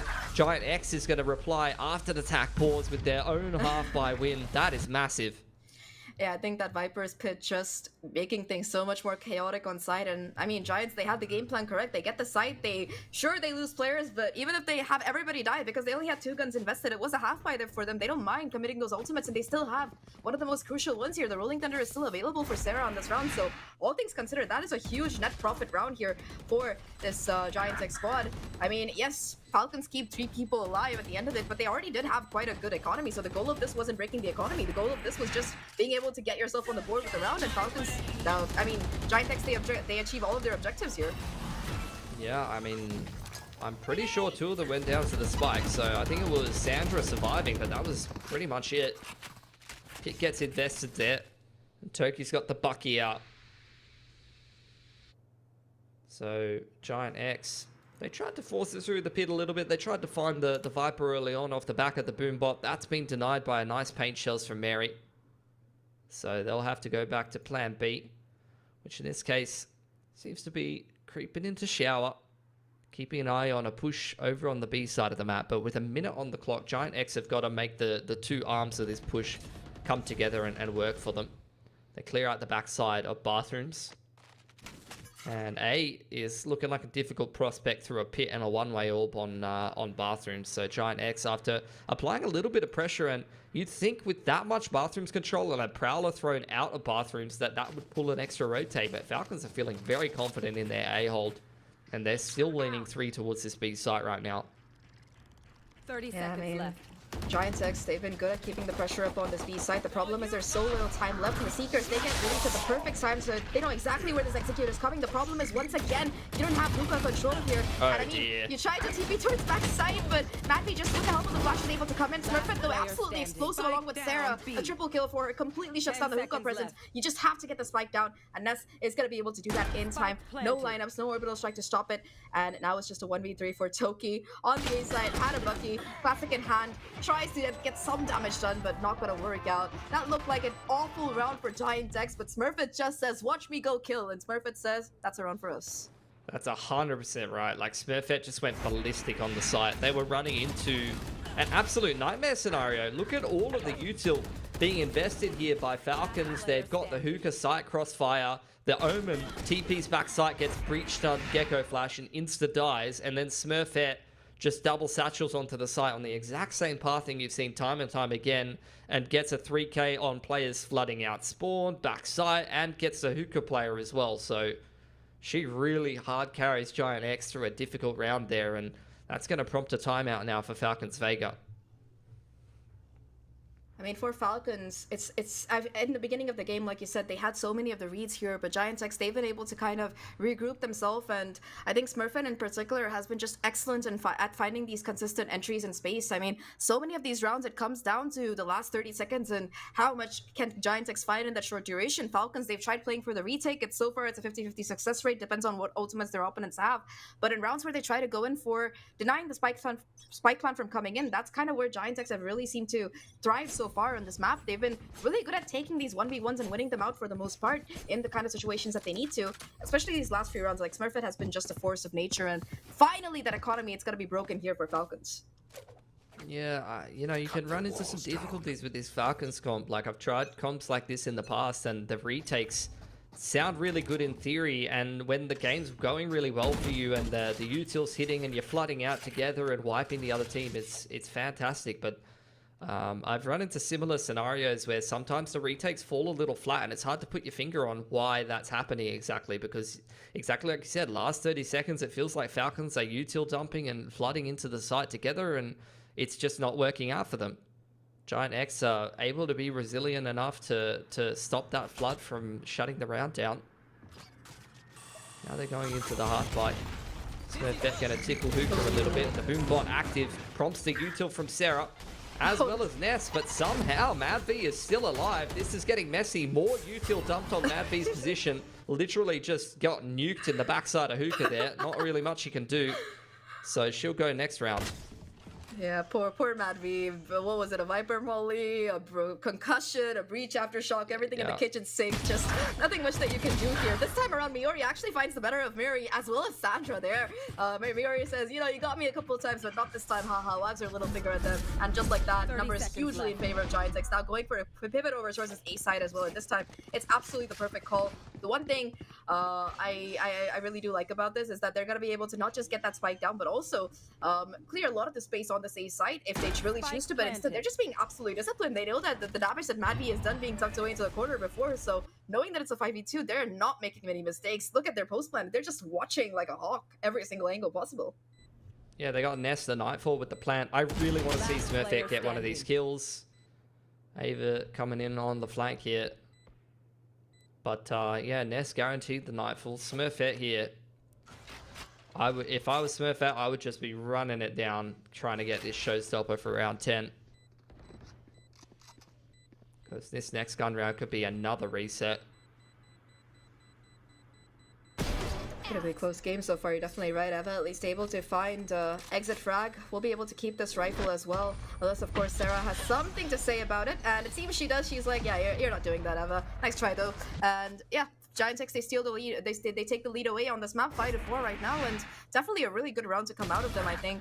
Overall, Miori being able to shut down the flank, as well as them actually taking the time to go for this hookah control, because in the previous rounds where they've gone for B, we've seen it, Pilsky, they just run in through long and take side, and it's hookah isn't really an area they've contested before, but this is the first time they choose to do it, and MadV just has no escape plan available.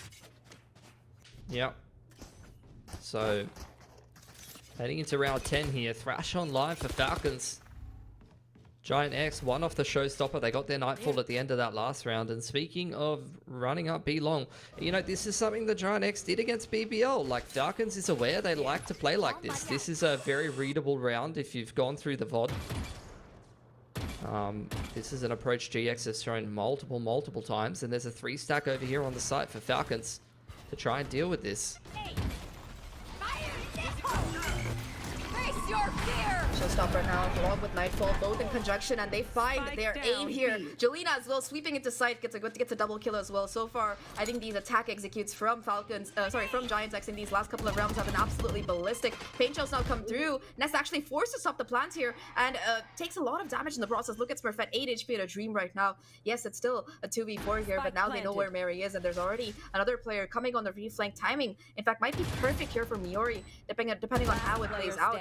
And it's going to be a lot of heavy lifting on Sandra. Unfortunately, not going to be able to find anything. And with the Pain Chills, with the Paranoia, Mary's just a sitting duck. Miori happy to clean that one up as Giant X get to round number 10. Win round number 10, rather. Yeah, and I mean, it doesn't matter if you're 3-stacked on the right side, you're ready with reactive util. Giant X, I think you put it perfectly. Like, yes, they invest double ults there, but their executes just seem to be way too good. Like, they just do not seem to be holdable. It feels right now, I mean, it's hard to know, like, when you don't see all the individual pieces of util, but it feels right now that Giant X's executes are just better than Falcon's reactive util. And that's just what it's coming down to. Because Falcons are not in bad positions, they're not having bad reads, you know. But they still just cannot hold those B hits. And Giant X is recognizing that too, and they're saying, let's just do it again. Yeah, I mean, if it ain't broken, why try to fix it? This time, though, Sandra at least able to get the first blood. Again, these sheriffs coming out huge, and that Aftershock not even able to get the kill here, so that's just a double kill to come through for this Falcon squad. That could be to swing back into this round that they really need. Nesto bounces back. Thrash invested as well, unfortunately, from this close range, not going to be able to find too much, and those are the trades that we were really looking for here. Thrash as well, with that drop, not going to be... I don't think you're going to be able to really retrieve it either for that second usage with how Giants X are kind of eyeing it like a hawk. This position from Mary, though, is quite interesting. Ready for the rotation already. She is camping the TP. And if she gets even one kill, the showstopper's online here. Singular TP committed to from Ness. 2 players TPing now. They're all committed into the TP. Mary gets the first. Showstopper rips straight away. And down goes Jolena. Falcons upsetting on the half by the Sheriffs connecting again. And Mary perfectly positioned to punish the TP rotate. And Mary, just like you said, positioning really good. Incredible shots to start off with, of course, for Falcons with that double kill. But yeah, they just don't check the corner. Mary able to just completely clean house there. I mean, as soon as I saw her in the corner, I was like, all right, if they TP, they're not in a good position. And Mary just proves me right. So Falcons, after about 4 rounds, finally get themselves together and are able to win that thrifty round. Giant X, of course, after those 4 rounds, are going to have the economy for this final one. But I mean, no ultimates available for either side. It's just going to come down to the gunplay. And with all the conditioning they've done on the B side, and quick execute seems to be the call here for Giants X, and they take Tower's control in like 4 seconds. Yep, Growler goes up on towards A short. Mary trying to play on the top of triple. Miori's found Sandra in the meanwhile, but Mary is just getting her multi-frag on again. Second Paint Shield is going to zone these players back into short. U-Hawk control in the favor of Giant X, but that's about all they got going for them right now. Mary's still looking to fire and do damage on side. Gets a third before she gets shut down here. And with that snake bite, actually going to push a player, push Ness out of the corner, but not able to get the kill. Still a 2v3 situation. Both Miori and Ness looking fairly healthy here. You really don't want to give them that 2v1. Goes for the swing off the back of the flash. Doesn't connect, and Ness is there for the punish. Exactly what I mean. You do not want to give these two players 1v1s, and Ness takes full advantage. She's quite low though, so this is still a winnable round for Toki. They don't know exactly where she is. The haunt though gonna be broken. That's the Q here, and I wouldn't be surprised to see that TP rotation coming through. There we go. Yep, double TP. Spike handed over to Ness. She is the lower of the 2 players. And Miori not even going to cover the plant, just going to straight away go into elbow. Ness staying on the site. This could potentially split up the duels and give 1v1s here to Toki, but the wrap has come through beautifully from Miori. She's played ahead of that. And I think that, honestly, juggling the spike back has thrown off the plant timing in the head of Toki and means that she's actually not ready for that elbow rotation. So, good stuff from Giant X, to be honest, fighting their way out of a very terrible situation. courtesy of Mary, who hits 3 beautiful shots. The problem is, it felt like the rest of Falcons were just whiffing. Like, almost nobody else did anything after Mary gets that massive 3K. Despite the spike not going down, despite it not being some kind of crazy post plant, they just couldn't win the duels in the open space on B there. Yeah, Ness, Or Ness on just, A, rather. Ness just went absolutely ballistic. Like, I could feel it that, do you have a 3v2? Please just peek together. And instead, they just peek one by one, and Ness and Miori between them just absolutely clean up house there. So, a round that should have gone the way of Falcons rather, but Giants X, they steal it away, which is, I think, fair retaliation for that Thrifty, all things said. Now, though, sideswap coming in, pistol attack here for the side of Falcons. Is he actually going to be able to push this player out towards the corner of U-Hole? But there's still 2 players holding down the angle here. They break that plant. Spike got to be dropped on site, and they get that first blood as well. So now Falcons in a very awkward position. This is the only problem with Gecko. If that spike gets dropped, it's going to be very difficult to retrieve here. That said, though, Madvi at least able to swing and find Jelena, so that's a huge kill to start off with. 4v4, and they go for the rotate. Yeah, Bathroom's control was a big problem there, so I like the fact that Falcons has gone back towards this big site. Viper's still alive, so Wall can go up, and Giant X can really attempt this flood on the retake. There. Oh, here we go. Giants X, they get that first kill. Toki gets shut down, and again, the haunt towards, oh my god, the haunt towards this hookah area, able to actually get so much damage done. Wallbang headshots galore here, and now it's just gonna be Emma in a 1v3. She's been incredible before, but I'm just shocked to clear out the angle to push her out of position here, and no one's even defusing the spike. Everyone's just going in for the peak. Not gonna matter for much, though, as Miori gets a 3rd kill on the round, and another pistol goes to Giants X. I think the record, the map 4, so the record is 6-2. Giants get 2, Falcons get 6, Falcons get 2, if I'm not wrong. Yeah. You're very brave. We're 4 maps deep of casting, and you're trying to do maths. Like, that is respectable, honestly, Zach. I love that. The only time I used my engineering degree. Fair enough. And yeah, you're right. Gecko's pretty perfect outside of the whole losing the spike in the middle of the open space thing. He's my goat. Giant X, though, continuing to show this resilience. It's a big pistol to win. And now they must conquer the scarier of the 2 pistol rounds, anti-ecoing against the Sheriffs. And they're not playing any games here. No one's on any pistols. We're buying up, and we're trying to make sure we win this round. I honestly appreciate that, but I don't think that Smurfette likes that very much. Just a clean deal, headshot to the head, and yeah, nothing much that Smurfette really has left to say in this round. The full buy, already 1 casualty being taken means 1 less rifle in this bonus round here, and it's looking a little bit tragic right now, but still 4v5 situation, numbers in favor of Giants X. They just have to be careful about how they play this role, and Sarah gonna re-clear showers, which kind of gives away the game that alright, Spike is still towards this B site. Recon, it's gonna be coming through here, but unfortunately nothing really connects, and Sarah towards showers, getting revenge for fallen comrades right now. Perfect zoning as well with the help of the concussion. Concussion for concussion, flash for flash, but Madvi pushes past it, and I was actually able to get the kill and retrieve the bulldog here. Huge. Oh my god, Toki's flanking. How has this happened? This round is such a mess. Falcons inside bathrooms. She can make all the difference. There's so much of a whiff. At least she's got a bulldog instead of having to reload the bloody Sheriff. And Ness now left in an unwinnable situation. Heaven crossfire. Wingman putting that plant down. 2 players inside bathrooms, and she's got a bloody Spectre at these ranges against 3 rifles. It's happened again, Zach. This is unreal. I don't even know how many thrifties we've had today. At least 4 or 5. I would like the analyst us to probably do a breakdown counter after the series as to how many thrifties we've had. But yeah, this definitely seems to be one of them. And like you said, just breakdown is the perfect term, because that's how I feel right now, watching all of these Sheriff rounds win. Unless she can pull this off somehow, but that's a nice double peak for Falcons. And dear Lord.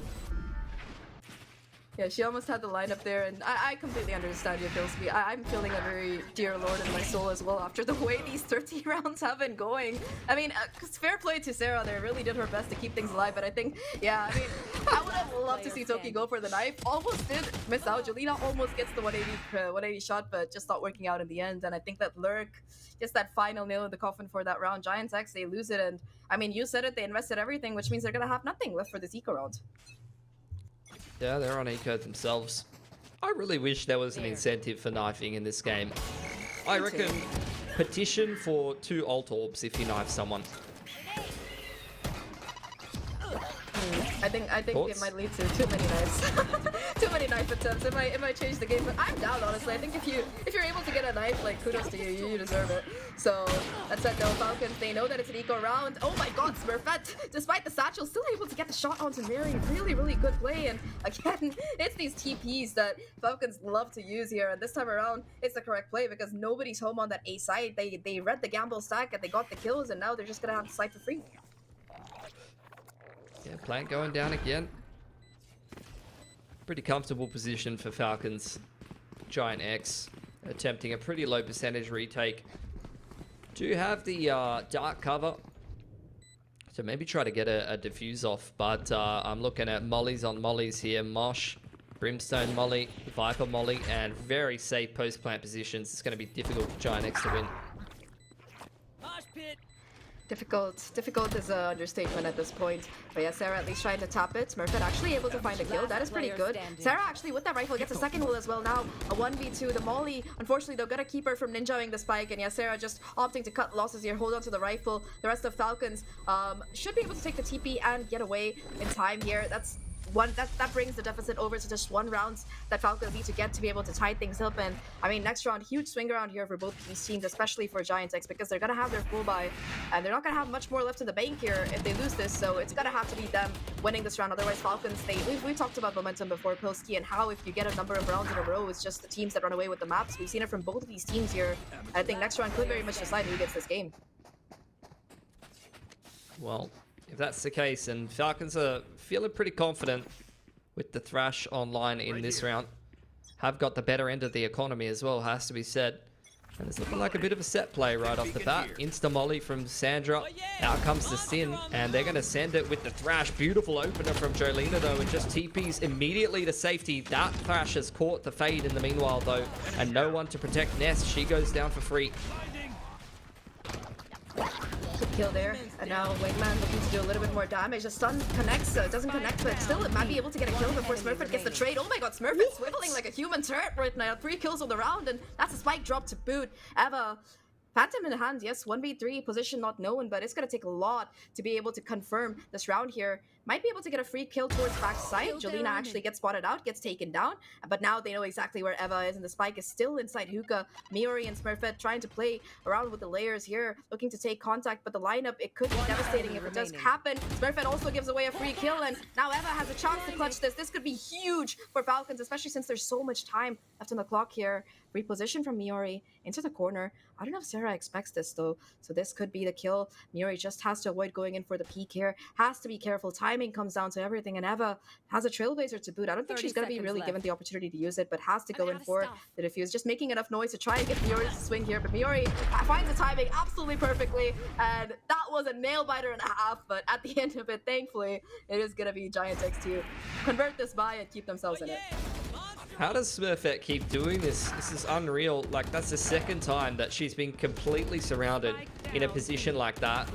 Someone's hit the TP behind her. She's just 180ing like no one's business inside that Hookah entrance. Like, that is not a position you should get 3 from. Honestly, you should be getting traded every day of the week. And with how close that round gets, like, Giant X, honestly, like, whatever you're paying her, you got to double it. She is just keeping them in this grand final right now, especially on this map. Buy comes back through from Falcons though, and it's a bit of a bitter one after unsuccessfully securing that last, being unable to secure that last round with the Thrash invested, and with that big multi-frag from Smurfette, she's got the rocket online. Jolina opting to just fall back instead of really try to contest that Dizzy because of how much utility does get barraged sometimes. Smoke dark cover does come down here. Paranoia ready in case somebody tries to push through or jump in, but instead this dark cover is going to be doing enough to kind of cut off the Falcon squad from really being able to get into sight. Just a bit of a default play, nothing really too hasty. Falcons know the import of this round. Yes, it is a little bit of a awkward buy here with Sandra having nothing but a Sheriff, but the rest of them, they've invested everything they have in here, and they're so close to a lot of these crucial ultimates as well.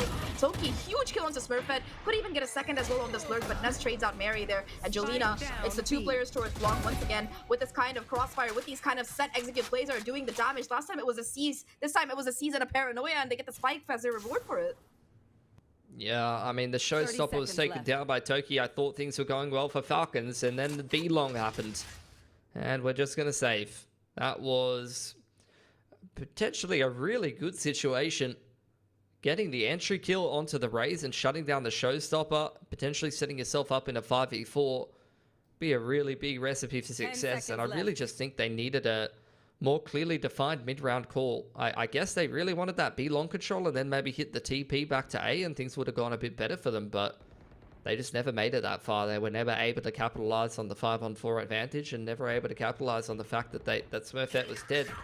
Now, 4 players will survive for Giant X. Falcons will save 2 guns that they can't even really buy around. And this is looking like it's going to 5 maps again, Zach. I do agree with you, Pilski, and if GX can make this reverse sweep happen, it's going to be absolutely epic, I must say. I mean, you know, historically, these two teams, this is the 3rd time they're facing off, and the last 2 times, I think Falcons did find the better of them. So we're well due for some revenge from this Giant Tech squad if they can get it together.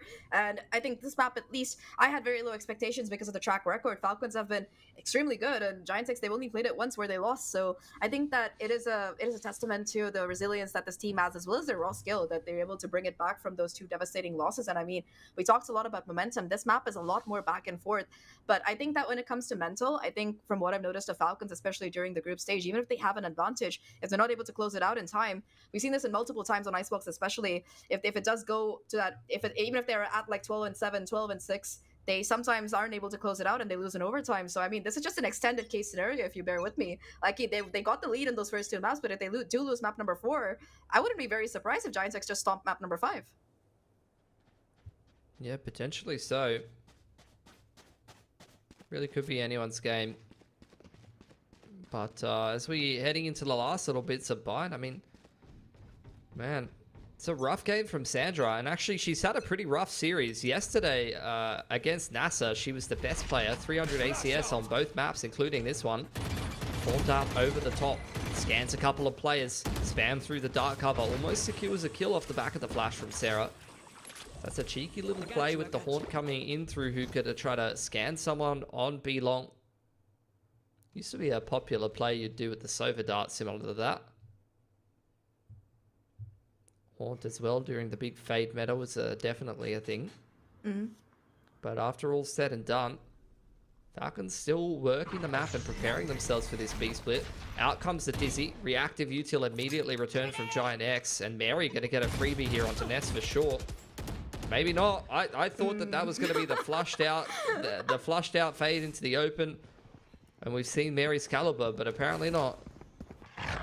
Let me play devil's advocate here. We've also seen Ness pull off some absolutely insane plays, like especially that 2v3 round which her and Miori got together. That was mostly Ness being able to hit some crazy nutty shots. Now though, at least Falcon able to get themselves onto the side, look to get that spike down. Miori and Sarah once again though, I think Miori has just been so consistent in this map, being able to find these frags off the back of the utility, and the rest of Giant X as well. They're not sleeping anymore. It's just going to be Sandra left. I mean, you talked about how Sandra's been having a bit of a rough game, but I think in a 1v5, even if you have a Brim ult, even if you have your multi, there's just not much you can do. Maybe you can try to find a couple of kills yet, but not even Sarah, not even if Sarah has something to say about it. 3k for Sarah, gonna be able to get the defuse and that Rolling Thunder online, and 7-11, look at Giants X Pilski. They've got the money, they've got the ultimates, they got everything they need to bring us to map number 5.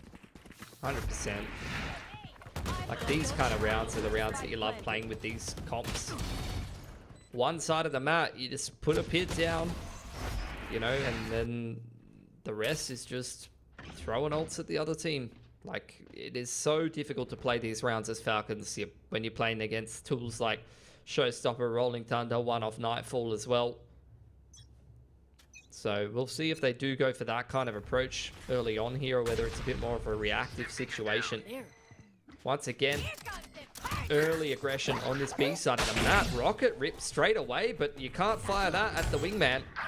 She's going to send it into spawn and finally finds the majority of Falcons. Still connects with 2 on the rocket after a bit of an awkward exchange. Toki again finds another kill on short A, and despite the rocket finding 2, the rest of Giant X can't really contribute. For a second, I got really excited, and then I got really confused, and then I got really excited again, and now it's just going to be Sarah in a 1v3. I mean, Toki does have quite a far back position, so Sarah, I mean, does have technically, might be able to isolate a duel or two. It depends on where she's going to be going, and it looks like she's actually going to be going for the flank all the way down towards Showers. I think the first player that she's going to have to take point of contact with is Mary. Towards Showers. So, again, the post plant, 2 players towards CT, 1 player just watching for that exit from Showers. And sure, Sarah has the Rolling Thunder, but I really don't think we're going to be seeing it used unless, of course, there's like some kind of situation where she gets it down to a 1v1. It's going to take an absolute miracle, especially with Sandra being the one to go in for these jump peaks. I don't think she spotted out Sarah's head. Oh, there you go. She did, and Mary, with that off angle, just confirms the kill here. Really nice round from Falcons. Despite losing 2 to the Rocket, like you said, they're able to bring it back and just hold strong and get those kills. Yeah, I think Giant X just really trying to force the issue down the middle of the map, despite having really strong ults to be able to play the mid to late round with. They really wanted to just go for this market crunch. It's something that they showcased a couple of times in their game against BPL with a decent amount of success. Falcons again just going to go for this B execute right off the bat. Pit and Rolling Thunder available to be used reactively. Actually, the fault line going to be keeping Falcons back for the time being. Orb goes up with the snake bite inside. Smoke's down. But execute going to be committed to nonetheless. Rolling Thunder now though, here it comes. It's a crunch play from the TP, and it's absolutely perfect. Jolina gets that first kill, Mappy gets shut down, and they're looking for even more here. Sarah just charging forward. Everybody stunned, everybody concussed, and that's the momentum shift you really need. Nightfall coming in to boot everything in the kitchen sink, just being lobbed at Falcons, and Falcons stuck between Hookah and the TP just get absolutely pummeled. Toki, a lot of low players to find here. Trying to take this 1v1 with Sarah, but unfortunately copping the C's. What can you really do? At that point, Giant X bring themselves to map point. The reverse sweep is a possibility here, but the fact that Mary fires a rocket into the TP and kills no one is ridiculous here. Look at that rocket. 3 players standing inside the TP, 0 die. 2 players on like 8 HP and 1 on 50. That is absolute robbery. That showstopper sometimes is, you wonder where it goes. I mean, right now it's going to match point for Giants X, and they've still got that Viper's Pit in case they want it for like a retake or any other situation. The mosh doesn't quite connect. It's okay, Matt. We still love you. Just have to Thrash though, so it's gonna be able to at least clear out a little bit of space for the rest of the squad as they go forward. Thrash also gets a nice little stimmy boost here, so gonna be able to cover a lot more territory very aggressively right now, I would say. That said, though, the rest of Giants X, it does seem like they're opting for more of a retake play. You do see Miori trying to push into U-Haul, actually succeeds. So that's going to be a huge position being held right now. But 5-1-5 retake, let's see how much we can do, especially with Jelena TPing over. They're not getting the pit down. Like, the Toki is still holding the flank. They have a pit to fight with in this round, and it's just not going to have any impact. In comes the retake here for Giant X. Miori has already cracked on the opener. Round 2 of Thrash at least tries to stop the defuse that gets tapped, but doesn't really detain anyone. Sarah just going to be able to take half the defuse through without too much ado. Smurfit gets a kill as well, so now it is going to be a 3v4 situation. Toki and Mad V between them, they're finding so much damage right now, and the Orbital Strike gets invested as well, though it's completely unnecessary. Mad V, the hero of the round, takes that mosh pit, not connecting personally, and Falcons, they stay alive here, get themselves 9. Giant X, though, I mean, the good thing there is they got the Orbital Strike out of the way, so I can hear them breathing a sigh of relief at this point. I mean, Madve is literally solo in U-Haul here with nothing but a Sheriff and gets 3 kills. That is the caliber that she brings into some of these rounds. Absolutely ridiculous that she's able to have that much impact in the forward position, because if you lose that U-Haul play, you lose that player that's playing on-site, then things get a lot more difficult in the post plant when you're stuck behind the controller util a lot of the time. Pit invested on short A here for Miori. Slow default from Falcons. You can see Giant X once again waiting for that B long control to come in. Ready with that trap player, the Paranoia and the fault line. But Falcons have had enough of getting hit by all that util. They're going to go and take Hookah instead. Still, 5-on-5 time fairly decent remaining for Falcons. The problem here is they have hookah control, but where do you go from here? Toki on the lurk as well. Smurfette holding the off angle on. Toki just walks into that headshot angle here. Perfectly done. The rest of Falcons, they look to approach into the side, and oh my god, Sarah actually caught in the open. Ness at least gets a trade. Yes, Jolina goes in for the re-swing, clears to try and clear out long, but doesn't actually spot anything, so that's a little bit rough right now. Han's gonna confirm there's still some players around this B side. 4v3 situation. Time half the way down. You have to go somewhere, and it does seem like the call is towards his B side. Ness still positioned towards his backside. Actually gonna be caught out in the open, so Sandra takes her down there. And unfortunately, Jolina as well completely gets shut down thanks to the molly and the double peek from the rest of Falcons. So even though the advantage was there in the beginning for Giant X Falcons, they pull it back, and now it's a 2v3 retake that we have to do. We have to pull off if you're a Giant X player. I mean, easiest way to lose that advantage is just to try to take your ones like that. Mad V up on the off angle, completely unchecked. They weren't even aware she was there. The Raze goes out first, and Miori seems to have no idea either. That round again. Big win for Falcons, despite maybe not a favorable scenario. Love that from Mary. We've seen so many, and look, it comes from the comp, but also the setups of Giant X. We've seen so many rounds where they are so reliant on the reactive util. They are so reliant on the other team throwing a little bit of initiator util, making a little bit of noise in a certain part of the map, and then they pull the trigger on their trap. What's the contact to that? What's the counter to that? I mean, I already gave it away. You just walk in contact, just dry it. Nothing to react off of, and you walk into people with util in their hand. Yeah, I mean, last round was definitely that, you know. I think Falcons, they tried to go for the big explosive, and this time Mary just decides to waltz into the B side. Actually takes down Sarah there, like you said, so I think the quiet play is working out more. The thing is, Giant X, they've had so many chances to close out this map so far, and they've missed 2 of them. They have 2 left to go unless they want to let this go into overtime, and unfortunately their history isn't very good in overtime, at least in the past. That said, though, I think this round, it's going to unfortunately be a bit of an eco here. Not much money left in the bank for Giants X. No ultimates to work with either. And for Falcons, I mean, their priority here is to try and conserve these ultimates because they know they have the money advantage. You really don't want to end up wasting the Thrash or the Viper Spit. They just need to win 2 more rounds to be able to take it to OT, and then it's a clean slate again. This round, you got to do everything you can to get Smurfette and Old Torg. Make sure you get that showstopper online for round 24 if possible. Dizzy onto B long. Haunt up over the top, doesn't find too much. Sarah ready to set up Smurfette as soon as this wall goes down.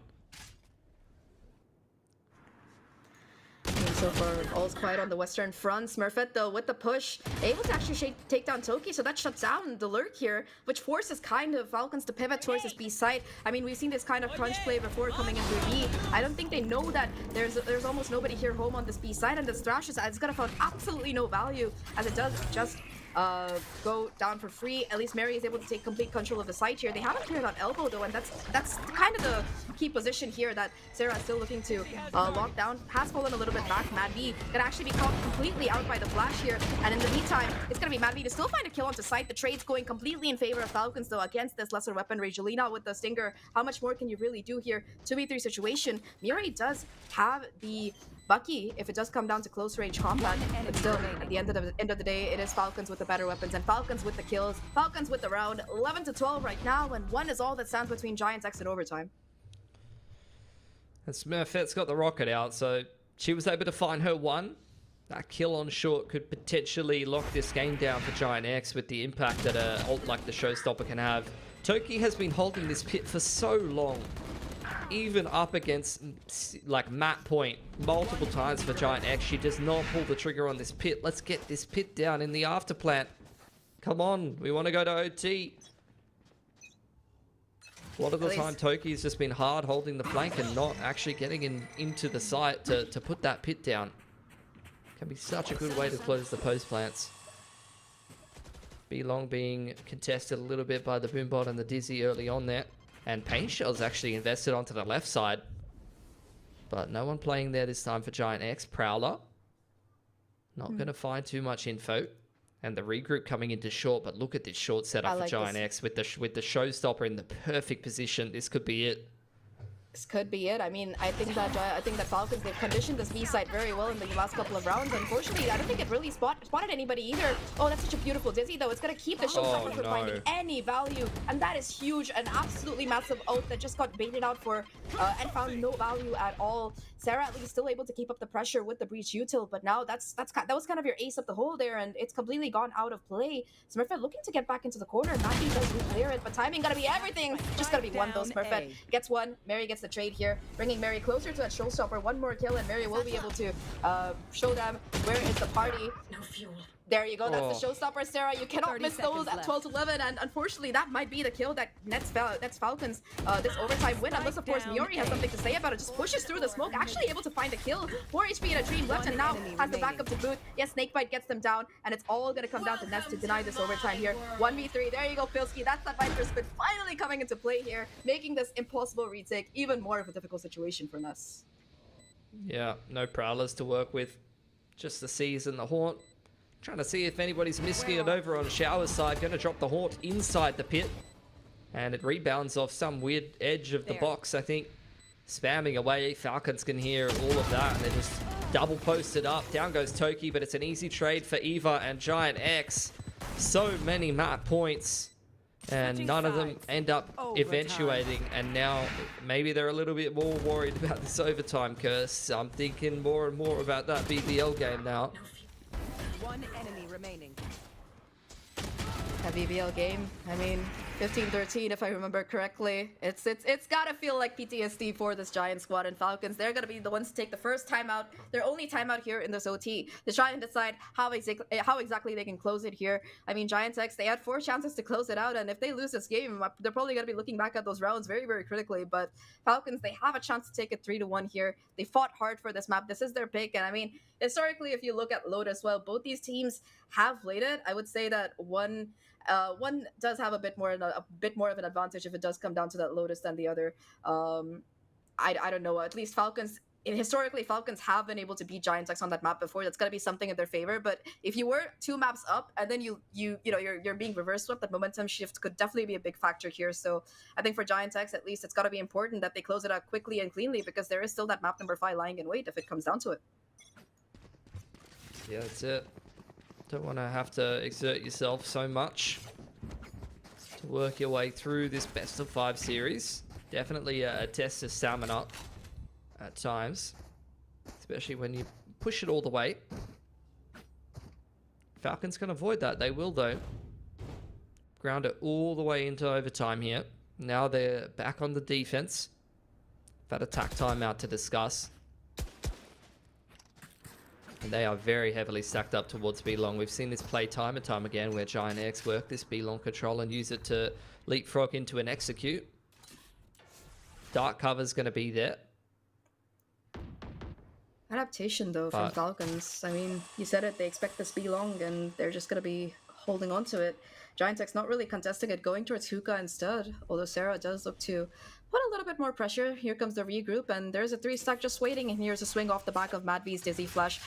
There is so much utility right now, and if this isn't a sign to Giant X to kind of seize this angle of approach, it's going to take a lot for them to really come back into it. It's just contact right now, no boombot, nothing really invested here. The contact play, the contact peek, and the contact kills. Smurfette gets that first blood. The flash swing is there, though, and only going to be 1 kill for Eva, unfortunately, as Sarah gets that trade to single player advantage now for the side of Giant X, and they know for a fact that there's at least 1 or 2 more of these players in the spot. Jolina swings, gets the kill onto Mad B. Just Mary and Sandra left right now in a 2v4. How much more can you find? How much more can you do? The Haunt actually doesn't catch anybody here, so Mary's position could be the game changer. Does get spotted out, though, and it's gonna be Sandra to find one, Mary to find another, brings it down to a 2v2, and suddenly a 2v4. The absolute impossible. Falcons, they pull it together, get themselves to match in series point. Huge multi-frag from Sandra, Mary as well. Both of them just swinging from behind and inside the tube. Breaks that round apart from Giant X. The perfect read from Falcons. 3-man Dizzy Flash, Sky Flash to follow up. But I think the reality is they committed so much to the trap play, they just didn't have enough shooters. It was only Eva just like trying to flash herself onto the line and actually convincingly swing off the back of that when they lost Toki close be long. They had one person swinging off that trap, and that just wasn't enough to actually mop up Falcons there. Like, we just needed someone to confidently swing in there, or an extra person, or even the Raze nade in the swing, whereas the Raze was watching Hookah. At the end of the day, though, it doesn't really matter if your trap works or not when you can just take aim duels 2v4 from the middle of the B side and win out the round. 2v4, man. That is a round that has got to hurt for Giants X. And yeah, you can see the impact here. You got to be calling for the timeout as well. They do not want to lose this map. I mean, you can't really say it enough here. But for Falcons, we've talked about these momentum shifts, Bilski, and that's 5 rounds in a row right now. They've got all the tools they need to close it out here. And I mean, historically, while their attacking side has looked a little bit iffy, I think towards the end they figured out the strategy there, which is just to go for those contact plays, go for those fights. You're winning them anyway, and if it does come down to it, we might even be getting a full-on brawl down towards B short, looking at where these players are positioned. This is the market crunch, and there's 4 players here for Falcons. This round's about to be a mess. There we go, stun there, made there. Not gonna really be able to catch out any of these players, although the boom bot, it is gonna find, look at this angle here being held. Mary actually gets shut down though. Smurfette with a huge kill to start things off with. Loki though, on the reflank here. Like I said, it's just a full-on head-to-head brawl right now. Numbers in favor of Giants X though, 2 versus 3 situation. The only thing is that if Toki can get a kill or 2, if Madvi can get a kill and get that spike down, it's going to be the Thrash available for the post plant. But I think that with the time left on the clock, it's important for Falcons to try and get a little bit more space, a bit more information, and a kill. Oh, she's farming the ult. She's getting the Thrash. Yeah, she can get the ult if she gets the plant down now. Toki contesting spawn side. Spacing looks very good for Giant X here, though. But Mad V definitely going to have the Thrash in the after plant. Only a 1-for-1. Smurfette's now got the rocket as well. That's a problem. She's already popped it, and Mad V retreating into the safety of U-Haul for now. Still very doable. The reflank gonna be there. Actually spots out the player. Trigger discipline coming through. I don't know if they're gonna be expecting this. Smurfette gives away the 1v1, and we still have Thrash available. I think that you have to go in for the peek here, and oh my god, Miori wins it out. Maybe the non-usage of the Thrash there is, pardon my English, which is completely dead from that round, was a bit of a mistake, but we go again. Miori, I said it, she's been the hero of this round so far, of this game so far, and that round she definitely stepped up huge. Absolutely. Really could have gone either way. And the multi-frags in overtime making all the difference there. Great orb farming from Mad V, putting her in a position where she could have potentially invested the Thrash there. Thinks better of it, maybe not sure if Miori's sticking the spike or not. Could have been a problem. Either way, into double OT now. And Giant X sizing up this A side. There's 3 players here for Falcons. Paint shells being exchanged back and forth, and in goes Smurfette to U-Haul. Flash not going to quite blind Sandra, and that was not the entry path that you were looking for. The Omen and the Raze hit the deck straight away, and Falcons are dominating this round. Down A. Yeah, I mean, just Madvi and Sandra between them cannot be shut down, and Mary just for the final touch here until Lucia flawless in overtime for Falcons to get to round number 14. These last couple of rounds have been so back and forth here, but now with the flawless, no timeouts left either for Giants X. It's just gonna have to be a possible game plan to try and execute on this defense. I mean, I like this change. I like this change up that Giants X had. It was just a little bit careless, especially that flash from Sarah. I think it blinded Smurfette just a little bit ahead of it. Not waiting for it to get into that U-Haul, and Sandra just happy to take advantage. Very, very unlucky round. Yeah, I've seen them do that same play a couple of times, but usually, I mean, a couple of times I've seen the flash into U-Haul itself rather than on the left wall there, so yeah, small detail that makes all the difference there for Giant X. Mary sending it up into Hookah right off the bat, putting a lot of pressure on the middle of the map, but Falcons getting ready to go for this A execute. Can see height advantage for Smurfette here. Sarah ready with the reactive U-tilt. Out comes the dog from Eva. Everything on the line here, and Giant and Falcons, they're charging forward down this A short. Pain Shell is gonna at least cut off this approach temporarily in conjunction with that stun, but unfortunately not gonna really be able to catch anybody out in terms of damage, so it's still gonna be a fairly healthy looking Falcon squad on this A side, and the information is there as well, because look at how far Ness is pushed, especially with these smokes coming in. They know that A is gonna be where this execute is imminent right now. Wingman looking to get the flash down here, does get broken by the aftershock, so once again Spike gonna be dropped in kind of an awkward position. Perfect tries to tank the flash, actually gets the kill, and denies the platform coming through for now, but still 4v4 situation. Both these teams, Giants doing their best to keep the spike from going down here, and with the amount of flashes and everything, it's so much damage being done. Toki though breaks the facade. Good. It's just gonna be Ness on the flank right now, left alive, and there's nothing to be done here. Falcons, they bring it back to win in overtime, 3-1. They are gonna be going to the grand finals, and they are facing up against G2 goes in tomorrow. Oh, but did Giant X make them work for it, Zach? Especially after how clean those first two maps were. Icebox was a super solid showing from them, and they had so many map points there on Bind. They're definitely going to be kicking themselves that they couldn't close that one out. Very, very unfortunate. Couple of thrifty rounds lost in there, couple of clutches that could have gone either way. That's the kind of lower bracket final series that you definitely keep thinking about, but we're going to end up with the same storyline here. The scriptwriters feeling a little less creative, unfortunately, and once again, we'll have a grand final with both Falcons and G2 here for Series 2. So, look, that's enough from me and you, Zach. Let's throw it back to the analyst desk to break down this map.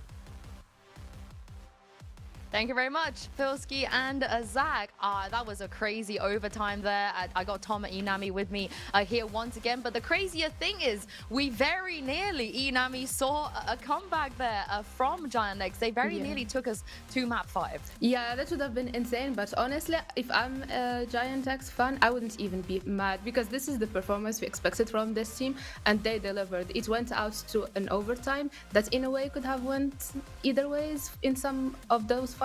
So I wouldn't be so mad if I'm a Giant X fan.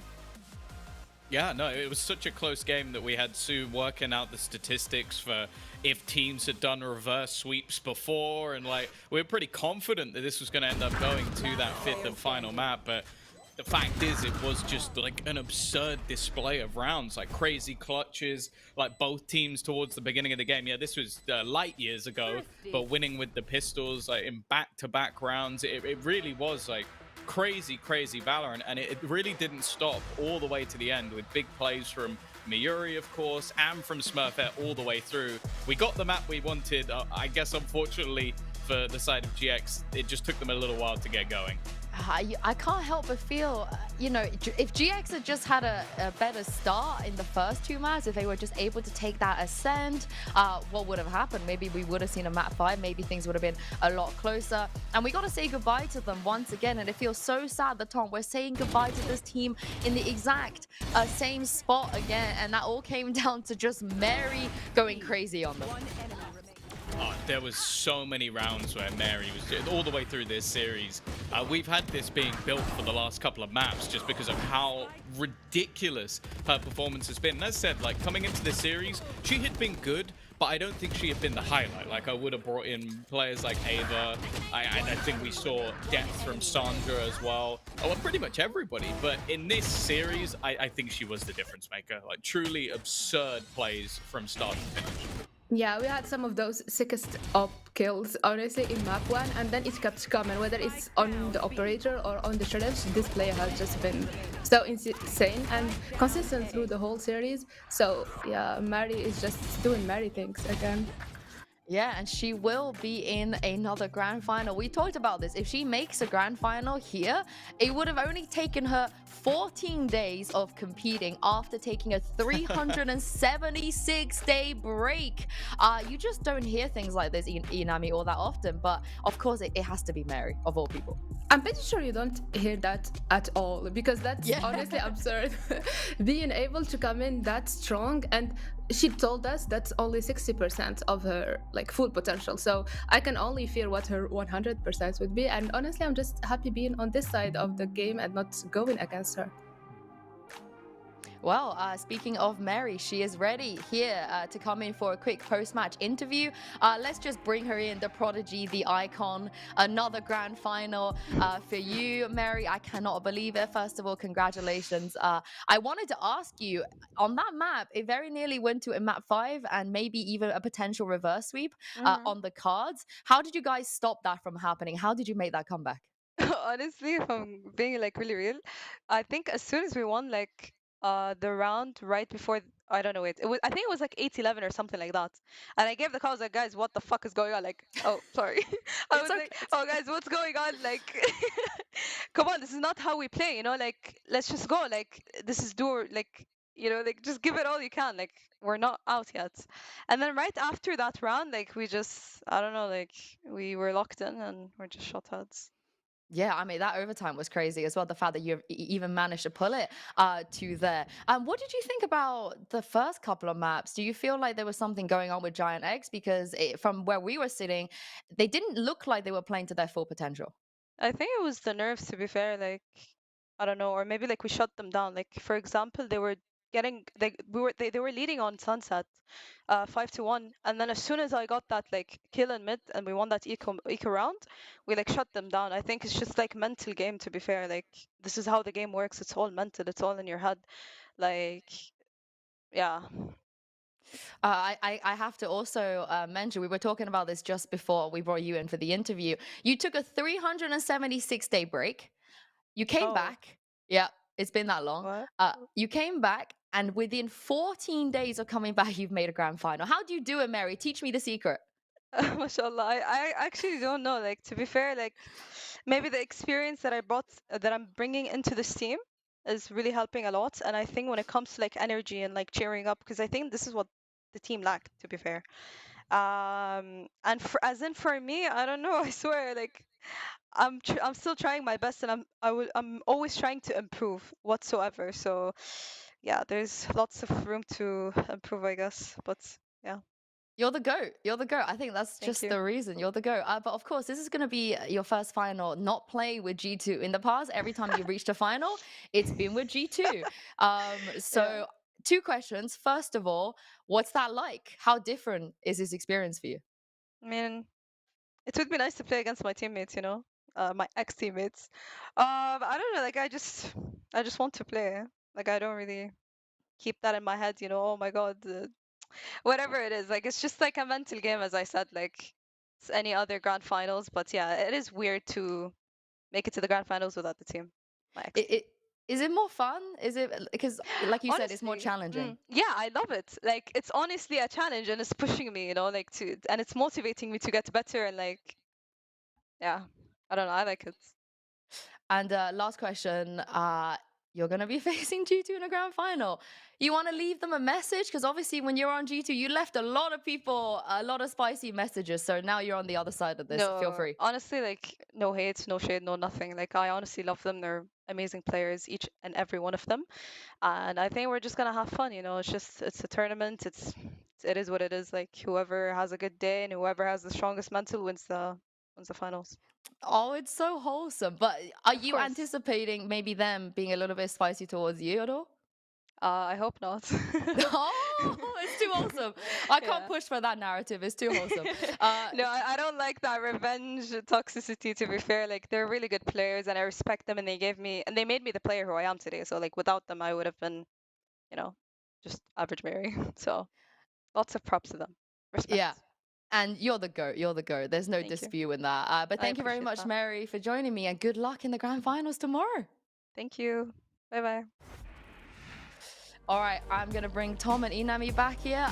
You guys, she loves a challenge. It's just like we were saying before, no one else can do this. Nobody else can take a break for this long and then come back and immediately get into a grand final. But here's the thing, I'm not gonna be here tomorrow, so I'm also not gonna give you my predictions, but I wanna know your predictions, Tom and Inami. Who do you think is gonna take it tomorrow?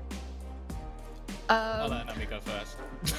I think it will be a hard one for Falcons, just because of they mentioned that they're still working on their map pool, and being on the the upper bracket gives G2, of course, the upper hand on the veto. So I think it will go on the side of G2, but I'm pretty sure that Falcons will give them a fight.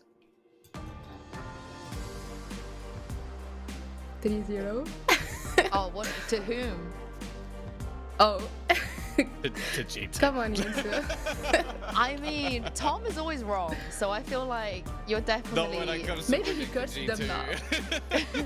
You are always wrong, but I feel like that's the easy way to look at it, right? G2 are going to be the favorite. We have a graphic to show you guys. I didn't quite catch what graphic it was, so it's going to be a surprise. Oh, contenders, of course, contenders, so important. We've stressed this before. This week, a lot of our players who are in the tournament right now came through contenders. Falcons as well. We've seen a lot of great teams, great players, and Tom, just bat chest contenders. Come on. Well, it's your way in. That's the way. Like, all of the teams that you see before you have either gone through contenders or they pick players up through contenders. So I would say that it is the best opportunity to get yourself noticed or potentially get into the league itself. Yeah, I totally agree. Like, even if your team doesn't make it, you can easily get picked up by any other big name or big team. So just go over it and show us what you're made of. Yeah, don't be afraid to sign up. Like Tom and Inami just said, you never know what's gonna happen. You could one day be here playing against these players, but this is the thing now. We have our final two. We've come a long way. We've lost some great teams on the way here, and it seems like this year at least, always coming down to these two teams, G2 and Falcons. We've given a lot of props to Eva. I just want to say that Eva is not just in her second consecutive grand final, she's in her third grand final, because when she was on BBL, she was in a grand final before they qualified to champs. So again, she might just be one of the best players we have here in the tournament. Yeah. Yeah, she even took some games from G2 before as BBL. So yep, everything can happen. Yeah, and I believe, as we see here, finishing her third here on stage 2 has given Giant X 45 points. The points will scale, and by the time we get to the stage 3, if you win the whole thing, you directly qualify. And we talked about this before, Inami. This is where G2 could slip up a little bit. This is where somebody else can come in and get that direct qualification route. Yeah, G2 always made that stage 3 more spicy, and yeah, that's your chance. Even exactly, like, you can go sign up now for contenders and maybe be there next season and make it to champs. All right, let's take a look at the schedule, which there's one game left. What will it be? It's, who would have thought, it's the grand finals between G2 Gozen and Falcons Vega. But yeah, that's going to be the grand finals tomorrow. It's going to be very, very exciting. It's going to be a rematch. We've seen this before. But thank you very much, Inami and Tom, for joining me today. Thank you, of course, to Zach and Pilski on the cast as well. We're going to be back tomorrow for the grand finals here at VCT EMEA Game Changers. So you guys at home definitely don't want to miss it. Have a lovely rest. Go watch the football. Let's go England. And we'll see you back here tomorrow. Yeah, it's true.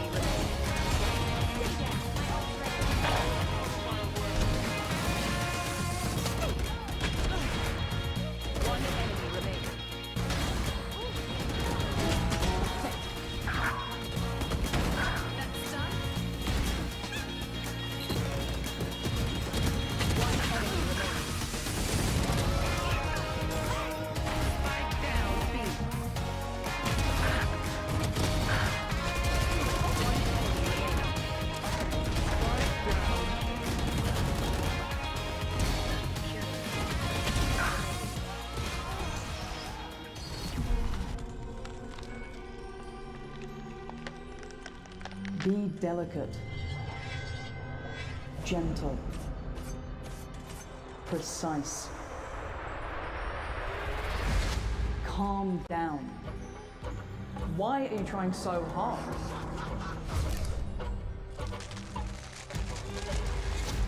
Isn't this too much for you? Aren't you scared? Don't play, don't compete, stop complaining.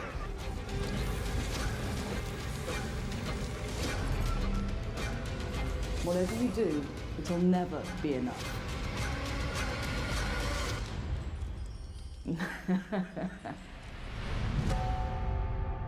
Greatness comes from within. Just wait and see.